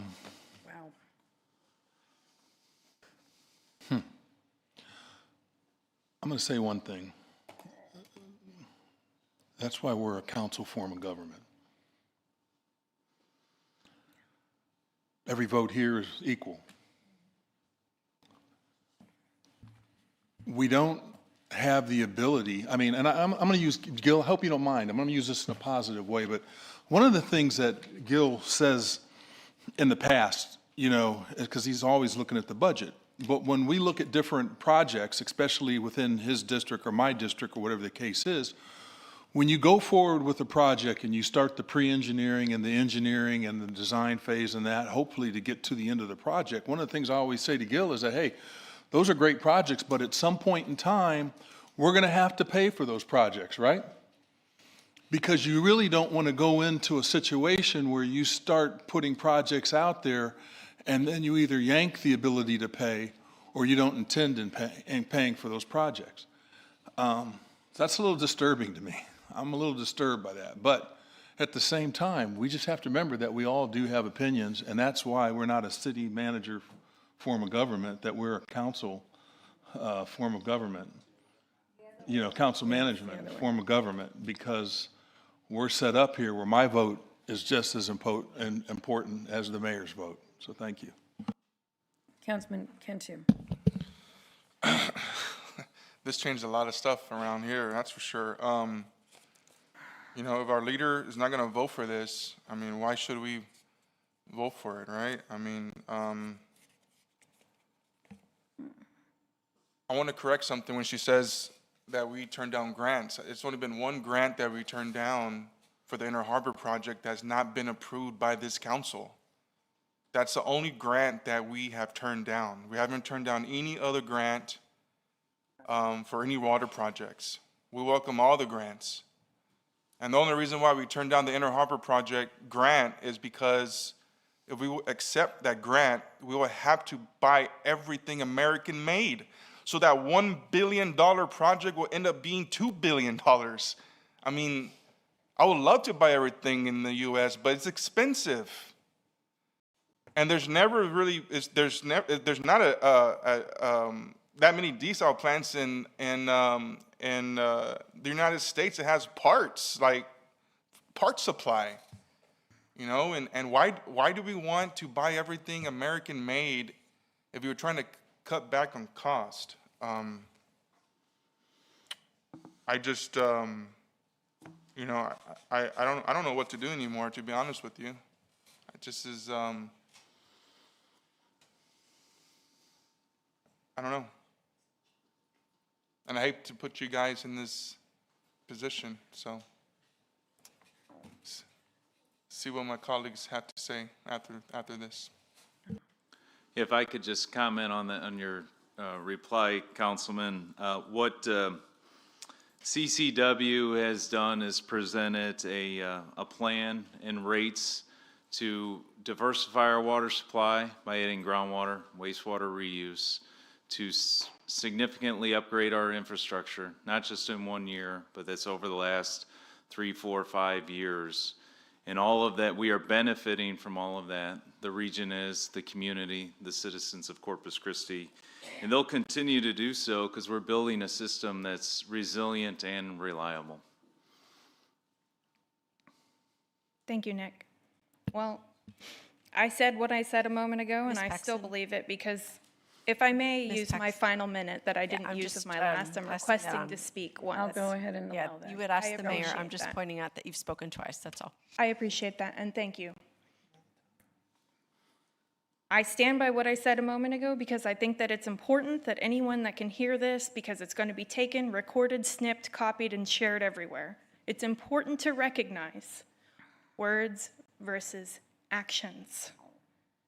So where we go from here, what I believe we should do is protect this city like we committed to do and approve these rates.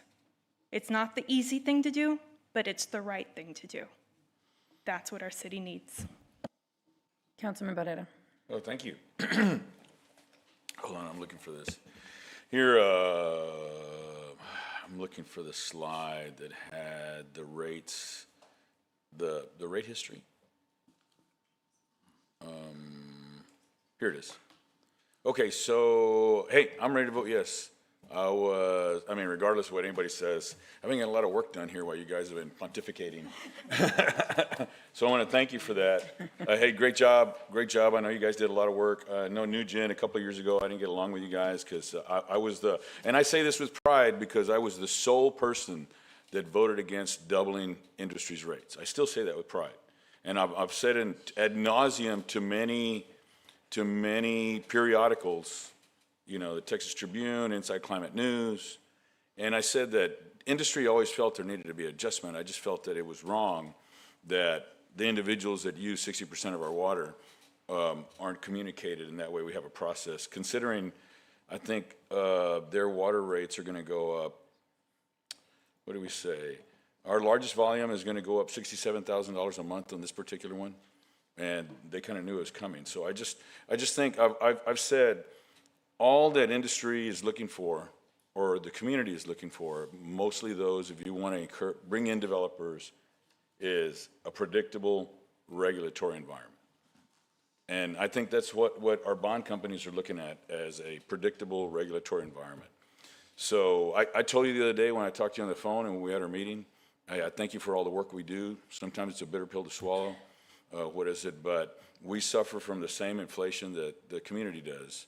And I'm not here to judge anybody else's vote, but I just want to make it clear I'm voting yes. Councilwoman Campos. Thank you, Mayor. It is shocking. I can't believe that we're here. I can't believe that, of course, you have every right to vote the way you want to, Mayor. But, when we started on this path, this looking over the rates every year, this is the reason why. It's because you have to have the courage to do what we have to do in order to move the projects, in order to have water, in order to have the banks, financing. All this is clear.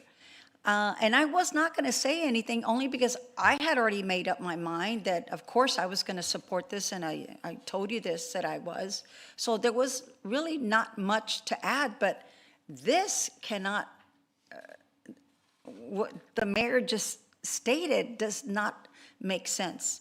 How is it that you cannot support what we have been working on as far as making it fair and equitable? This is the path. These are the hard choices and the hard votes that we have to do. This is why we get voted. That's why we're here. So yes, I am ready to vote, and let's just get this over with. I move for approval. Okay, and I'm really glad that y'all are voting for it. I think there needs to be a respect for, there will be. I think there needs to be a respect for what my reasons are. I'm flattered that your vote depends so much on me, Councilman Cantu. It shouldn't. Well, I'm sorry.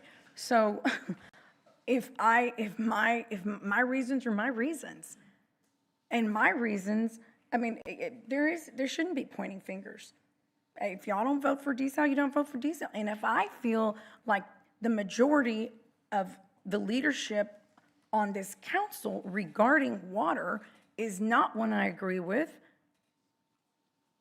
because of what has been done, we have rejected up to $120 million, whether y'all believe in the project or not, $120 million in grants. You've got an opportunity here in a second. And what, then you vote no. But there's no need for badgering. You vote no, just like you have. Just like you have. But Sylvia, you've always been a no from day one. That's respectable. That's respectable. But when people are campaigning and they're for desal, and then they come on council, and then all of a sudden desal looks, it's the worst thing in the world. And we're not talking, desal's not on this item, so I'm not going to veer from it. But I am going to say every vote here should be respected. And that wasn't respectful, Councilwoman. That wasn't respectful. Not you, her. No, not you. And thank you, Councilman Campos, for even saying I apologize, because you don't have to. We have every right to do that. And I have every right to speak my mind. If you don't agree with it, you don't agree with it, you vote no. So I am voting no, because I don't believe that this is the time for that. Regardless of what anybody thinks, I respect y'all's votes. I'm glad you're voting for it. I really am. But thank you. So we have, anyone, who would like to make public comment on item number 15? Just come on up. Hi, Amanda Short, Texas Infrastructure Stewardship Initiative. Councilman Hernandez, Councilwoman Paxson, and Councilwoman Vaughn, we have a later agenda item where you said that you desire to prevent the cost shifting to taxpayers and residences. So I'm going to break this down real quick. The percentages that you discussed, Councilman Hernandez, that were from his slide, 21% of this is old debt. That's easy to see. I got bills to pay, right? 21% is operating expenses. That's, imagine we were roommates. No. Anyway, and there were 4 roommates, right? And we had these shared bills. But me by myself am responsible for half of them. And as Corpus Christi taxpayers and residents, that's what we're doing. We're shifting the industry water use and infrastructure cost to the taxpayers. So if you support this today, then you're also saying it's okay to share the rates with the taxpayers, okay? Thank you.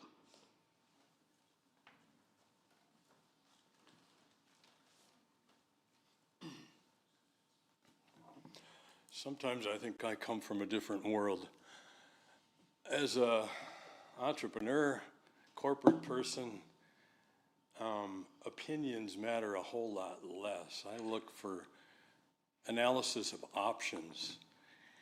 We did what we had to do, we spent the money, we have to pay our bills. But going forward, I think we need to be a lot more strategic about what debt situation we're putting ourselves in. So, things like, let's just give it back to the taxpayers now. I think you should be preparing a kitty. I think we should be getting into a lesser debt situation, getting ourselves in a lower risk position. So, like I said earlier today, they found that taxing people more to get yourself out of a situation is very difficult. I think we do have an economy with some jobs that are kind of resilient against AI depletion, right? We got some new opportunities I heard about. We're really lucky, but let's not be hasty at getting elected again by giving back money and claiming victory, when what I don't see, and I still frustrate, is where are we going to be 5 years out? What do we want our debt situation to be 5 years out? so unless, well, I think this is good and I think that's bad. I'd like to hear a whole lot less about that than talking about debt ratios, years going out. I'd like to see a capacity plan on water. I'd like to see a lot more discussion about that than I would, are we gonna pay our bill that we just did? We just did what we did as a group. We decided we were in a difficult situation. And you went and spent this money and you did what you had to do. Thank God. I'm okay with that. I would like to see a little bit more appreciation for things that have better return ratios, though. You know, putting the coverage on Lake Corpus Christi doesn't cost you anything and you get water. It's passive. You always do those things first. I don't see any interest in that. I see it has appeared to be quite a focus on one project over here, and that looks to be a big problem. So I would encourage us to look at, as I've asked before, what is the cost-benefit ratio of the things that we're about to do? And what does it look like 5 years from now? So that we're not just trying to run for office every couple of years and have short victories. We need to get ourselves in a lower debt situation. And XH2, if somebody came to the table and said, I'll take that on. I'll take the risk off your plate. And if we don't deliver, we don't deliver. I don't see, this is another one like the evaporation. Where's the loss? Where's the loss? It's only if you want control, right? But I think we got to be looking at numbers, less opinions. Thank you. Thank you. Rachel Caballero, D1. Well, we've now opened the season for re-election campaigning. And for the watching public, that's what this looks like, political theater. I will never understand, this is why the community does not trust some of the leadership. Because you shove projects down our throats, you got to pay for them. And then during election season, oh, I'm just kidding. This is an extreme concern for our community and why people are so disappointed in leadership. And I refer to the 4, not the 5.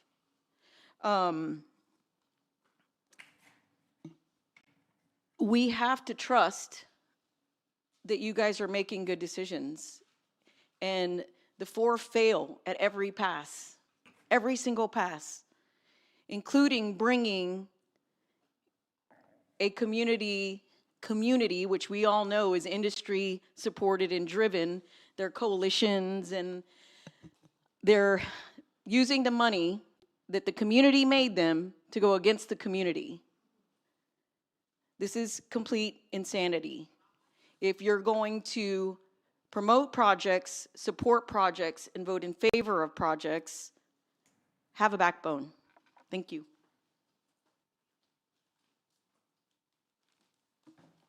Mark Minster, Corpus Christi. I think it would be helpful to have the numbers of the city's revenue from the different customer classes, which I've been bringing to the last couple of meetings in my presentations, the residential, and have this for the next year's budget, and have how much you're collecting from residents revenue-wise, how much you're collecting from commercial inside city limits, and large volume outside city limits. Because last year, residential inside city limits paid 41 million and the large volume paid 37 million. And then you look at the IDAs are around 30 million. So when we're talking about how you've done all these projects, these CIP projects, to find water for who? And then it just seems unfair. Residential rates have increased 17% the last 2 years, and then the chart of how much they're gonna increase over 10 years, and then considering other projects, I think it would just be helpful to just be very clear with the numbers of how much the city revenue is now from each of those classes. Because whenever I looked at the budget, I had never seen those numbers before, and I've seen a lot of CC Water presentations, so I think those would be helpful to show how much revenue we're collecting from each class and if it's equitable or not. Yeah.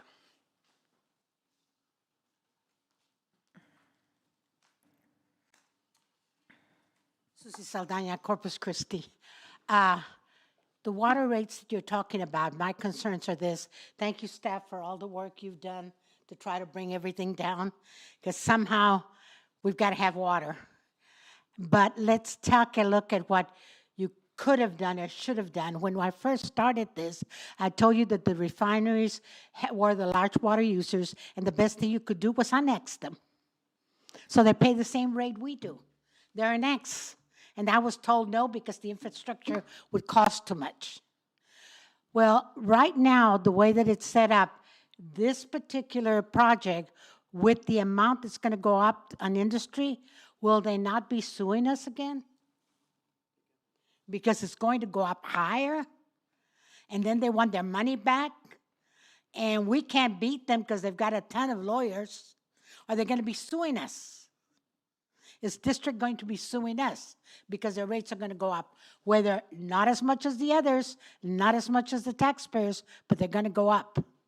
I still say your easiest defense is to annex them. Bring them into the city, let them pay the rates we pay. Thank you.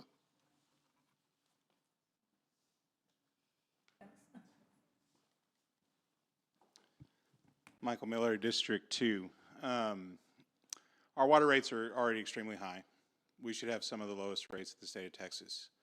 Our rates are extremely high because we're delivering 3 times what the average citizen, the GPCD per day compared to San Antonio and Houston, we're delivering 3 times the amount in Corpus Christi. So we have to do these very expensive water projects. In 2016, the Harbor Bridge project was started. That was a $1.3 billion project. In 2017, the deepening and widening of the port was begun. That was a $700 million project. Combined, that's about $2 billion worth of investment.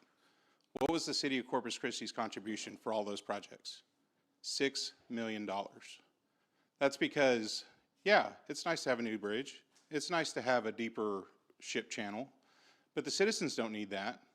My 24-foot boat does not need to draft 54 feet of water. My car does not need to go 500 foot in the air or however tall that bridge is to get over the ship channel.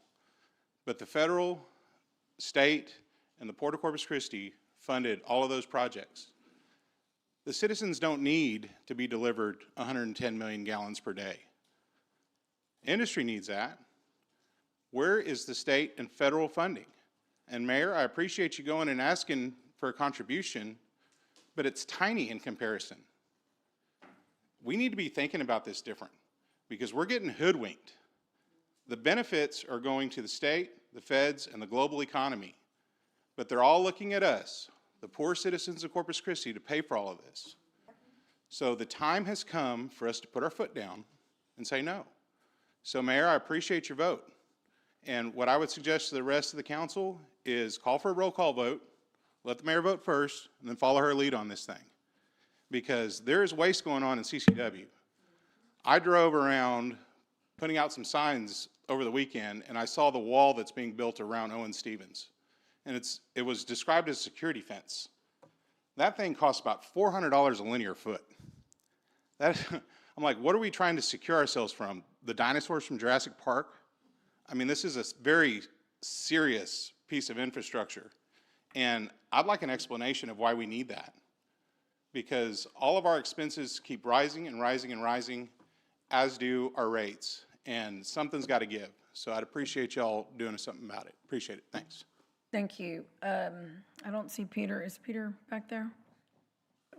Well, we'll just, Miles, if you'll make a note, or Reve, if you'll make a note for him to get, or staff to get with Mr. Miller regarding the fence. Well, yeah, I'd rather you send him the information because it's a lot of information, especially the reasoning. All right, anyone else? Okay, we're going to close public comment and submit our vote. Item number 15. What was it, on the fence around the Owen Stevens water plant? You want vandals going there? The motion carries. Okay, we're going to go to item number 16, and that is an ordinance amending Corpus Christi Code Section 55-100 regarding wastewater rates for all customer classes effective January 1, 2027. Thank you, Mayor and Council. This is a similar presentation to the water rates. I do want to just comment on the two workshops we had. I am thankful, and so is staff, to having those two workshops, because the last workshop we had, we got to go in a little more detail on the consent decree, and that was a welcomed opportunity to go through those details. So I am thankful, specifically in presenting this information today, that we've had a chance to review in detail previously.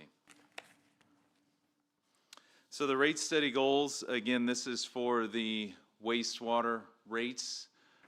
This is the identical slide to what you saw with the water rates and our plan to bring the stormwater legacy debt to a point where it's eventually 50% water rates and 50% wastewater rates. Just as in water, the wastewater rates, the debt service coverage is calculated at 1.25 times coverage. Again, the minimum charges for the outside city limits will be a little bit lower due to that stormwater legacy debt. And I'll go through it, but there's very few outside city limits wastewater customers. The volumetric rates are still equal for ICL and OCL. That's inside city limits and outside city limits wastewater customers. And the water and wastewater funds will both continue to meet the cash reserve requirements. If you look at the drivers, this would be for the incremental increase in the wastewater rates. 52% of the increase associated with debt service coverage, and 48% is attributed to the prior approved capital projects. There is no there is no increase in the rates associated with operational expenses. The changes that you can see, again, I mentioned it earlier, the outside city limit residential customers, there's only 14 of them. The inside city limit residential wastewater users, the meter charge went from $38.29 to $39.95, and then the volumetric rates increased 7 cents from $8.41 to $8.48. Commercial customers inside city limit, the base or the meter charge went from $38.29 to an adjusted $39.95. And then, of course, the volumetric rates remain the same across all customer classes. The outside city limits, there are only 22 commercial customers using wastewater services outside the city limits. Their meter charge $33.12 to $35.15. And again, the volumetric rates are the same across all customer classes. Wastewater charges, this is your typical residential bill. It's a average of 5,000 gallon usage. The increase is approximately $1.87. That's the adjustment. It's $1.87 more per month for your typical residential customer. The monthly bill went from $63.52 to the projected $65.39. The commercial class, utilizing the same reference point, 20,000 gallons of water per month. The monthly adjustment is an additional $2.92 per month.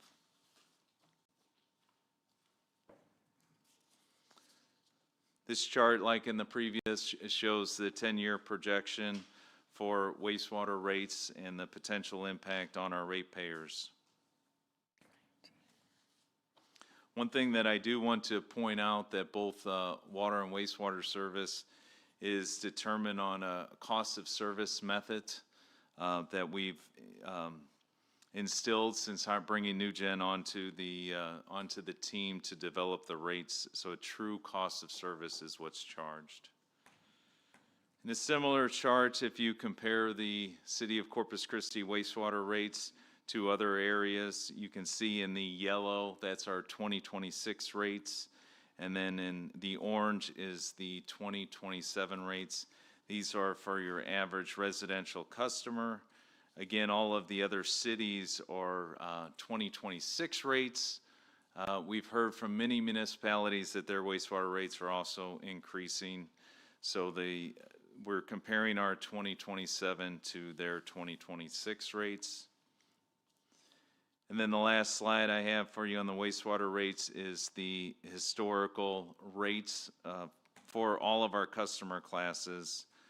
So FY '20 compared to fiscal year '27, you can see the rate impacts each year and also combined water and wastewater. The chart is the exact same as what I showed in the previous presentation. With that, Mayor and Council, I'll stand by for questions, as I also have staff here as well. I move for approval. We have a motion and a second. Would anyone in the audience like to make comment on item number 16? Okay, there being no one, we'll close public comment. Councilman Hernandez. Okay, I want to clear up a few things here. We are on the backside of a lot of stuff. And maybe a lot of you don't know that how much costs are associated with and I always refer to as sins of the past or neglect in the past, of where we didn't do preventive maintenance and the EPA came down on us pretty hard. We paid $1 million fine, and we agreed to pay expend up to $750 million over a 15-year period as part of that consent decree. You know, the wastewater budget is half the size of the water budget. It is nowhere, and so the per capita costs, and it only applies to people within the city limits pretty much completely. So there's a lot of debt cost. There's a lot of projects that we approved, including a $3 million, 5,000 square foot building this year, which still rubs me the wrong way. But all these things were put out forward over the last several years with regards to the capital improvement plan.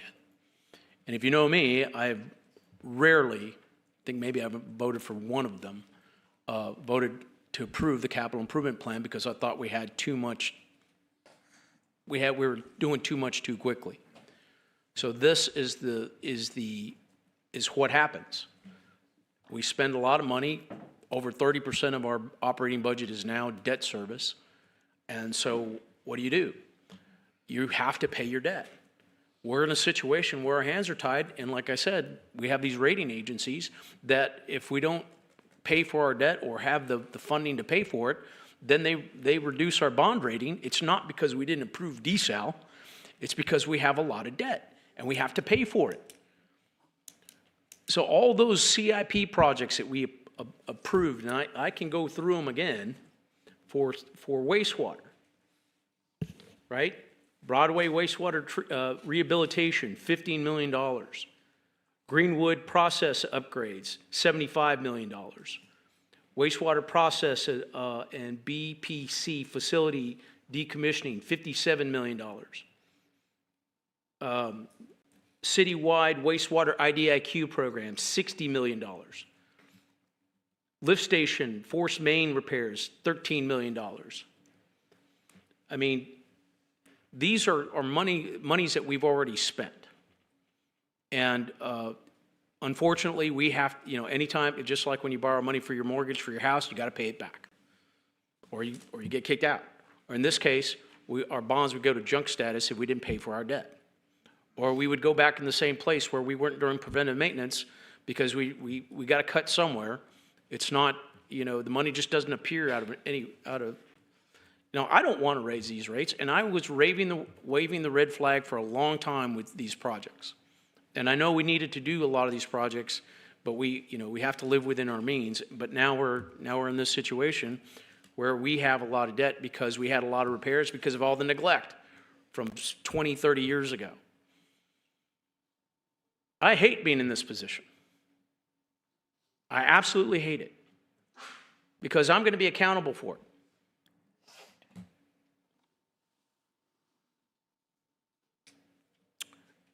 I don't want to raise rates.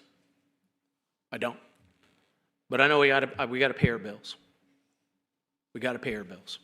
So I will be supporting this begrudgingly because we have to pay. We can't have our bonds go down because we still have a lot of improvements to make. But I can tell you this, Nick, you need to reduce that CIP significantly because I'm not going to vote for it. Thank you. Councilwoman Vaughn. I agree with Gil on this right here too. We've got to quit spending. How much of this is current debt for the current council? The Estimate. Right, so I'll defer to Camille, but I do want to say that in a lot of the projects, some of them that Councilman Hernandez has named, they're long-term improvement projects associated with our 6 wastewater treatment plants.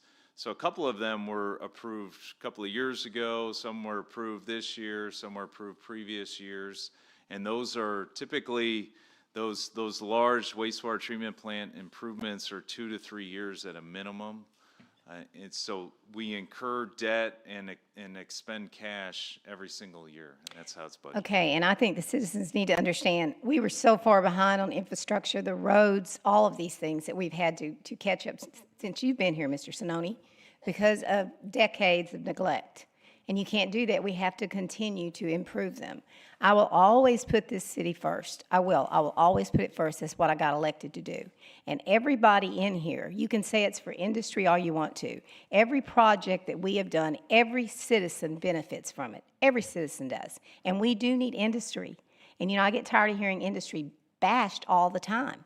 We still need them. We have got to work together. But these projects for everybody. Thank you. I'm going to go ahead and open public comment. Would anyone like to make comment on item number 16? Okay, we'll close public comment, and let's please submit our votes.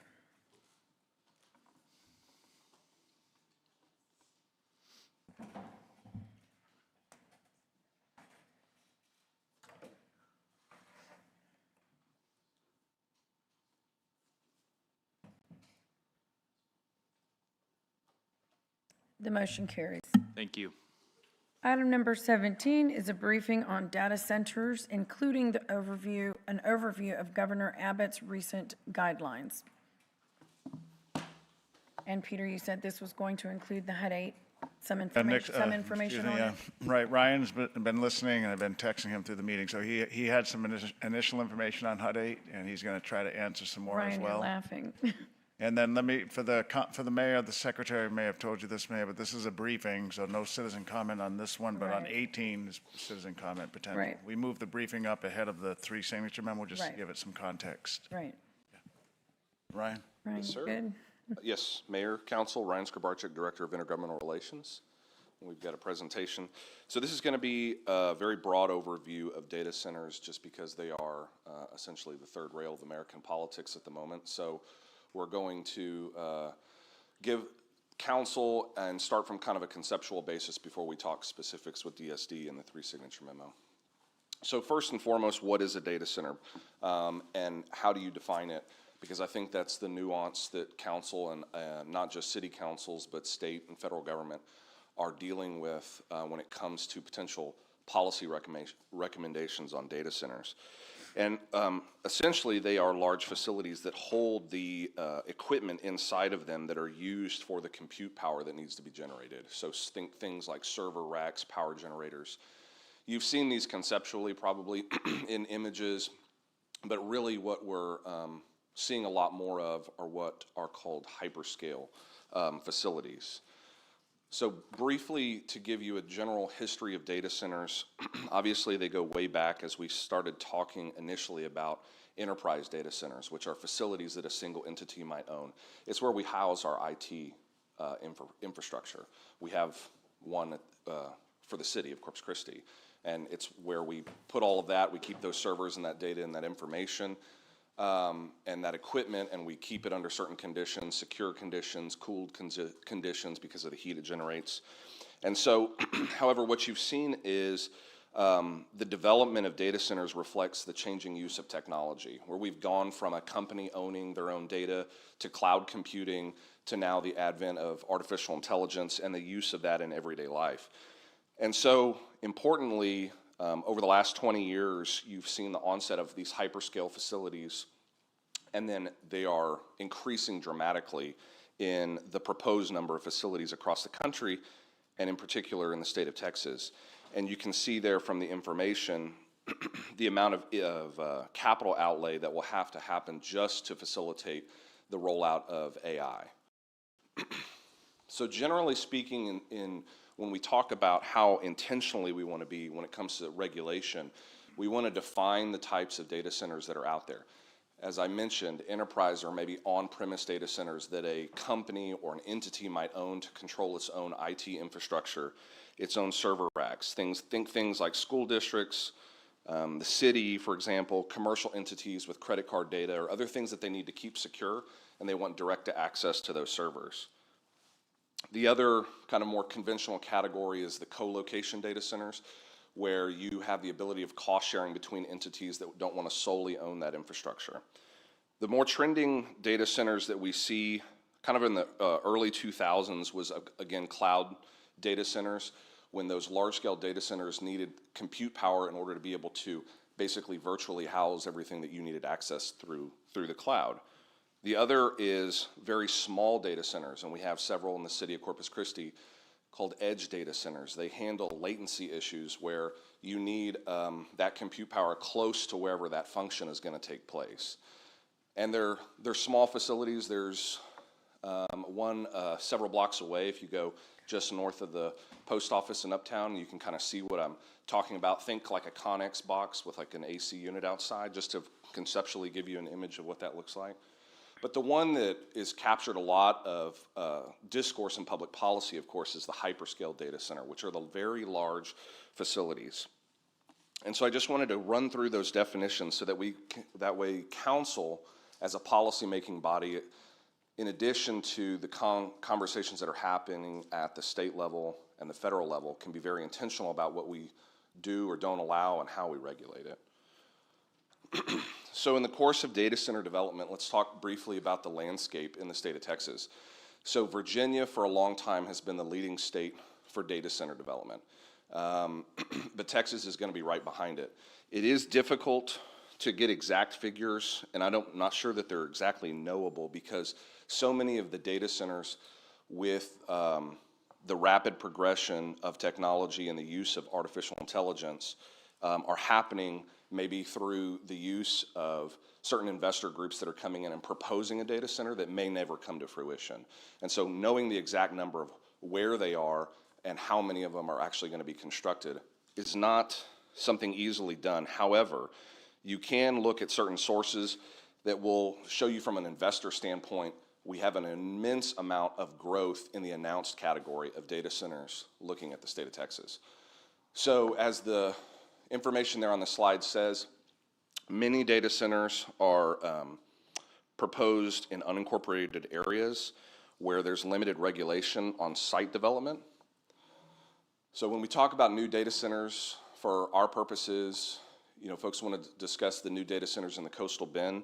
The one that's been announced and has seen a lot of, it's actually commercialized and is underway, is HUD 8's Beacon Point project, which is a hyperscale, could be classified as a hyperscale data center. There are several others that are proposed in that kind of large scale or hyperscale category.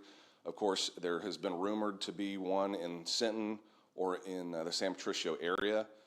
There were two different groups that have approached Corpus Christi International Airport in seeking a letter of intent so that they could put together a proposal for a data center out there on open land that's available at CCIA.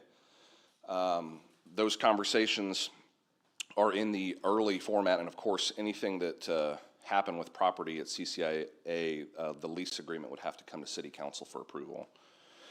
But as I stressed, many new data centers are constructed outside of municipalities, so there is a limited ability for us to know exactly how many there are even within our region, as they're not required to file with any permitting or zoning authority. So some of the resource demands of data centers, first and foremost, we want to focus on is power. So the state of Texas has recognized how tremendous this growth is in the demand for what is called large load to the ERCOT network. These large-scale requests have gone up from 24 in the year before to 519, to give you some perspective on how rapidly within a 12-month period, or within a 2-year period, we're seeing the request for that. And so the majority of those are projected or are claiming they want to start in the near term. Because of the public policy issues there, whether it is the vulnerability of the Texas grid and the ERCOT market, the capacity to be able to actually provide that power. The state of Texas is looking at changing certain regulations, and I will get into that here shortly. But as a result, and some of the conversations that are happening on a statewide and national policy level about data centers bringing their own power, many of them are contemplating that and what it would look like. And so, you know, it is a growing trend. It is not an absolute that they would generate their own power, and they may have power purchase agreements. But I think is what you'll see on water, there's not a uniform characteristic that would define how data centers and data center developers are approaching the power situation. If they can find a spot that has capacity, where they have access to the electric load that they need, they may locate there and have a power purchase agreement. If there's not, they may anticipate bringing their own power generation. They may anticipate bringing their own power storage through battery storage. And so, and the one thing to note when it comes to power, when there is a conversation about requiring data centers to pay, quote unquote, for their power, there's a difference between the transmission cost and the generation cost. And so I think that's something to keep in mind. An entity could pay for the line to connect to its physical facility, but their generation, unless it's co-located with them and they bring it, it may be somewhere else in the state, it may be a larger part of the grid, and that certainly is a policy conversation that's happening with the larger Texas market and ERCOT and what the state is looking at. So of course, an issue that is very important to our region, but the water use varies by proposal, frankly. Some data centers, seeing the recent policy trends, are planning to, quote unquote, bring their own water, whether that's, you know, purchasing enough property in order to obtain access to a sufficient amount of groundwater. They would drill wells or something of that nature. They may be trying to access brackish water in certain parts of the state of Texas. But what is a growing trend is the push to have all data centers go to closed-loop cooling systems. So instead of the more traditional cooling towers where they use evaporative cooling and they don't capture that, these closed-loop cooling systems will essentially be charged at a low frequency, meaning, you know, the HUD 8's proposal is once every 7 years. So they will fill that cooling system for their server areas with a water glycol mixture, and that will be trucked in from somewhere else where they manufacture that specific chemical mixture. They will put it in their closed-loop cooling system, and then they'll only need to refill it or flush it and change out the fluid every 7 years, according to the company's proposal. But the thought there is that they're not taking constant demand for their total cooling needs off of whatever the regional water provider is. Like I said with power, it is important to note there's not a mandate right now, although there is a proposal to do so at the state level to require hyperscale data centers to use closed-loop systems. And so it's a conversation that each individual community is confronted with right now when they're talking about a data center moving into their community. There can be a trade-off between what type of water conservation technology is employed at the facility versus its power consumption. And this was made clear on the June 23rd at the House Natural Resources Committee, where the industry testified to the fact that if you require us to go to more energy-intensive air-cooled systems with closed-loop cooling systems or other things, there will be a trade-off between the amount of energy then we have to consume. And so whether they have access to sufficient power or access to sufficient water does enter into the decision matrix of the developer when they're putting together that data center proposal. And so the last resource demand I want to touch on is obviously land. When we're talking specifically about hyperscale facilities, they're very large, require amount of land. It means they're going to put them where that land is largely available. And so they are going to be typically out, or a lot of the newer ones that have been proposed are outside of cities in order to have a freer regulatory environment in order to develop their specific proposal. And cities, obviously, as this council is aware, are limited in our annexation powers due to the last several years of annexation reform. And so the ability to reach out and capture a facility within our regulatory environment is limited by the current state law. I do want to talk on, as it comes to land, some of the questions around specifically the Beacon Point project. We were asked to talk about phases 1 and 2. Are they vested? The answer to that would be yes. Vestment is a legal protection in Chapter 212 of the Local Government Code to ensure that once a project starts, its rules can't change. And so the plats are done for phase 1 and 2 of the HUD 8 Beacon Point project. Thus far, they've got permits and approval of a OCL water contract and a site work permit where they're doing clearing and grading. And so assumably right now what they're doing out on that location is site work preparation. As far as what government entities have regulatory authorities there, the county has no zoning. The city has platting in our ETJ, and we have permitting by the way of an outside city limit contract, water contract. And so in terms of future permits that will be necessary for that specific project, it'll be permits for the vertical construction of that facility. And regarding setting up a moratorium, we've had this conversation when it came up in the context of water shortages. A moratorium has been very expressly limited by the state legislature, and what municipalities are allowed to do. It takes you about 100 days to get to your first period of moratorium. A moratorium is limited to a 90-day period, and then it can be renewed for one additional 90-day period, but then can't be reimposed for another 2 years. So it's a very narrow window. So in terms of the public policy considerations around data center, it's not dissimilar from other major development or construction projects. Obviously, land use and zoning, including what a large facility does to what is probably a greenfield site in the way of stormwater management, is a consideration. We've touched on water supply and obviously wastewater use, depending on how an individual facility might partner with a community to utilize those utilities.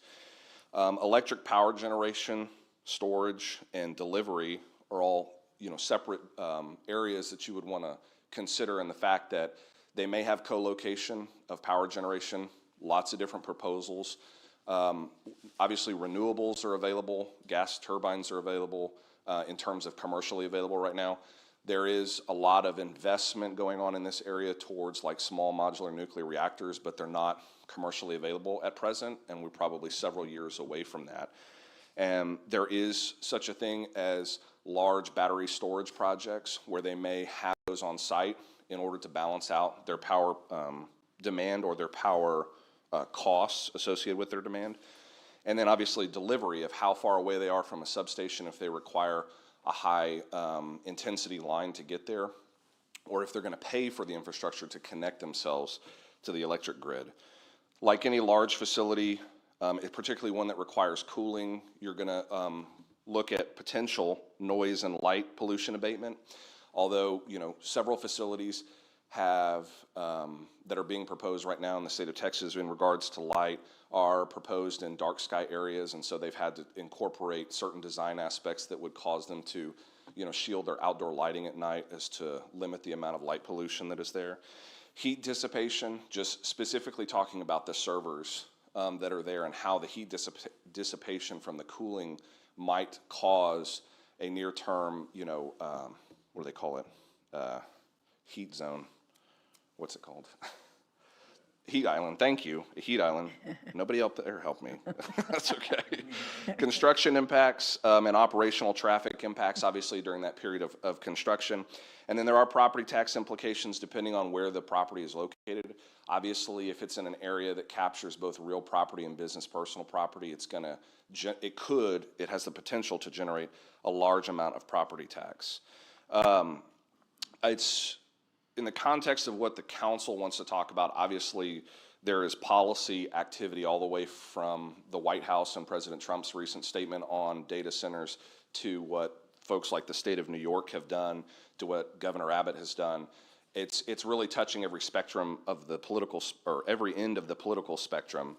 And so specifically in the state of Texas regarding the regulation of the development of data centers, and a memo to this effect was already sent to council. But back in June, Governor Abbott put out a letter to the PUC and to ERCOT with a list of recommendations about how to limit the impacts of new data centers on ratepayers. And so specifically, the instructions that were included in that were to require those two agencies to ensure that data centers paid for their own infrastructure to connect to the grid and limit that immediate ratepayer impact on the rest of us. There were a list of legislative initiatives that he included as well. Of course, the legislature doesn't go into session until January of 27, and even a bill with immediate effect, the earliest it could have an impact is likely sometime in the May, maybe April, not likely April, but probably May, June timeframe. And so all of these items are being considered. The legislature right now has a litany of at least 5 committees that have interim charges where they're conducting studies on proposing legislation for the next session on this issue. Some of them have already had their meetings. Several of them haven't yet, but they are scheduled in the upcoming months. And so there'll be a lot of development on what the state and what the legislature wants to do, whether that's enacting exactly what Governor Abbott has put out in his proclamation, or if there are recommendations beyond that.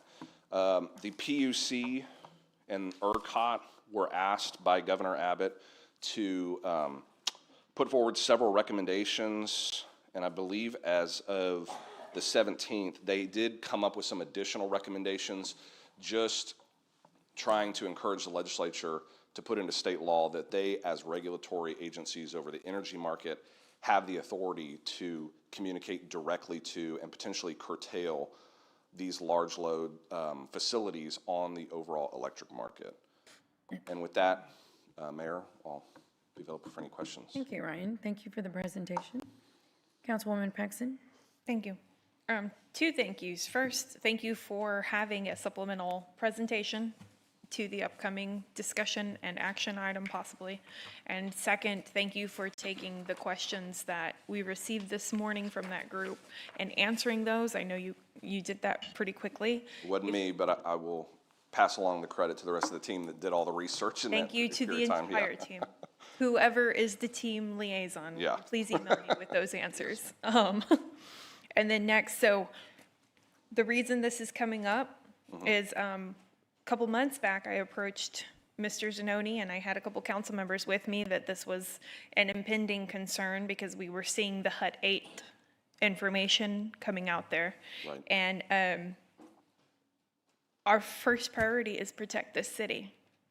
And I'm not against AI, I'm not against data, I'm not against technology. I don't think anyone up here is. But the reality is, just as all the organizations and governmental agencies that you just listed have recognized, we're not at the point where we can handle this from an infrastructure perspective. Between the electricity, certainly the water, the draw on water right now, we're not at the point where I believe that we can responsibly take on this much load. We're just now getting closed-looped data centers in these mass scales. This isn't something that will benefit us inside city limits. Absolutely. I understand that our jurisdiction, our powers in the ETJ are a little bit limited, but I think we're trending that way in the state to have some good controls put over any projects regardless of where they come. So that's the very first thing is protecting us inside city limits. With that being said, the one that's coming into Cal Allen, which I think is the one you've been referencing, my understanding is there's a big portion of its facility that's actually in city limits. Not the facility. There's a portion of the property that they own. So what they've listed online is 525 acres, I believe, is on their website. About 100 acres is inside the city, but neither phase 1 nor phase 2 of this proposed facility is inside city limits. Okay. So with it being outside of city limits, and now they have an OCL, outside city limit water contract with us, and you said our next step is going to be our role in the permitting as they begin construction. Right. What does the relationship look like between us and our partners in the county, if that's where this project's going, to be able to contact them about what can be done. It's less than a mile from a school. Yeah. Well, I think it is important to note that the site was probably selected intentionally with the reality that they were going to always develop in the area outside of the city of Corpus Christi. And so with that, the Nueces County has very limited, I don't think they have any at all zoning authority. And so it's not like Nueces County has much in the way of determining how the site or the project specifically is developed. So I think it is important to talk about the fact, and I don't want to get in front of the presentation that's going to happen as a result of the 3-signature memo, but it is important that the permitting will still take place for the vertical construction of that facility as a result of their meter being inside our CCN, our water utility CCN, which requires us to provide service. And so the fact that we have that permitting ability does allow DSD to implement certain standards. And I know that there's been consultation with what those requirements would be on that facility, but I'll have to let them speak further to that.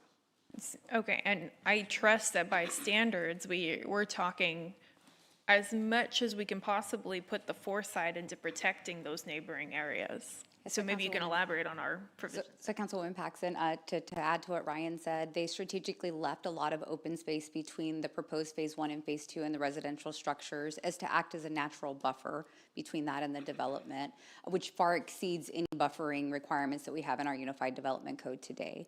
When in regards to vertical construction permitting, it is being looked at by DSD and Fire and has to meet all IBC and IFC prescriptive guidelines that we have in place, all of our local amendments. So any setbacks that we have to roadways, any distance requirements that we have for fire, making sure that they have a fire lane around the building, making sure we have adequate access to combat a fire if we need to, and then also just the vertical construction itself. We're in a windstorm area. They have to meet all of those intents. They have to meet the code standards that any other commercial structure would have to meet today. So would we be able to, I appreciate that they're going to have to be held to the same standard of anyone else. However, this is a little bit different. You know, if I was going to put, I like to use the example that Councilman Hernandez used a few years back, where there was a car wash put very close to a residential area. And even though it may or may not have been specifically required with consideration to what it was abutting, we requested that much more of a dampening wall. So is there something along those lines for protection of sound and potentially even time zones of this decimal that could be impacting these neighboring areas? Yes, that's a great question, and we did talk to one of their designers last week, and that is one thing that they are really putting into the design. So specifically for the neighbors that are right across the street, they've already had those discussions with those neighbors that are also OCL and putting in that sound buffering wall, and that's something they'd be looking to do on the other side as well, where it goes into Cal Allen or near the school or those areas that they have there. I don't know what the messaging has been to the neighborhood. I know they have talked to the ISD out there, and they've been working with the ISD for this project, but they will have sound buffering, noise buffering. They will have to do any light emissions, right? It's a flight path. Airplanes fly above that quite regularly throughout the night, throughout the day, so they'll have to meet all of those lighting requirements as well. Okay. Is there potentially, Mr. Zanoni, like we would any other special case, is there a something that we can do to engage these stakeholders? Because as you see this morning, even though they're talking to the ISD and they're talking to the immediate properties, you've got to address the concerns of all participants in that school district, which may or may not be immediately abutting that, everyone that's going to be impacted by this, because until today, there's not been a whole lot of communication from the city as to what to expect, what's our parameters, what are we doing? Like, this is the key point here, is what are we doing to be proactive, where a lot of the measures we would like to utilize, we cannot, because it's not in city limits. if that makes sense. So I think a good path forward, and we can definitely talk to HUD 8, is having that joint meeting with HUD 8. And I don't think that they're opposed to that. It's just figuring out what that location looks like and doing that. They will speak to anyone if they're wanting to talk to them. And maybe they just haven't made themselves as readily available, but they have told us that they would definitely do that. They will, okay. I have other things to say that would explain and go into detail on the three signature, but being that this is a separate item, I will hold on those, but thank you for the presentation. And if I can, Councilwoman Paxton, really quick to the water question that you had, outside of the closed loop system that Ryan alluded to, is the amount that they've modeled for. So the amount that they've modeled for is about 3,800 gallon per day, max 5,800 gallon per day for phase 1, and that would be mirrored in phase 2. So it'd be about 11,000 gallon per day, which is very small, it's like a restaurant. It's not like a heavy industrial usage. And Mr. Zanoni, while we're still in a stage 3, potentially stage 2, and I pray that in the next 14 days we go back into a stage 2. If we do, I don't know how long or what that will look like, because we're still growing that water back up. We're still replenishing that. So what I'm getting at is right now they're coming to us like a standard commercial use outfit. Should that change, given the sensitive nature of our water supply, point in time, what mechanisms and are we prepared to engage those so that we're not signing up another large volume user right now? Yeah, so Nick's not here, but they will not be using water for any of the cooling processes that we've heard a lot about AI data centers. The water will be used for things like restrooms, break rooms, regular office type water use. They're not going to go buy it from one of our other customers? No, yeah, from what they've told us, and Aaron's there, Aaron Farmer from the Regional Economic Development Corporation. Aaron, can you raise your hand? Yeah. So he was dealing with them before the city was even aware that they were coming here, but they're using water from out of the state in some type of a closed loop system.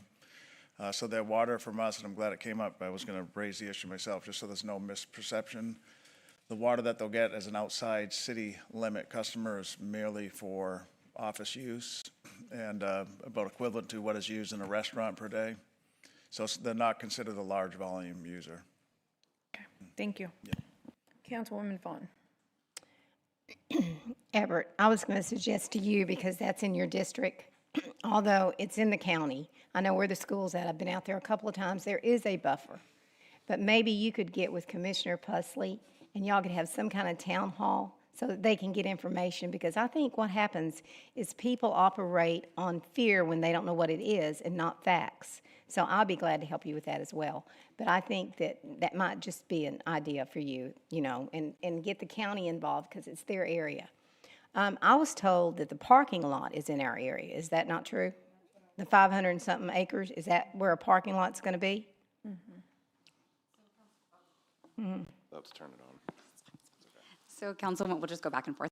Councilman Vaughn, out of all of the proposed layouts that we've seen, we have not seen any parking in that area. We've seen it around the HUD 8 building. In a recent meeting that they said that outside of construction, they anticipate about 150 employees. Okay. And of course, that's on a 24-hour rotation, so not all 150 will be there. You know at the how same time. rumors swirl. You don't know what's true and what's not. Understood. And until we actually saw something, we also didn't know what it was until we saw. Yeah. Thank you. And I think what's happened, they're going to the farmers and they're buying the land. And you cannot fault the farmers because they will not make that kind of money in their lifetime farming. So they're probably going to other areas as we speak because there's talk of others that they're talking to now. My question is this, because they're right down the road from AEP, because they need electricity. They're very smart to do that. And I will give them this, they were smart to go to the other side of the road where Epic is. And they're down, it is going to be humongous, no doubt. So can we not talk to AEP and see if there have been any other data centers that have come to them and said, we are talking about getting in the area? Can we not do that? So we can do that. For this specific project, they talked with AEP exclusively. So this project is going to have their own substation and their own battery energy storage system, which is kind of mirroring what Calicote already has. Okay. Because AEP did that at their substation. So they're providing their infrastructure. They're also providing a water line for the city, even though they don't really need it. They've offered to put that in to help with the water pressures in that area and just the overall circulation. So that is a benefit, because right now there's some pressure issues for like Epic and down Calicote. Okay. I have a couple for you.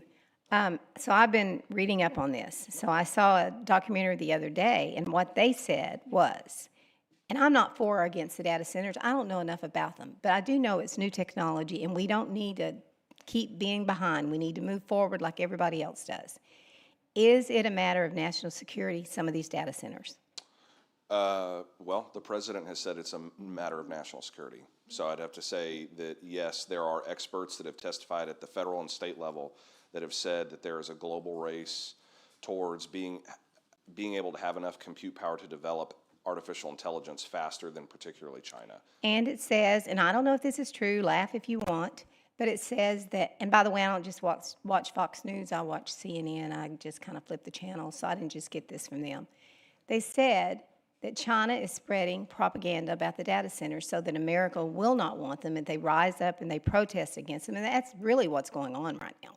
There was an institute that testified in Austin specifically to that effect, Councilwoman, that talked about, there are legitimate policy considerations that any board, any local body might make when it comes to the development of property, but that according to their information, China is involved in trying to influence public opinion on data centers on both the left and the right, because they know that that could be one of the ways that they could stall the United States' ability to develop the technology. And I would just challenge us not to jump to conclusions. Let's get the facts before we go and do something. Let's just don't jump on the bandwagon and say we don't want them. Let's don't do that. Yeah. Let's look and try and find the facts. And thank you for what you did today. And I'll just say from at least what appears to be the legitimate kind of industry standard is they are all encouraging their members to have more town halls, to be conducting more community engagement, because they recognize that public sentiment is not with them. And whether it's a company that is developing a hyperscale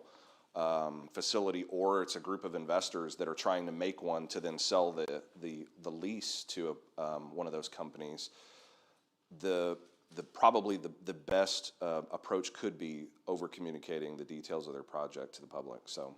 Yeah, because whenever you don't know what's going on, your mind seems to go somewhere else, and you imagine things and you think all kinds of things because you're hearing all the worst case scenario, and we really don't know what it is. Data centers, like you said, they've been around for a long time, just not to this scale. Yeah. Okay, thank you. And I think that's what's concerning people is how rapid the development is, right? There's such large scale facilities, and how rapidly we've gone to not really hearing or knowing about them to they're a major topic. Well, and you named a number the other day. When I heard the number, it was 464, and that's the ones that have been done and the ones that are proposed for Texas, and that we were behind. Was it West Virginia? Virginia. Yeah, Virginia. Yeah, Yeah, thank you. Yes, Councilman Barrera. Thank you, Mayor. Thank you for the presentation. I guess at some point we're going to discuss what's on the agenda, but I guess the signature memo? Yeah, but there'll be a separate presentation for it. I guess then, okay, so this is just for you. So nothing, obviously the one on the table in particular, there's nothing, even though we have the benefit of having development services have to oversee the permits. Right. But we have no regulatory authority to withhold it or to prohibit them from moving forward. Right. Okay. If they didn't have a OCL contract, we wouldn't have any, if they had gone to another water provider. Oh, well, I guess that's good. What is it for, eventually 11,000 gallons a day? I think their projected demand is a little bit less than that. That's what they're expecting.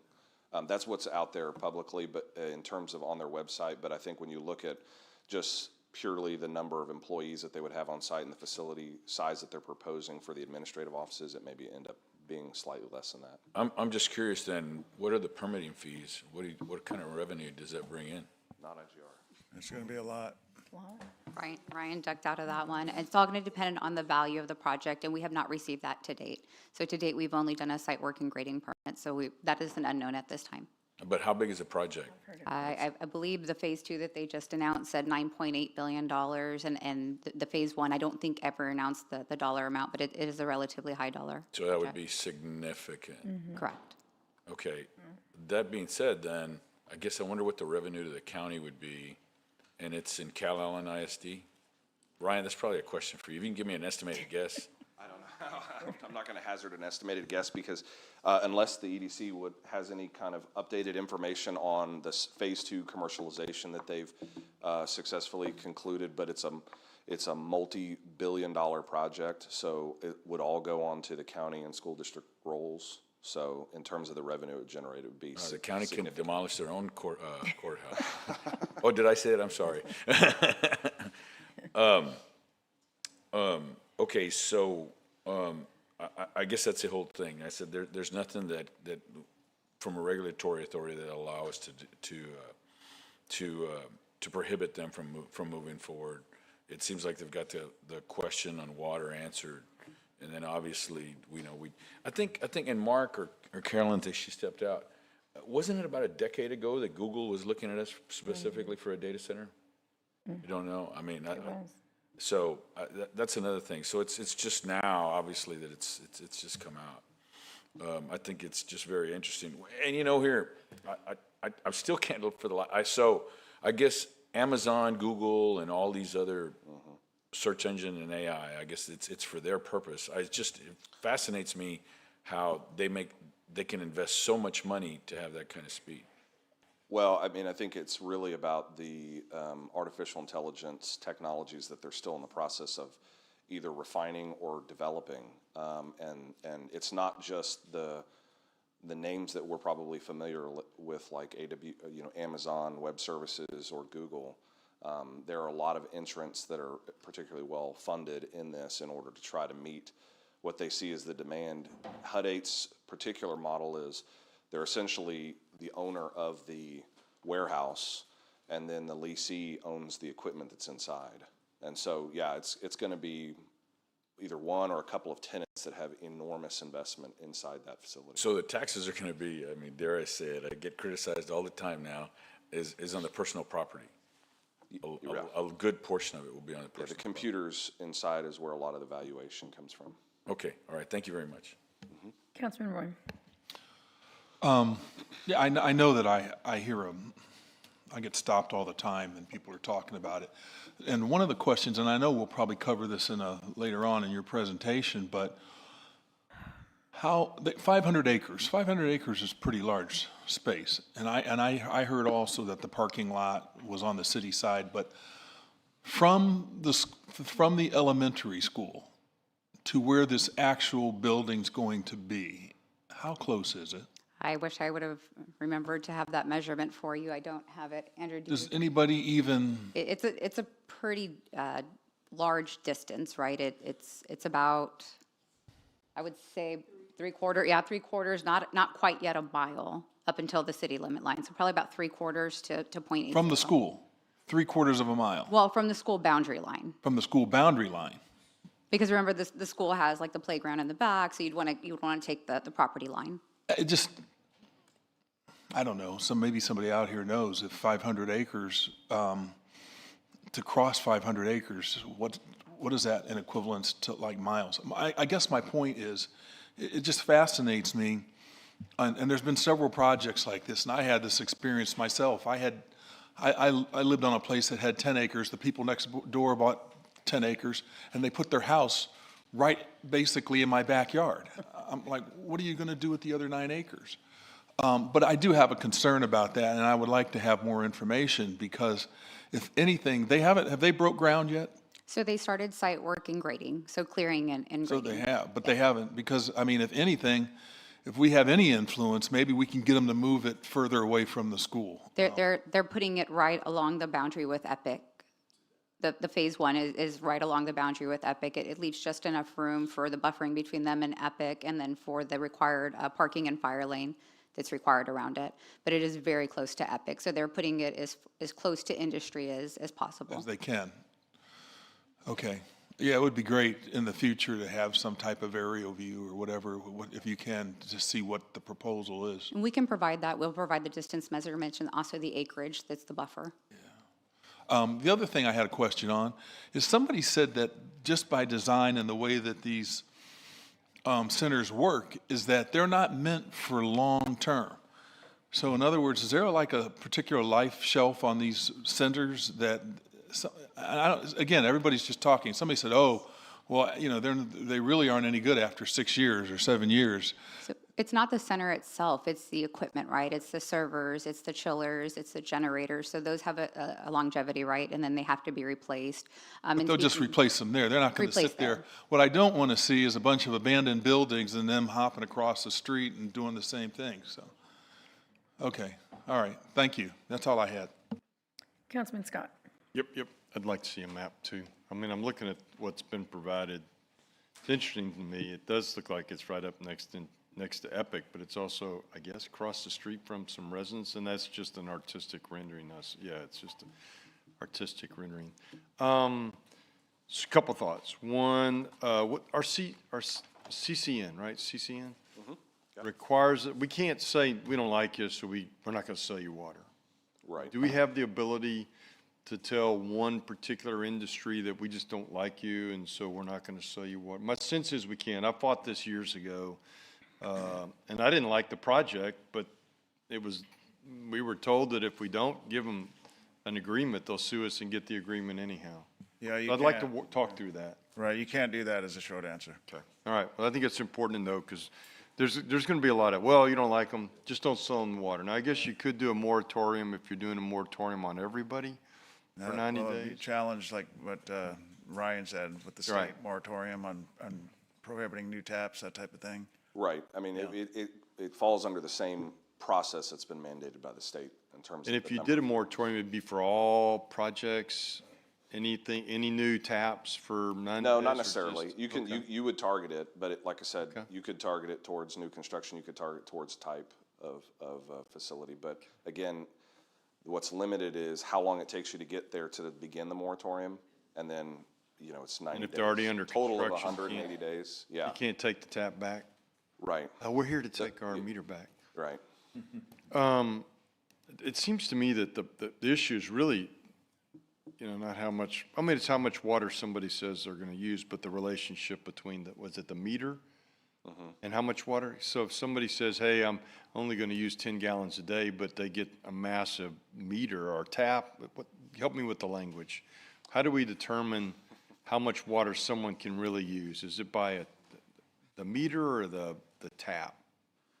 It's both, Okay. actually. So the different size meters allow for the amount of water, the volume of water to be transmitted to that customer. The tap size to the main corresponds to the meter size. Okay. So typical, if you have a 2-inch meter, the tap is going to be 2 inches as well. Okay, so I guess that's my point. If somebody says, hey, we're going to use 10 gallons, but we don't trust you, but if they file for a 2-inch tap and a 2-inch meter, that there's a capacity, right, in that. You can't get a million gallons a day out of a 2-inch tap, can you? So no, you cannot. So if, for commercial projects, they do what we call a water meter sizing form that looks at the fixture count within the facility, and that determines the meter size that's going to be needed for that location. Okay, and we don't have that from them yet? We don't have a full set of plans. In Okay. one of their renderings, I was counting every urinal and every commode, and it looks to be, and every faucet, it looks to be about 13, but again, we haven't received a full set of plans, so I couldn't give that number, but they have done their own water meter sizing form, which is our form, and they've said that they need a 2-inch meter, which is a relatively small meter for commercial. By the way, is that a normal thing? Everybody counts toilets as they're putting If you're gonna get a water meter in a commercial business, yes. Well, I guess my point was, if they're asking for a 2-inch meter, then that should tell us that they're not going to use, you know, 1 million gallons a day. Because we don't trust anybody, and that's okay. But I think we all want to focus on that meter size, because if it ends up being 2 inches, I think we're good to go. That's all I have now, Mayor. Thanks. Would like to see a map at some point. Councilman Hernandez. Yes, thank you. We don't have zoning for what would be considered a data center, right? No. Good question, Councilman. That's going to be in the next presentation, but no, we currently do not. And as it's rapidly growing in Texas, that is something that we were already working with our Development Services Technical Advisory Group as we're looking at the UDC right now to incorporate. Yeah, I kind of have the UDC up right now. It's not in there. Right. There's nothing that states what it is. Correct. Do we have some idea from the state as to what they classify a data center as in terms of the amount of servers, what the size of the facility? I mean, do we have some aspect of what the definition would be? So we do. We've been looking at best practices in Texas, and there's a lot of cities that have recently underwent UDC rewrites or zoning rewrites, whatever applies to their area. And we do have some common definitions that we'd be looking at, whether it's hyperscale or the small scale or cloud. And it basically is pretty much by size, under 10,000, over 10,000. So we would have a square footage facility? Correct. Okay. So, and thus is a lot of, reason why that 3-signature memo came out was because we need to have some form of regulation within the city so we can have some aspect of doing it. We can't do it once they're here, right? I mean, HUD 8 is already in the process. It's not like you can go, back and say, we're going to go back and regulate them now that you're already here, right? So HUD 8 is still OCL, so the zoning restrictions that we have inside city limits wouldn't apply. But we have seen an increase in people looking to our area, asking our staff questions for data centers. So we had already seen the need to put in some definitions and some parameters. So let me step back. I didn't mean it in terms of just zoning, right? I mean, we have no regulations, and obviously the HUD 8 is going to be in our ETJ, correct? Correct. And so there are aspects of that as well that we have some things that we can do within our ETJ. But like I said, we want to get in front of it, not be behind it, right? So how many data centers do we have in the city now? So at our count earlier today, it was 2 small ones, and then Beacon Hill, of course, would be under construction. But there's 2 small. There's one uptown and downtown, very small. They support, the one uptown we know for certainty supports the education services or the ISD, so it's a very small one. And I believe the downtown is similar. Okay, so, I mean, I know we have certain stuff that's in this building. Would that be considered a data center? We would have to come up with a definition in the Unified Development Code that allows these small-scale server rooms within your building, right? Which is not, it's not the data centers that are all over the news right now. That is just your server room, if you will. Okay, so I want to make sure that we're looking at regulation, not necessarily prevention or, demonization or anything like that. We just want to make sure that we have some tools so we can have the aspect of, at least not putting them next to people's houses or next to a school or whatever we consider or what the data suggests that we should not place them next to, right? Sound requirements, any kind of, I don't even know if we have electromagnetic, concerns with these data centers. But the main concern I have, especially with some of these things that are going to be outside the city limits, is that since they're outside the city limits, we don't receive any fund recovery from property taxes or ad valorem taxes. However, we do end up having mutual aid agreements with other fire services where our firefighters can be put in a situation where they have to go out there, right? And so my biggest concern is that, okay, we're talking about massive amounts of computing equipment, electricity, a lot of electricity requirements. Are they going to have lithium-ion batteries on site? Or what's going to be their backup generation? There's a lot of questions associated with that make it a concern. And honestly, from a perspective of me as a city, what liability do we have with regards to firefighting, right? Ultimately, you got to think worst-case scenario. I give the same discussion with battery-powered vehicles. What if a battery-powered vehicle gets on fire on top of the Harbor Bridge? How do we address that? So, it's something that we also have to consider, and policy-wise, make sure that we're covered not only for the sake of our firefighters, but also for the cost associated with that. So I want to make sure that we have full coverage of what we're trying to accomplish here. It's not, we're not trying to demonize these facilities, but we want to make sure we have good regulation. Is that Understood. Okay, thank you. Councilwoman Campos. Thank you, Mayor. I was just catching up with the latest that our governor was stating. Even though the title of the Texas Tribune says, Governor Greg Abbott calls for a ban on data center development in rural Texas neighborhoods, it really is deceiving because it still appears that he's still following the June 10th, like you just pointed out to us. So even though he's saying that, he's banning, it's not. Can you clarify, just making sure, because it is confusing. Here you are thinking this is what he's telling the rural communities, and here all of us, I mean, we're getting, it's an onslaught. Like, we can't keep up with, we don't even know how many have called on our area. So again, can you just reiterate what it is that? It's a good question, because I think there is, as fast as the information is coming towards y'all and is out in the media, it's happening at every level of the policy world. And so it is important that the clarification that came out from the governor's office was it is in line with his June 10th letter. A ban on something being put somewhere wouldn't be able to take effect until the legislature took an action like that. And so he's not instituting, there was a public comment earlier about the governor instituting a 6-month moratorium. Yeah. He's not announcing a moratorium or doing that. He is working with the legislature to develop a concept like that, in particular around what he calls rural neighborhoods, which I assume, but it is an assumption that he's talking about co-locating a facility within close proximity to a residence.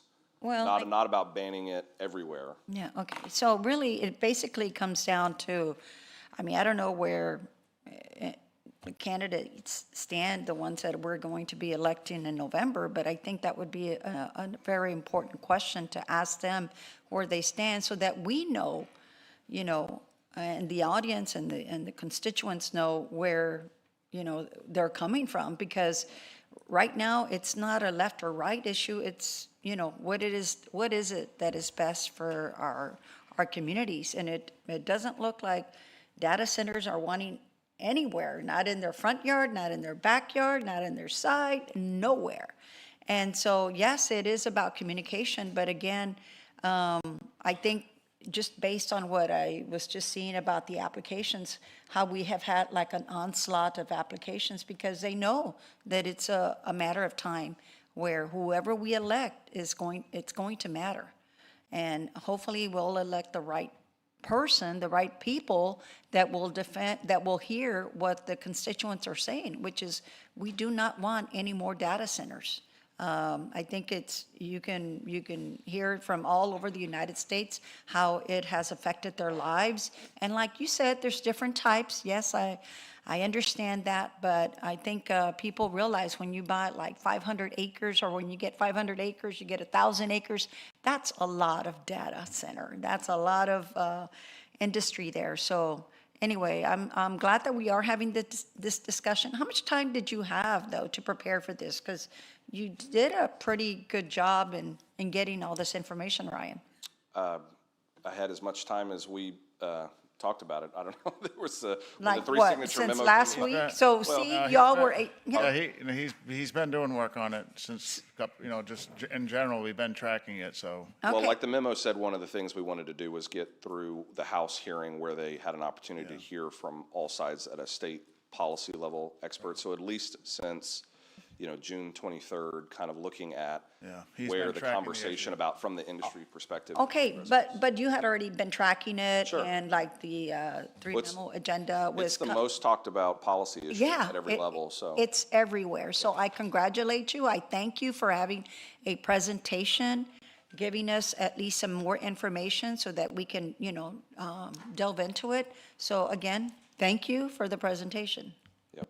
I would say, Councilwoman, just to expand on your thought about the number, I think the number is so telling in terms of the amount of what they refer to as large load electric large load facilities and their request to the ERCOT and PUC market, that they are actually looking at requiring projects to put up some kind of financial feasibility before they expend a bunch of staff time advancing a lot of work and preparation for what that demand on the grid might look like. Because there is some belief that, you know, a number of these projects will never come to fruition because the onset of the technology is so rapid and the amount of investment very clearly is so rapid that you know, not every project will be real, candidly. It is, and so it makes it challenging from a policy standpoint on every level about a city council trying to be very intentional about how they want to regulate it, and every level beyond that. Councilwoman Paxton. I wanted to just reiterate again, because I heard questions and concerns. As the one, I mean, very involved in kind of leading this 3 signature, none of that was against data centers or technology or being at the forefront or a good position as a leader. It was not about that. So it's all about setting expectations, you know, and setting our boundaries for our city. You know, this is what we will accept as beneficial. This is what we won't. And I mean, if we think about it, think about how technology has already advanced. And I know this is a little different, but it's not. Sure. Because when you set a parameter for something, if it's going to thrive, it's going to learn to live in that parameter, it's going to go away.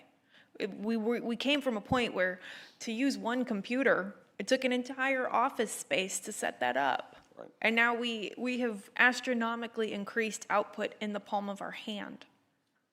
Things continue to grow and change. And what is important for us at this place is, even though, again, we're not calling data centers bad, we're saying that we acknowledge that they have a huge demand on water, electricity, and they're noisy neighbors. They're hard to live next to. And while that's not a pronouncement that they're bad objectively, it's saying we don't want you in these zones. And so that was kind of that impetus behind point 1 on the upcoming 3 signature. It's setting those expectations and those boundaries, and they'll learn to live with them. They will. Technology will update. Making parameters that ensure that we're not putting additional costs on the rate or the taxpayer. Something we talk about ad nauseum is that we need to massively increase our water supply right now. And we all have to unilaterally pay for that increase because of the condition we're in. So we don't want to set ourselves up for that again. Being proactive on how do we plan for something that could be taking a huge amount of these resources. So that's the thought process. I wanted to just put that out there. I know we're going into the next item. If I could ask you real quick, you said it takes X amount of time between initiating and a moratorium going into effect, and then of course you get the 90 days plus 90 days, so 6 months. Right. What was that first? 100 days, about 100. About 100, okay. The law is very prescriptive in so many days between certain hearings and issuance of announcement of hearings, so it's about 100 days. So in effect, it could take us to May, which is when we could see this stuff enacted. Yeah. Roundabouts. Yeah. Okay, thank you, Ryan. I know we're going into the next one. Yes, ma'am. Councilwoman Vaughn. Ryan, we don't want to reinvent the wheel here. This is new to this area of the data centers, but you know there are other cities around here that have been dealing with them for a while. Sure. So if we could contact some of those and maybe get the pros and cons, because I'm not going to say I'm against data centers. I don't know if I am or not. You know, I think we need to give them a chance before we start doing certain things and make sure we have all the facts. But I just thought maybe if we contacted some of the cities that already have them and have already experienced them, it might help. Yeah, I don't know. Yeah, I think that's a good idea, Councilwoman. You know, we know from an approach at looking at moratoriums or something like that, you know, Hood County was one of the first ones to jump out of the gate because I think there's a proposal for maybe 8 in that county. And so, and almost immediately that was stopped because counties don't have the ability to do that. And so the company threatened a $100 million lawsuit, and state laws doesn't allow a county to institute that type of moratorium. The city of San Marcos was one of the first cities to try to ban them within their city limits. And I think that's going to be challenged as well. There's at least one state senator who's come out and said it violates House Bill 2127, which was the super preemption bill of municipalities. And so it's a challenging topic for local governments to be able to confront, because in some ways the law is really restrictive on how we institute a moratorium, or even what our regulatory authorities are. Even more so for counties, they're only able to enact regulations that they're expressly granted by state law. So it is a challenging concept, and one that every local government is frankly probably looking at. If we're talking about in our immediate area, I think there's a limited amount, but I'm happy to work with any council member if you're aware of proposed or potential sites, and we need to talk to some neighboring entities.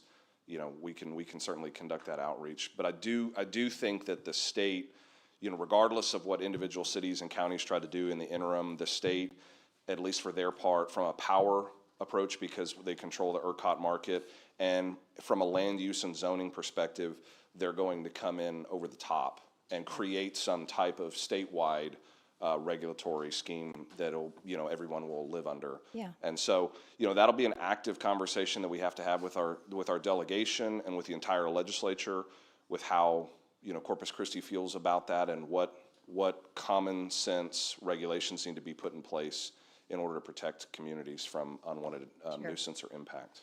Thank you. All right. Okay, Ryan, thank you very much. We're going to move on to the same subject but different item, number 18, and that is a motion to direct staff regarding data center classification and parameters as requested by council members Kalen Paxton, Gil Hernandez, and Carolyn Vaughn. So number 1 is initiate a unified development code amendment to define data centers as a distinct principal land use and amend the city's zoning and permitted use tables to prohibit data centers in all zoning districts rather than allowing them to be approved by default under existing office, data processing, utility, warehouse, industrial, or similar land use categories.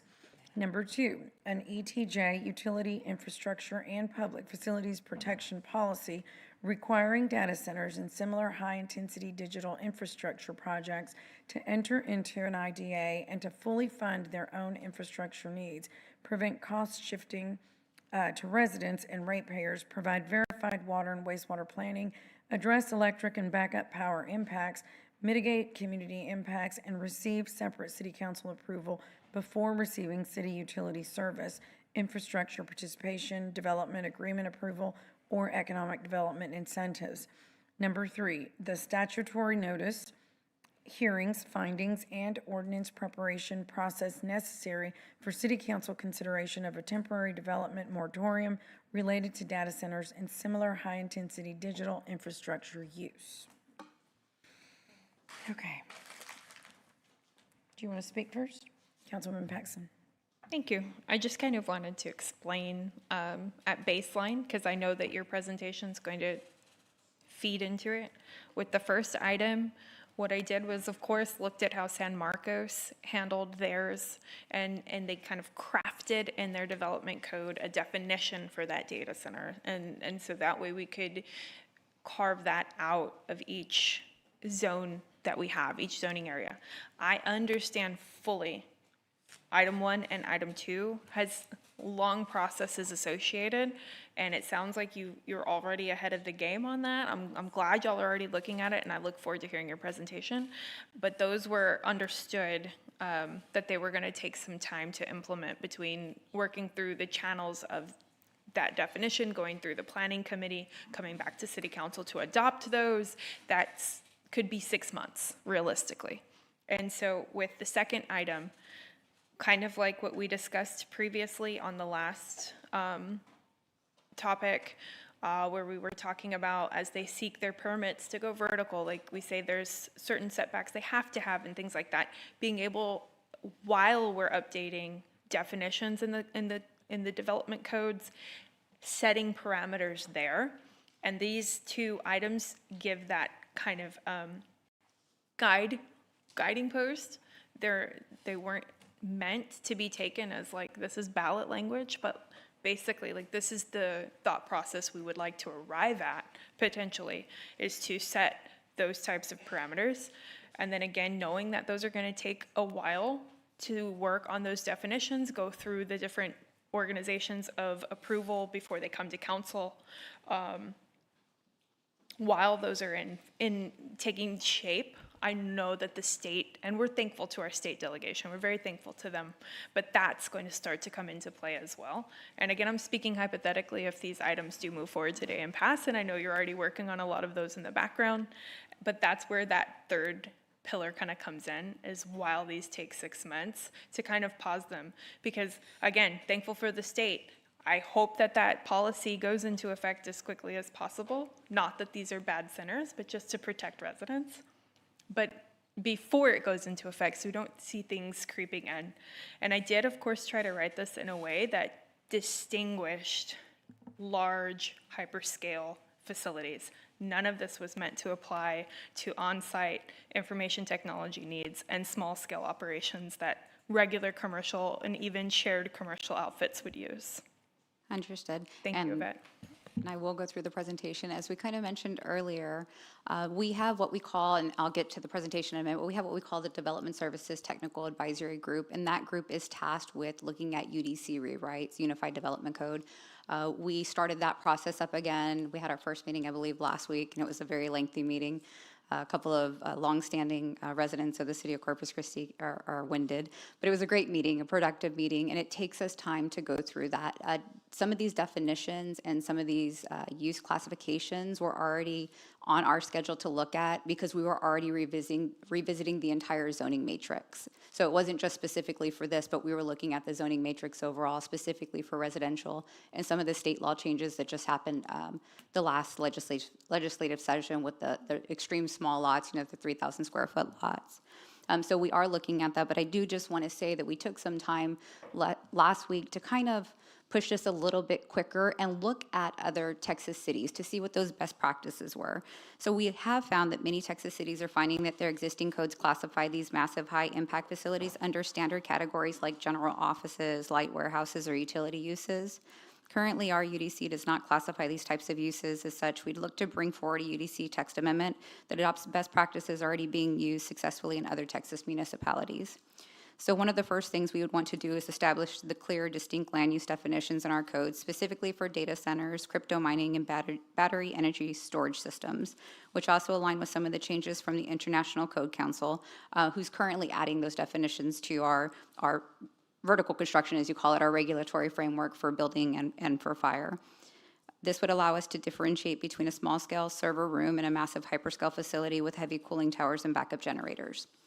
Secondly, we look at removing default by right approvals. Instead of allowing these projects to pop up automatically under office or warehouse zoning, requiring that every proposed facility be required to go through a discretionary conditional use permit or special use permit may be one of those things that we move forward with. Again, that's all subject to the discussions that come out and the ordinance proposal that comes to council. We'd also look at restricting where the facilities can be located. Reviewing them, limiting strictly to heavy industrial districts is one option, or another specifically designated zone that maybe we create that could require that it be in that zone. We could also still end up requiring that a conditional use permit or CUP or SUP, special use permit, be required even if you're within that zone to make sure that you meet those regulatory frameworks. Lastly, we look to adopt larger setbacks from residential neighborhoods along with enforceable limits on 24/7 mechanical noise, power draw, and HVAC cooling systems. Again, this is something that we're seeing across the state of Texas when they're doing some of their amendments. So we'd be looking at that as part of the process. As you mentioned, Councilwoman, it is a very lengthy process, and even if we wanted to rush this process and try to get it in 3 months, which I highly doubt we can, it requires a lot of public notice, a lot of public outreach. So we do need to route the proposed ordinance through the vetting process, which is DS-TAG. And then after that, we typically have public meetings, right, when we do this, and we meet with all of our stakeholders. After that, then we would go to Planning Commission, and of course, it would end up at City Council for final decision and approval. I also wanted to speak to the IDA, which was the second request. So an industrial agreements are non-regulatory. Our IDAs are contractual agreements not to annex property located in ETJ, it's easier for me to say tonight, within a designated industrial district, they are contractual and not regulatory. We have limited city authority in the ETJ. Cities already possess very restricted regulatory power over land situated outside their formal city limits within the ETJ, as we mentioned earlier. But within the ETJ, we do have plating authority. And if they do get an OCL water contract, that gives us the permitting jurisdiction. So there's also for the IDEAs, the impact of House Bill 2127 that Ryan kind of talked to earlier, which is also known as the Death Star Law. HB 2127 prevents municipalities from enacting new regulatory requirements unless expressly authorized by Texas state statute. Any special data center regulation not authorized by state law could be preempted by the Death Star Law. So what that means is any attempt by a city to create a special regulations targeting data centers in the ETJ, if not explicitly permitted by state law, could be vulnerable to preemption under the Death Star Law. So in our mind, the best approach would be changing the Unified Development Code, which we do have oversight for within our zoning code, especially inside city limits. And in discussion for the moratorium, so in Texas, imposing a moratorium on property development is strictly governed by Chapter 212 of the Local Government Code. Cities have extensive public notices and multiple hearings over roughly a 100-day lead-up, which Ryan kind of spoke to earlier. And then once approved by required 3/4 supermajority vote, a moratorium lasts a maximum of 90 days with one option 90-day extension, and then it's capped at 180 days for a period of 2 years before you can bring another moratorium, similar moratorium, back up again. It is important to note that in doing our research, we found that Fort Worth is currently considering a temporary moratorium, not to ban the development, but to require that all of the facilities use closed-loop systems, which is a good thing, right? Because that kind of goes along with the governor's attempt to change the state law to require them use those closed-loop system as a way to preserve water. And so with that, I stand by for any questions. Okay, Councilman Hernandez. I'm so sorry. Oh, Could were I you finish full? my 3 minutes? Yes. Sorry, I didn't realize you were done. Sorry, Councilman. No problem. Thank wait. you. Thank you so much, Yvette. On page 1, bullet point 2, you have it so that they wouldn't by right under a variety of different zoning. Again, the proposal would be that they don't have by right under any of the zonings. Right, so if we were to change today, right now, they could. It's not a definition that we currently have. So what we'd want to do is change the UDC so they're not allowed just by right within any zoning district. Any of them? Correct. Correct. I mean- I think it had said maybe in point 3, and I'm sorry, perhaps you can email the slides to us. I was trying to make as much notes as I could as they were up there. One, you said basically that they would be considered under light or industrial, those types of zones. So I was They more speaking could to that. be. So in other Texas cities, that's what they're doing. They're limiting to light industrial or heavy industrial uses. So again, we look at best practices across Texas as we're going through the vetting process. And that is just what we've seen, is that most jurisdictions are limiting to light or heavy industrial. And they're also adding a CUP or an SUP on top of that has to come before the regulatory body for approval. I know a lot of places are doing that. I agree.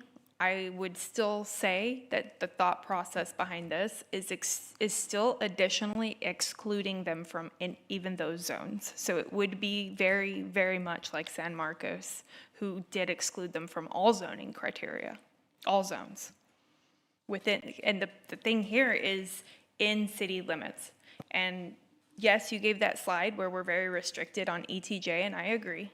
And you addressed a lot of that with how even though we can't enforce a lot of this in ETJ, we can still employ standards. So that would kind of address a bulk of that second provision.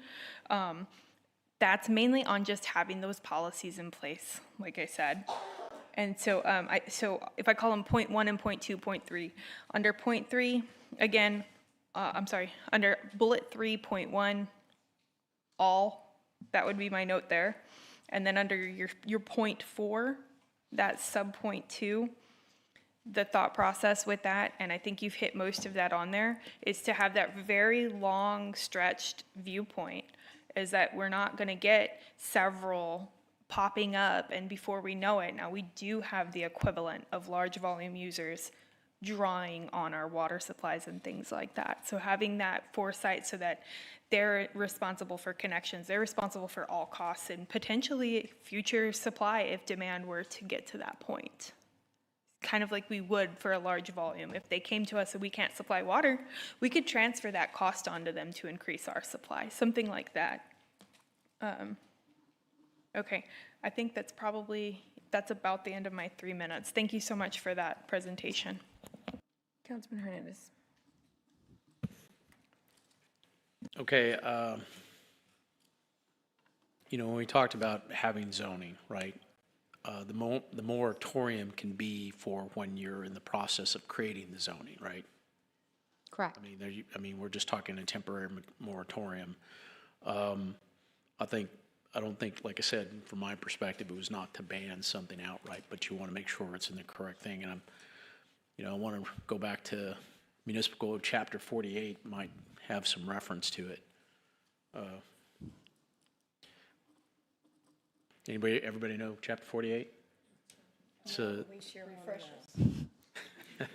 It has to do with sexually explicit or sexually oriented businesses that are only allowed in heavy industry. And it's an ordinance that was set up back in 1996 that kind of outlined, a lot more than just the requirement for the UDC.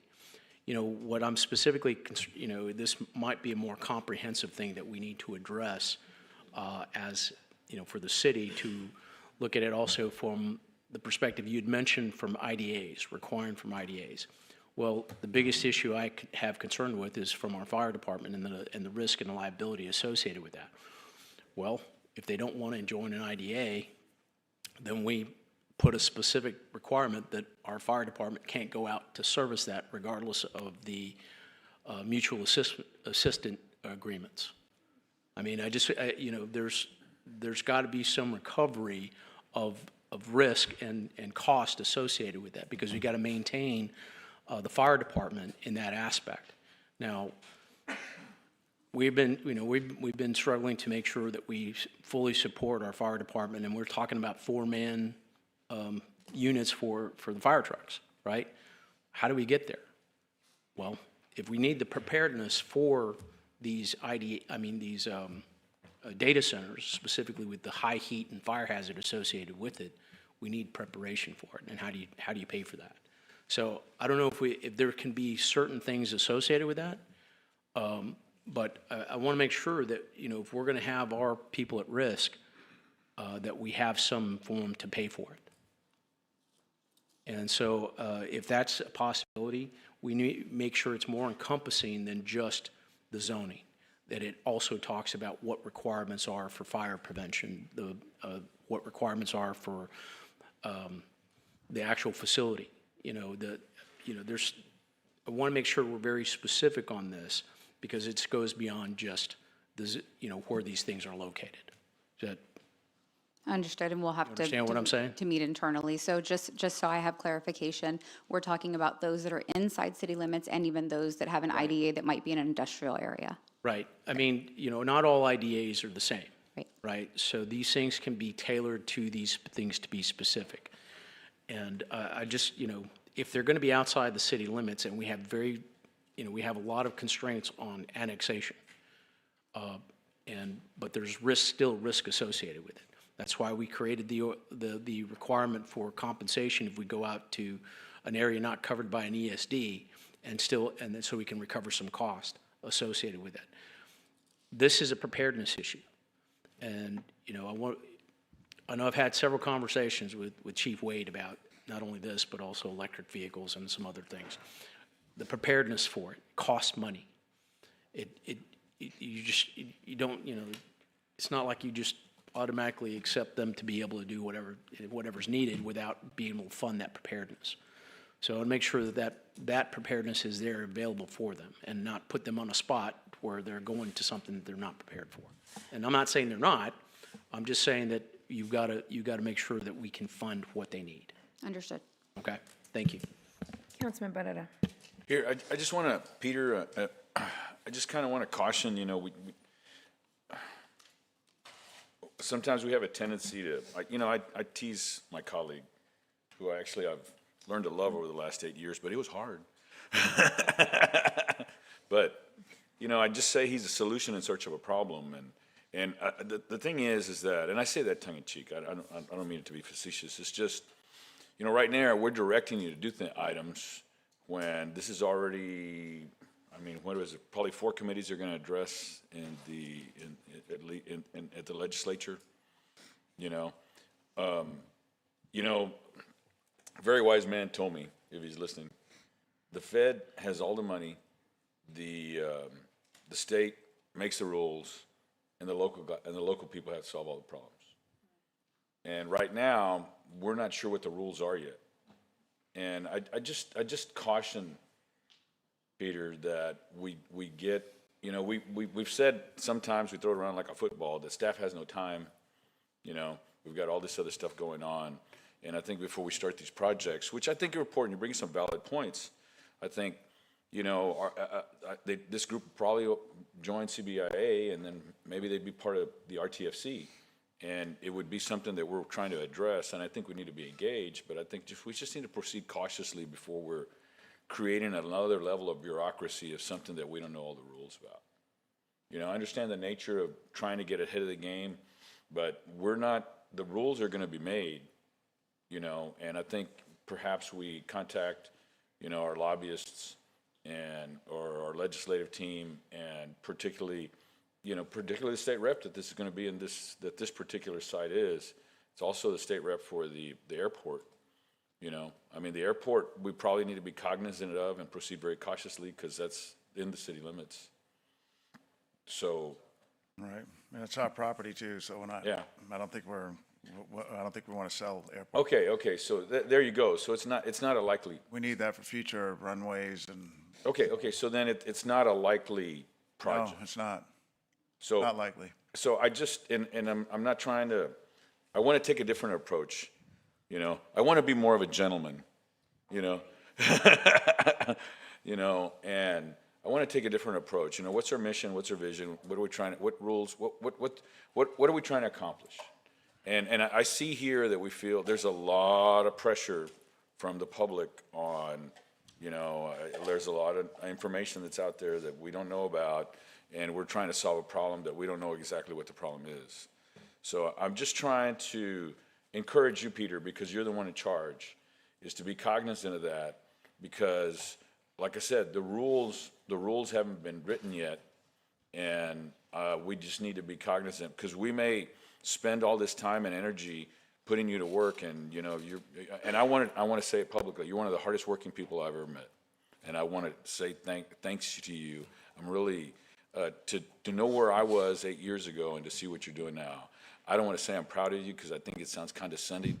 It's a pleasure to be working alongside you, you know, and you have this tendency to try and solve the problems that we put in front of you. And I'm just saying, I don't know that this is a problem that we have the ability to solve.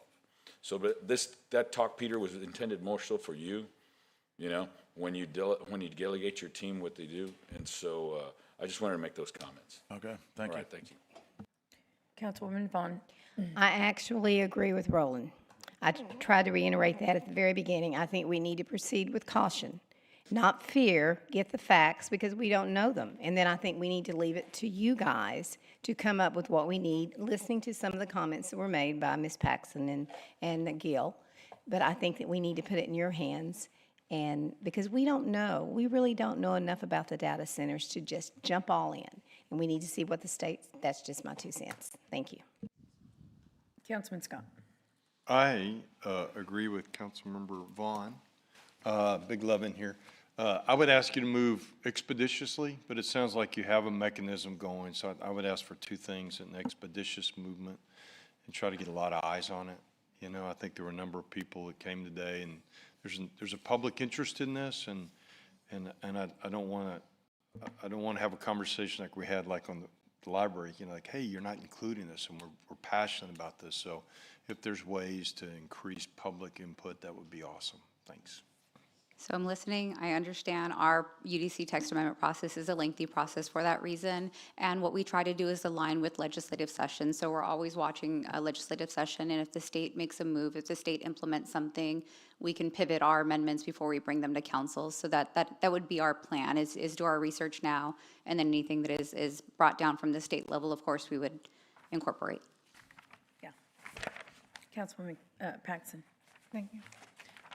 So again, sounds like you guys are already in this process that we knew was going to be a long one. I really did feel like being able to present this helps put that perspective, like this is the feedback ahead of the game while you're building that. Like this is a direction that I think is beneficial for the whole city. And if whatever that needs to be crafted in the background, the expert, and that's why I didn't write it in a way that was kind of nitpicking it. It was like this is the goal, if you will, like we're shooting towards this. So I don't know, Peter, do we need to take action then on 1 and 2? Because it sounds like they're already pretty much doing that. I don't think we need to. Yeah, I think they've already begun the process, and this committee's established and procedure established already. So we'll develop timeline, a more holistic calendar, and work with the council to see if we want to bring policy back for council consideration. Do you know, Ms. Yvette, about when would that look like? I think there's two parts there. Is one, to begin to really be able to tell that story that we're already doing this, because it's a huge concern. It's a huge concern. And then the second is before it goes back into the background where work is happening, when would we expect to have their next dialogue on it? So ideally, we'd like a year for UDC text amendments to process. And there's a lot of amendments we're working on. It's not just this, but what we could do is shuffle around our prioritization on our amendments. And I would say that we could probably get something here in around the 6-month mark. However, that's all going to depend on legislative session, right? So if we see that whatever we're recommending doesn't align with the discussions, we may have to pause so that way we're not bringing something forward to you that we're having to amend soon after. But I think of most of that, I think with the legislative session, the items they're talking about is kind of like who fronts the bill for some of this big construction based on that presentation. I don't think it really addresses whether or not we can put into our ordinances. So I don't think it forbids that. I'll let Ryan speak to that, but there are also discussions for those additional buffers, the type of things that we were kind of looking at, not so much just the infrastructure, but how do we allow it to develop? What does that look like? How do we protect? Thank you for clarifying, but more to that first point, as far as defining it in UDC and being able to apply zone preferences, that was more kind of what I was going along. I know bullet point 2 was pretty much based off of what sounded like it was being discussed at the state level. I was hoping to get ahead of it because yes, the state's going to do that work, and like Councilmember Barrera said, let them pay for it, let them do. However, our charge here is to protect our citizens. So while they're doing that work, being able to do that locally is still, in my mind, very valuable because we do have some additional layers that they're not going to go right out for us. Councilman, I just want to add that you probably will see a comprehensive rewrite of zoning authorities, maybe as it specifically relates to data centers. I just want to level set expectations about kind of where the conversation is at the state. And if they do so, it'll, of course, impact what we have or what we have done to that point. So whether it's, the types of regulations we set for setbacks or noise abatement or whatever the case may be, there is a likelihood, I would say almost a certainty, that at least legislation will be filed to create some kind of statewide framework for that. So just to be prepared. I'm not discouraging any kind of conversation or decision-making happening here locally, but just to be prepared for that. So I think that what Bet's said is we're just going to look at that, monitor it through the process, try to play as active a role as possible in advocating for the council-adopted policies that we have on the books, as we always do, but just recognize that relationship exists there. So I appreciate that input, and I think that while there's a lot of unknowns, we see the direction, and I don't think, again, if there's areas that we revise, that's an if. Having our own best practices, I still think is a great a responsibility at this of ours to be able to do. So you said about 6 months, so hopefully we'll be able to address some of this publicly. Then on the item 3, the moratorium, again, that the intention is city limits. That is something that we could potentially still take action on tonight. My question is, realistically, what's coming down the pipeline? Are we looking, other than the airport one that we've discussed, and perhaps our CCRADC may have some insight here, are we looking at projects potentially moving into this city limit space? Do we need to enact this? Because I would really hate to not take action tonight on bullet point 3, and then in 30 days, see a headline that says data center moves into city of Corpus. Well, so the only two that we know would be coming, that have asked to come to the city, are the ones at the airport. But I was talking, I need some help here on, can you call a moratorium? I thought there was. You can call a moratorium, but the state sets out a specific procedure, and you gotta provide 30 days notice, publish a paper, it's 2 public hearings, 30-day notice in between. So it's not an immediate, snap your fingers. we declare a Understood, there's a process. My interest is, what is our risk level of someone moving into the space before the state legislation takes an act for the city of Corpus Christi? Because what I'd hate to do, so far, almost all of the data centers in our area, we've all discovered through media. I would say as far as risk, even though our zoning code doesn't specifically identify data centers, I think we can legally defend classifying them as warehouse uses because they're just giant warehouses with computers in them. I'm talking about the mega sites. And those are, warehouses are really limited to industrial light and industrial heavy, and I think there's some special permit uses in the heavy commercials, but by right, I believe the warehouses are just industrial uses. So as of date, we can limit them to our industrial districts, industrial zoning districts. So there's really no protection in city limits. So the only way to prevent them from taking up shop between now and next May, when potentially is the first point we could have legislation in effect, would be a moratorium. And that doesn't mean forever. It means to some concerns around the dais is there's unanswered questions. We don't know what they're going to look like. We don't want to ban them forever. Those types of questions. But until we have those answers, that's the only solution. Is that reality? What's that? Yeah. Or you deny, like in the case where they've come to us to buy property. I mean, we're not at the airport. I don't think we're interested in selling prime airport space for data centers.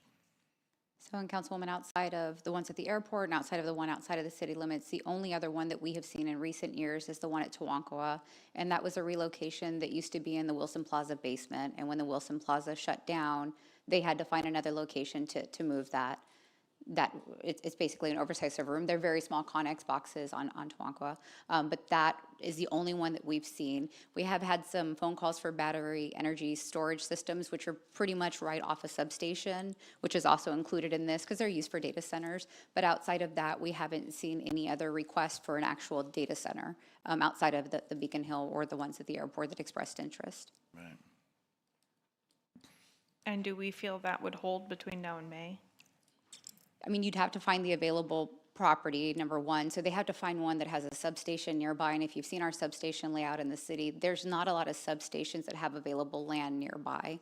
They need to be kind of close to a substation. The data center just doesn't make sense if they have to put it, miles away from a substation. They'd have to pay more in infrastructure, so it wouldn't be a feasible property for them. Calicote is one of the substations that really doesn't have any area development in the OCL nearby, but inner city, most of our substations are fully surrounded by development today. Okay. Again, what I'm trying to boil down to the reality of the situation. Are we protected from city limits while we sort out legislation or not? And it sounds like we're not technically, land could be an issue, but if they could make what's available work, then no, we're not fully protected. We're not completely protected from data centers being established within the city limits. What I'm saying is, the zoning code does provide some protection. They would be limited to just industrial areas, industrial zoning areas. And at that point, would we be able to set some, So they would have development requirements, whether it be buffer requirements, noise requirements, lighting requirements. That's already built into our zoning districts, whether it's commercial, industrial, et cetera. so that's still problematic? I see there's a comment. I'll wait. Thank you. Councilman Roy. Thank you. I know this is an ongoing issue. I know it builds itself, but one of the things I want to talk about is the fact that, and I want to use the ammonia plant because I have a concern out in District 1. When you look at this facility, first of all, the hard work that Public Works did in that particular area. So now all of a sudden, we just redid some streets over there. There's a lot of work that's been going into improving that area. Now all of a sudden, we're getting ready to have a facility that's going to have heavy trucks as they build this facility come through the area, and our infrastructure is going to suffer. You know what I mean? In terms of just having to build a structure like this and all the components of construction and all the different things that come into play, right? So it's going to put wear and tear on our streets. It's going to put wear and tear on other things. It's going to cause congestion in terms of what's already congested in Calallen. And I want to make sure that we are communicating with the county, because right now it seems like we're worried about the city part, but what the track record shows is that a lot of these companies that are looking at moving in and they're buying land and farmland and that are doing it right and butting themselves right up against Calallen, for example, right? Because had that ammonia plant been successful, they would have had an ammonia plant right there, right on the other side. If this, I asked you if they've already broken ground. They've broken ground already, so they've already started. So I want to make sure, Ryan, number one, that we are communicating. When Councilmember Barrera was talking, he said the federal, state, and then the local level, but he left out the county. And so I want to make sure that we are communicating with the county, because we need to be able to work together with them and have a plan in terms of how we're going to go through and protect our neighborhood and protect the city while these things are going through and benefiting the county. And I think that's really important, because what happens is, and you see it here in public comment, most of the people will sit there and they'll talk about the city. Well, Councilman Roy, are you aware of this and what the damage is going to be? Nobody's sitting there saying, hey, how about the county? Did you know the damage it's going to do here and the damage it's going to do there? They're already asking us to fix their streets, which is a county street right outside. What is that, County Road 52? Yeah. And so we're having to bear that and take on that responsibility. So I don't know if you guys go to the meetings, but it's like anything else. Just like when we talk about the water and the release of the water, we all need to work on those things, not just the city's responsibility. It just seems like at certain times we have a tendency, especially, to look the other way until it benefits them. And we need to know what the county's take on this. We shouldn't be blindsided. We should have just as much information on this when they're developing this, but nobody's come forward and said anything to us about this project until it's well on its way. Does that make sense? Councilman Roy, we can start that, we can have that conversation with the county and also TxDOT, because Calicut is a TxDOT right away. Yeah, and I think that's how we're going to learn in advance, because I really don't think we're going to see a lot of, I might be wrong, but we're not going to see a lot of this development within the inner city part. I think what we're going to continue to see is areas out there right on the edge. Calallen is landlocked on one side, but it's wide open on the other side. In Robstown, they're looking for money. They're looking for ways to generate revenue. And so we just need to be able to work together with them and know, because I think communication goes both ways. They always want us to communicate up, but they can communicate down too. Thank you. Councilman Hernandez. Okay, I just want to make sure we're very clear on this, right? Regardless of what the state does or what things they put in place, we still have a uniform development code where we have zoning and requirements for that zoning. I don't think that's really going to change much. It's, you know, I'm sure the state will come in and say, okay, you have to have 10 feet away from such and such. They've done it before. It's wouldn't be surprising.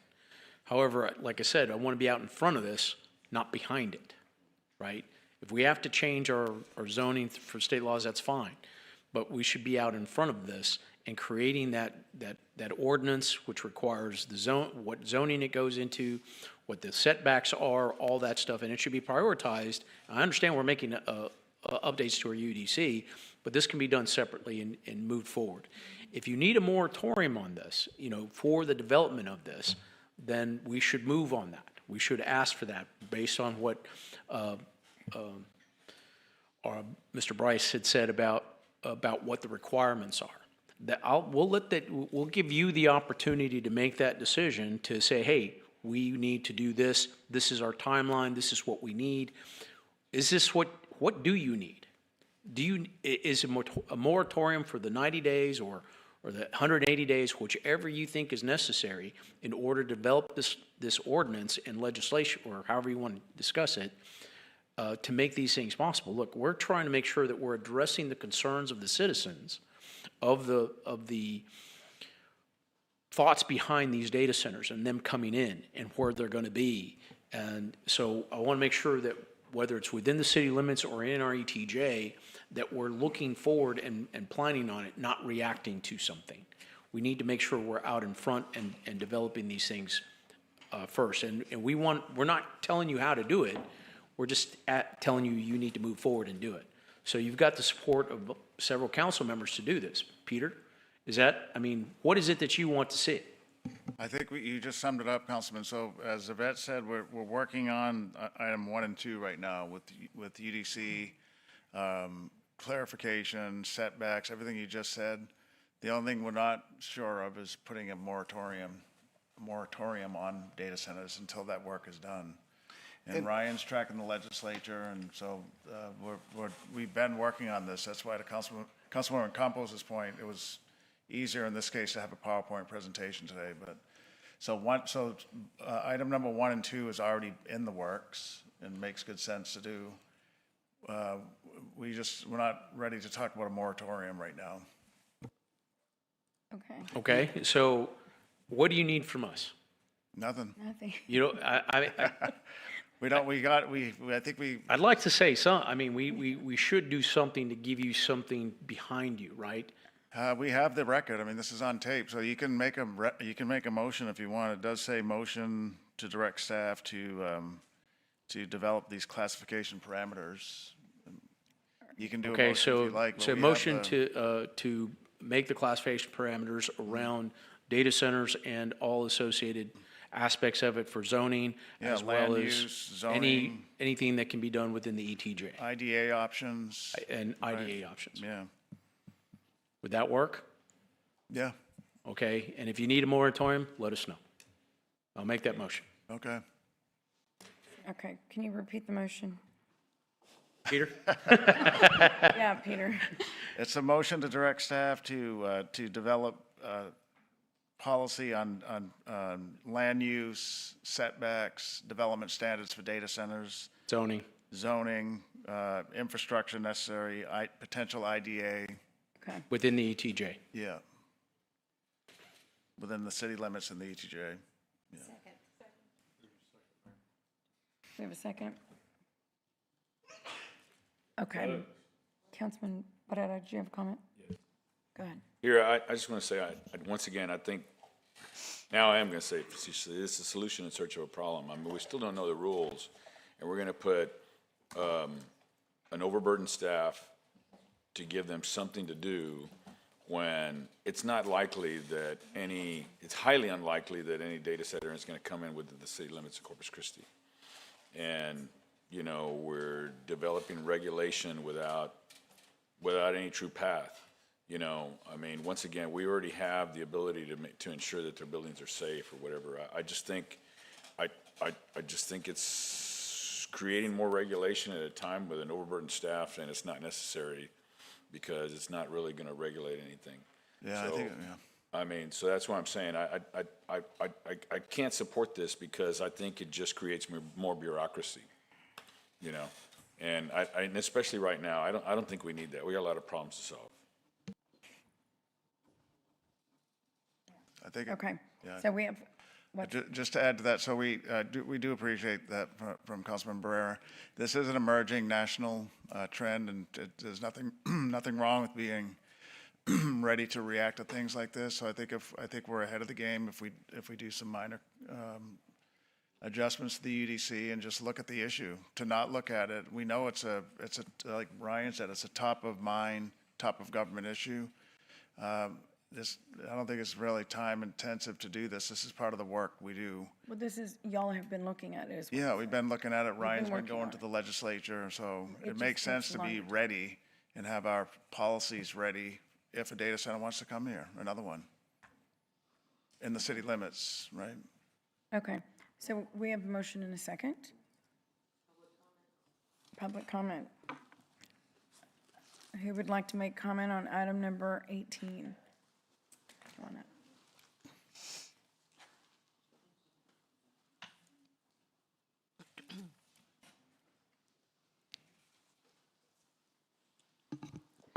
Good evening. What a long day. Thank you all for sticking to what the people are concerned about in this evening. I know it's been a lot of back and forth. I want to again thank Councilwoman Paxson and Vaughn and Hernandez for opening up this dialogue because it is something that is very important to the people. What you are receiving is a municipal model based on the Texas Infrastructure Stewardship Initiative that I am presenting at the Senate hearing. So in a lot of ways, everything that you have just spoke to, everything from decommissioning, which you said was a $57 million BP project, that's a big debt. Everything that I could possibly think of, as well as other experts in their field, has went over this legislature. It is sitting in your email. The entire bill is, the proposal. So if you have more questions to reference it, and what it does is it does create a new level of industry above the heavy industrial. They're called extraordinary infrastructure industrial facilities. So you're talking about water usage from another type of facility that's not a data center. What are you going to do whenever they build on one of those heavy industrial sites? We're going to be asking the same questions. So it's not about AI data centers. They're as big as 500 acres today, and wearing them on our wrist in 30 years. It's about the impacts that it has on our infrastructure, who's going to pay for them, how we manage them. They are a valuable resource. And I feel like healthy boundaries make good relationships. And if we lay out the expectations, the businesses will rise to those expectations. And I want to point out a Chevron-Microsoft partnership that is proposed just west of Odessa, Midland. They are completely off-grid, zero net water usage. They have heat capturing technology that reuses that heat as energy. It's not about data centers. It's about responsible business practices. And that's what we need to establish in this new industrial code. And who says that Corpus Christi shouldn't be the first one to do it? I think we should be ahead of the game. Don't wait for the crisis. Prepare for it. Do you have any questions for me? Okay. Thank you. You're welcome.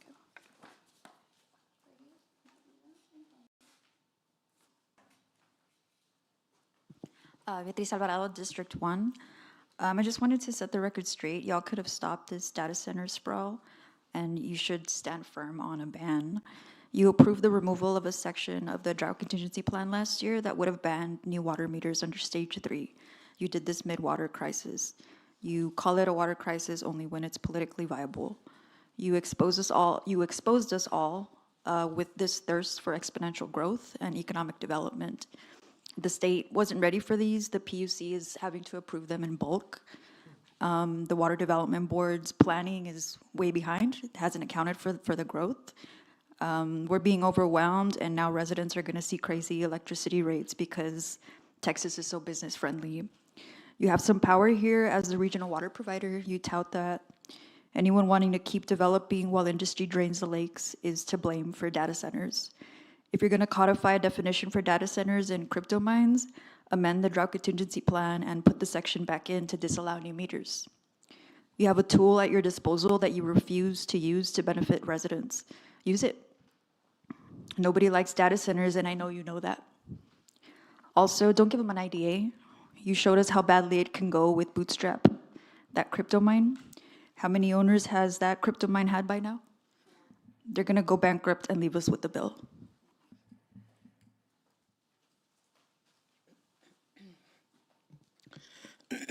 Amanda Breland, Corpus Christi, Texas. I don't really have anything prepared, but I'd like to say, like, it's kind of embarrassing how many of y'all are like, oh, I have no idea. I don't know anything about data centers. I don't know what they do.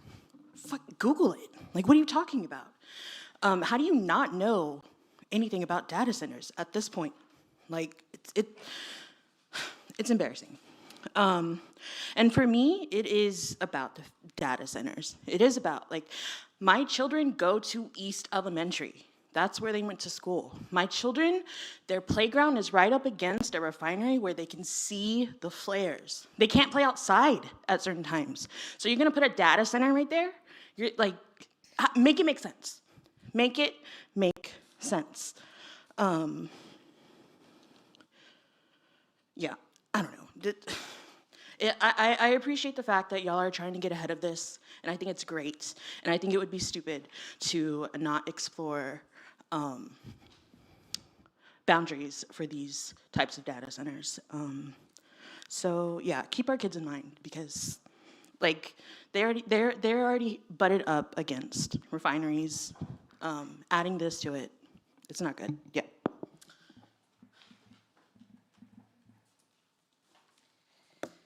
Rachel Caballero, D1. Welcome to the party, Councilman Roy.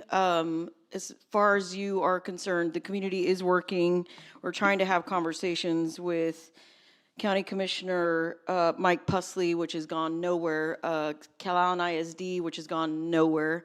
And now we're here, and it seems to be going nowhere. The total acres is 525 acres, Councilman, in your district, less than a mile from an elementary school, and it's a 5 to 7 mile radius, the building, 5 to 7 miles, okay? Put that in the bank. A third of that does belong to the city of Corpus Christi, so be aware of that. These things do emit electromagnetic fields. So there's no ifs, there is. And we have a city manager that likes to fly places to go look at projects. Why don't you just take a drive to a location that already has a data center of this size and stay there through the day and through the night to understand the sound levels and the light that it emits. These things are at 70 decibels. You have to wear protective gear per OSHA at 85 decibels. That's how loud these things are. So I'm going to make a suggestion here. We have no water still. And use the whole, it's going to be intertwined with this other stuff. They're going to truck it in. Yeah, sure. And the revenue, Councilman Barrera, is going to be the same as Bootstrap, since we have an incompetent legal department who writes really horrible contracts in favor of corporations instead of in favor of this community. One of my suggestions will be is every city council member and city staff be forced to live within half a mile of these data centers if they support it and vote in favor of it. Period, end of story. That's my suggestion. Also, this is for the community. On Monday, July 27th, AEP and Centerpoint will be having a dialogue with our community. I'm surprised our own district representative doesn't know this. It's at 5:30 at the Richard Borchard Fairgrounds, and they're going to be talking about the 765 lines that are going to be required to be put in to provide the power for these data centers. 765s, just so you guys know, takes a 200-yard easement. And those things also emit loud buzzing sounds. Mark Minster, Corpus Christi.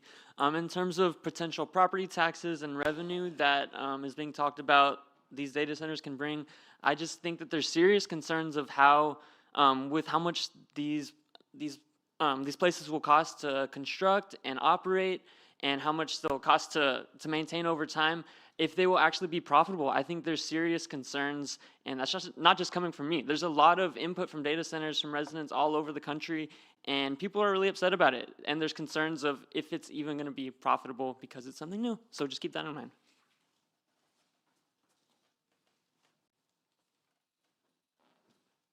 Susie Saldana, Corpus Christi. In San Antonio, I live a block away from Microsoft data plant, 1 block.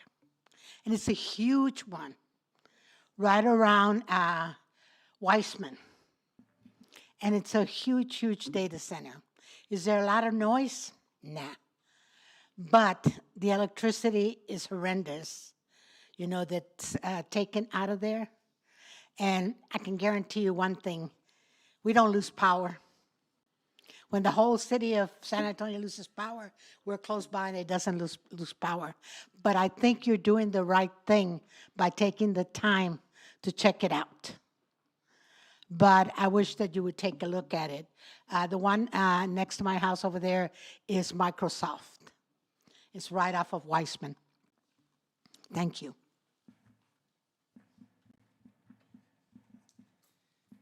John Lee, Corpus Christi native. Ma'am, you said yourself that we had to find out over media about the data centers. You mentioned that they're not considered data centers because they're in a warehouse. There's no difference. It's still a data center. Earlier, someone else just mentioned about the refineries and their kids, and now having to be worried about a data center on top of that. Another person mentioned the EMFs. That's not a joke. During 2019, our government decided to build 5G towers everywhere around the city without anybody knowing. Everybody's quarantined. What do they have? EMF. And during that same quarantine, the Trump administration had to go back and build extra protective panels because of how much radiation that was coming off of those towers. So not only do we have 5G towers, but we also want to have 5G and whatever other data center EMFs are built. And if you ask me personally, it's like we're gonna live in a giant microwave, and I mean, microwavable food is not safe for you. So, thank you. Anyone else? Okay, we'll close public comment. We have a motion and a second. Please submit your vote.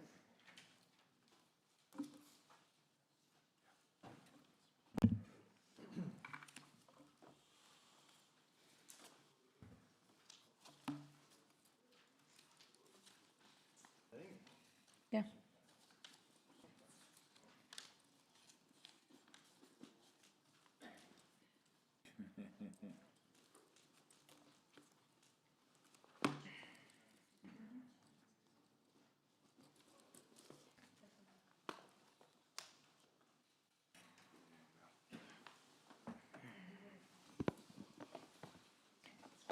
Okay, the motion carries.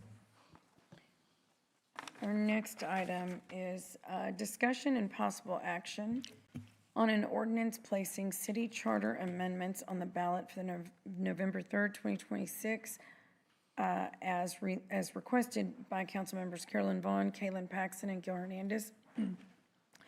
Election to increase city council terms to 4 years, staggering council terms, increase term limits, creating council members at large places 1, 2, and 3, requiring at-large council members or council member elections to be decided by majority vote, requiring elections for unexpired terms more than 12 months, increase city council members' salary to the equivalent of federal minimum wage for full-time employees, and the mayor's salary to 25% above city council member salary, increase the number of registered voters required for a petition to initiate the removal process, increase the required vote for removal of city council members to 2/3 of the city council members holding office, and authorizing a 2-cent property tax for streets and roadway infrastructure.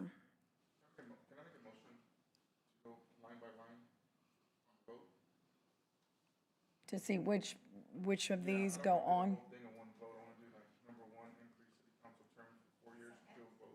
Right, well, you don't need that, but we can do it. Yeah, that's fine, we can do it like that at the end. Yeah, and that, can I just add one thing? So some of these are kind of connected, so we'll guide you. Like, you know, the at-large, there's some that you have to do together, so we'll just help you when you. Yeah. Yeah, right. Some of them are paired up is the point, but we'll help you as we go through it. Buck Bryce, the Deputy City Attorney, is going to go through a presentation that we have, Mayor and Council. Buck? Buck Bryce, Deputy City Attorney. So I'll start with, in 2020, the City Council commissioned a charter committee, and some of the recommendations in the 3-signature memo are same or similar to the ones made by the 2020 charter committee. So one of the same recommendations is increasing the city council terms to 4 years. They also recommended staggered council terms. They also recommended increased term limits. Theirs were 8 years as mayor or 8 years mayor or member, or a 12-year combination. The 3-signature memo deviates from that. Require a majority vote. The difference between the 3-signature memo and the charter committee is the charter committee was recommending 8 single-member districts and a mayor, where the 3-signature memo is recommending keeping the 3 at large with the 5-member districts and a mayor. They also recommended requiring elections for unexpired terms more than 12 months, and that's a Texas Constitution requirement when you go to 4-year terms. The charter committee recommended resign to run. That is a Texas Constitution requirement, that if you announce that you're running for an office other than your position within 13 minutes of the expiration of your term, you're automatically resigned. Yeah, Buck, can you go to the next slide? Oh, I'm sorry. Can you advance the slide? Yeah, there you go. Press the button. So we resigned to run.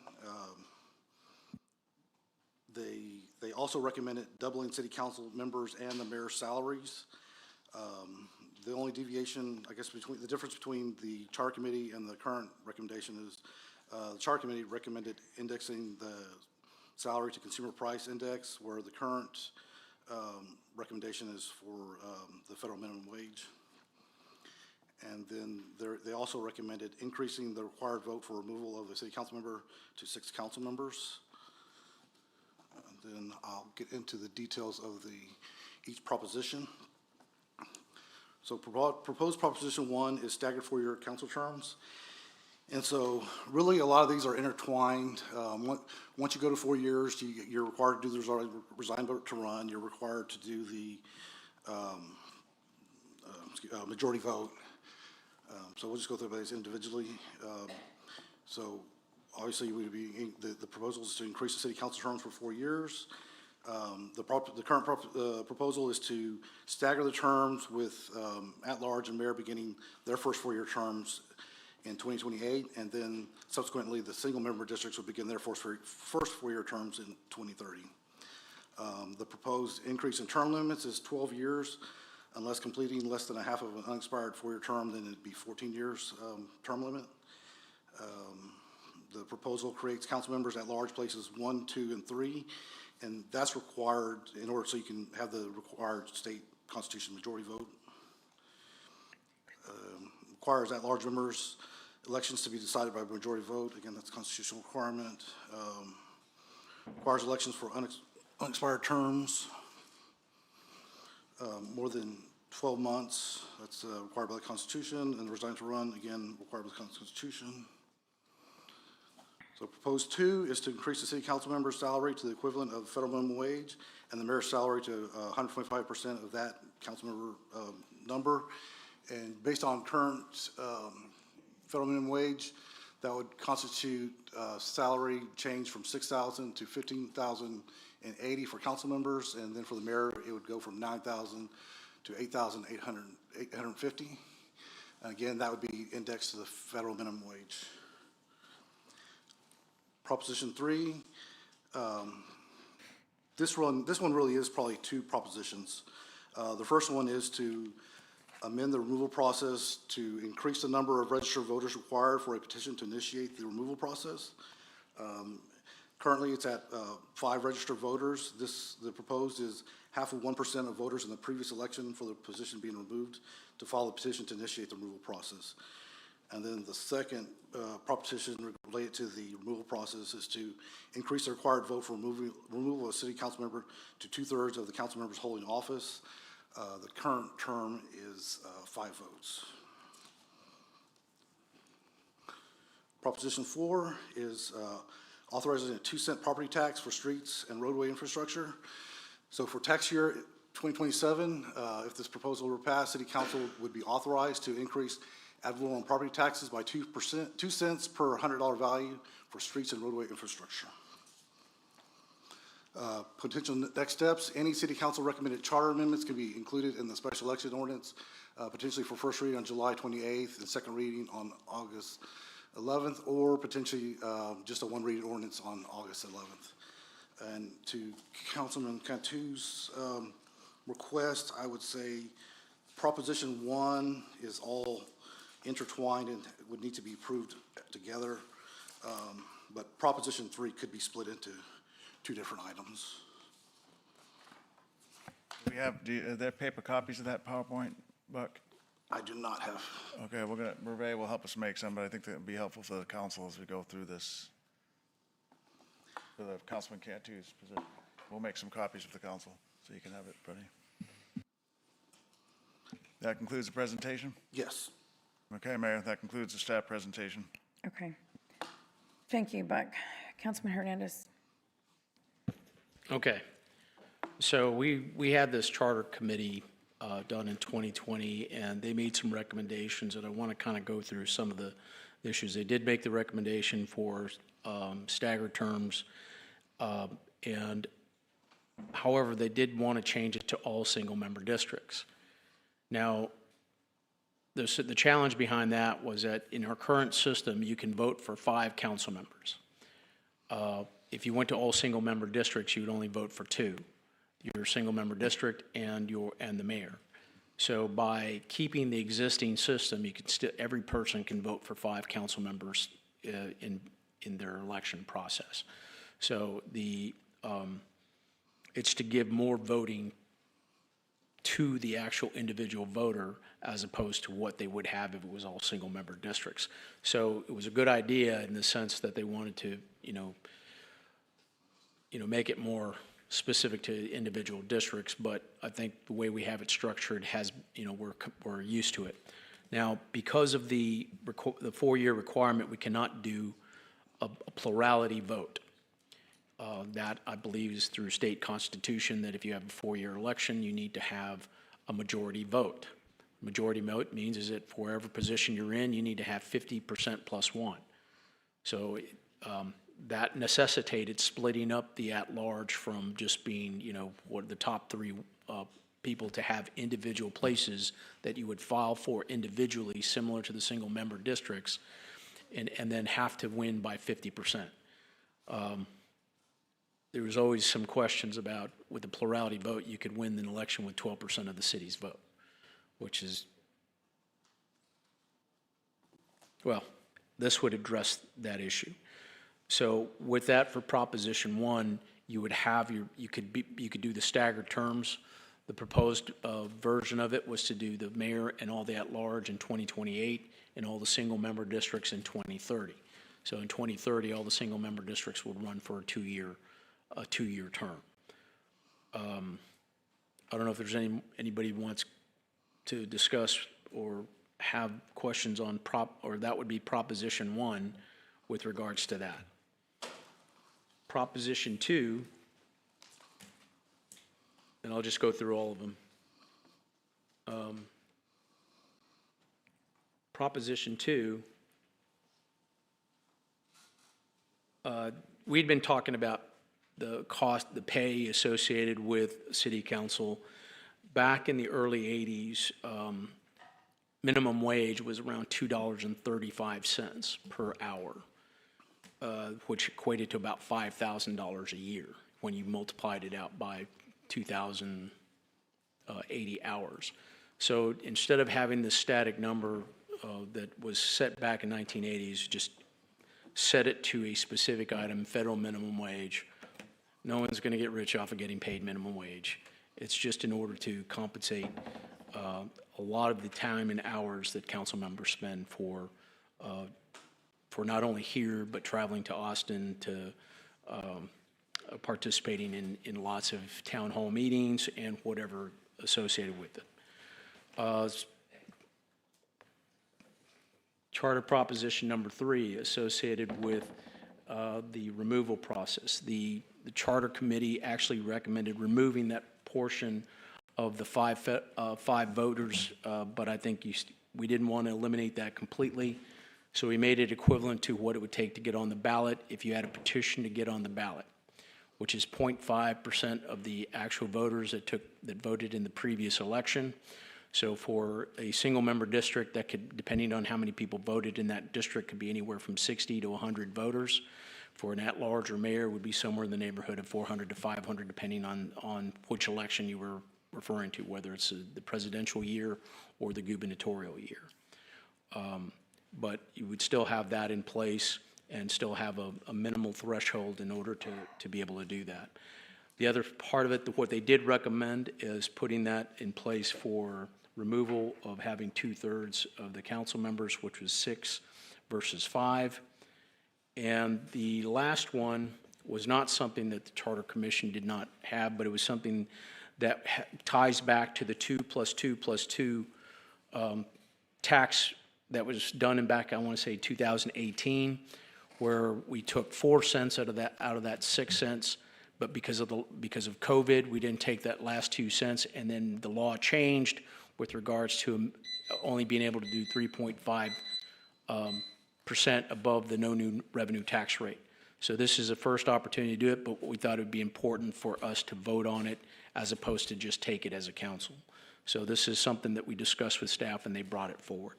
And those are the discussions we had. Thank you.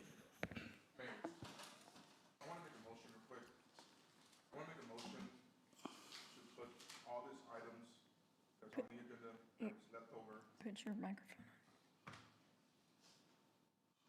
I would like to make a motion with all the items 19, 20, 21, and 22 to put on the agenda for next week, Tuesday. It's going to be 8 o'clock. About the time we go through all these items, we're going to leave here at midnight.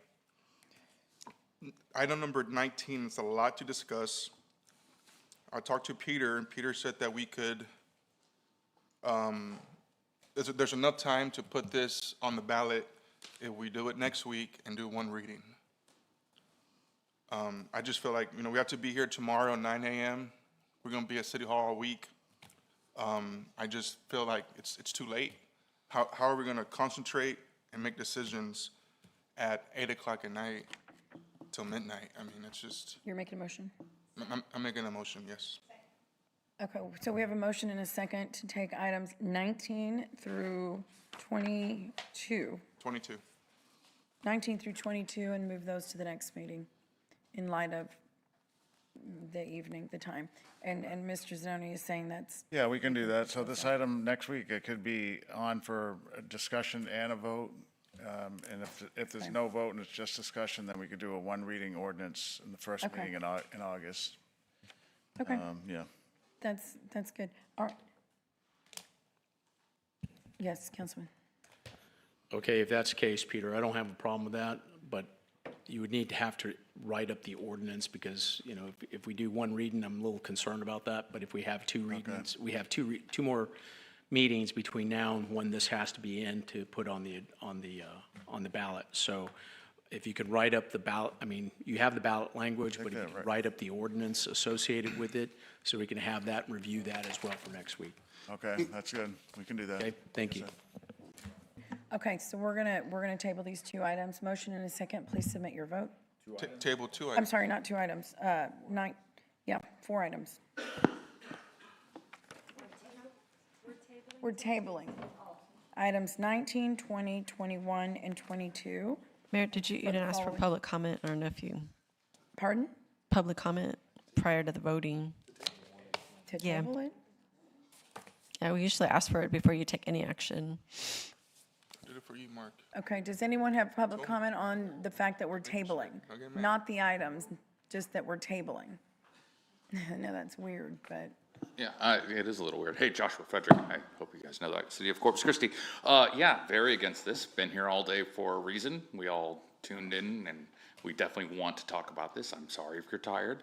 You ran for this job. It's part of it. We've been here much later than this. It's 8. I was kind of expecting to be here for another 6 hours if necessary. This is very frustrating, but I'm very against this. Please don't table this. Let's duke it out. Let's talk about it. Okay, anyone else? Isaiah Dallas, Alba Dulce. As he said, we've been here all day. I've been here since 2:30. I've seen many other people here since 2:30. 3 since y'all reconvened. We've been waiting here all day as y'all fight against an issue that affects not Republicans, not Democrats, but all of us. Y'all have been making this issue an extremely partisan issue. Y'all have been making this an issue about cost when I know I'm not supposed to mention this bill yet until tomorrow, but when this bill increases cost. If cost is the big issue, then why are you asking voters to raise your wages? Doubling them. We've been waiting all day. Y'all ran for this job, as he said. Y'all knew what y'all were getting yourselves into when y'all signed up. Y'all knew what y'all were getting yourselves into when you took an oath to serve the people of Corpus Christi. You knew that you would be here for countless hours, be it 30 minutes to 12 hours. About a month ago, y'all were here until 2 a.m. because y'all kept having screaming matches at each other. Y'all have proved that y'all do not prioritize the people of Corpus Christi. Y'all prioritize y'all's egos. Y'all prioritize what you can do for yourself. You prioritize being louder than the other person. Okay? Now I have about a minute left, and I don't know what to say, but I do know what to say. I do know that I am disappointed. I'm not disappointed in each of you specifically. I'm disappointed in the city. I'm disappointed in what our government has come to. When I was little, I was taught that the government was supposed to serve the people. I was taught that the government was supposed to listen to the people. I was taught that the government was supposed to explain difficult things to the people. I have been involved in politics since I was 11. I have been attending city council meetings in Alice. I've worked on numerous campaigns. I volunteer for the Justice of the Peace in Precinct 3 in Nueces County. I have seen what government can be. I have seen that people have waited hours, have gone into long nights. A couple weeks ago, I was volunteering at the Justice of the Peace, and this man, the defendant, didn't show up for 2 hours. And do you want to know what the judge did? He sat up there on his bench for 2 hours waiting for the defendant to get there. He kept the jury there for 2 hours waiting for the defendant to get there. He kept the jury, who got paid $6 to travel from all over the region, all over the county, to a little small town in the middle of nowhere, surrounded by fields. They got paid $6 and they waited 2 hours there. Y'all are getting paid much more than $6. So I say that y'all wait and y'all discuss this one. Thank you. Thank you. Anyone else? Okay, we'll close that public comment. We do have a motion and a second on the table. Please submit your vote. Need a voice vote, please. What's that? Voice vote, please. Oh, okay. Councilwoman? Can we make a motion to amend? You want to make a motion? Yeah. Want to postpone? Amend to table? You're amending the tabled vote? You're wanting to amend the tabled vote? I'm asking to amend the tabled vote to consider the one item, allow it to be heard as they've requested. It's the item we're on, finish the one, and then table the rest. Well, It's a motion. It'll pass or fail. okay, well, you have a motion. All right. I know. Right. Well, there's not a second, so the motion fails. And we're going to, oh, you said a roll call, Councilwoman Vaughn? Voice? Aye, okay. Oh, okay. All in favor, say aye. Aye. Any opposed, say no. No. Paxson and, right, I did. all right, the motion carries. Okay, so the items will be tabled, and this meeting is now adjourned at 7:54.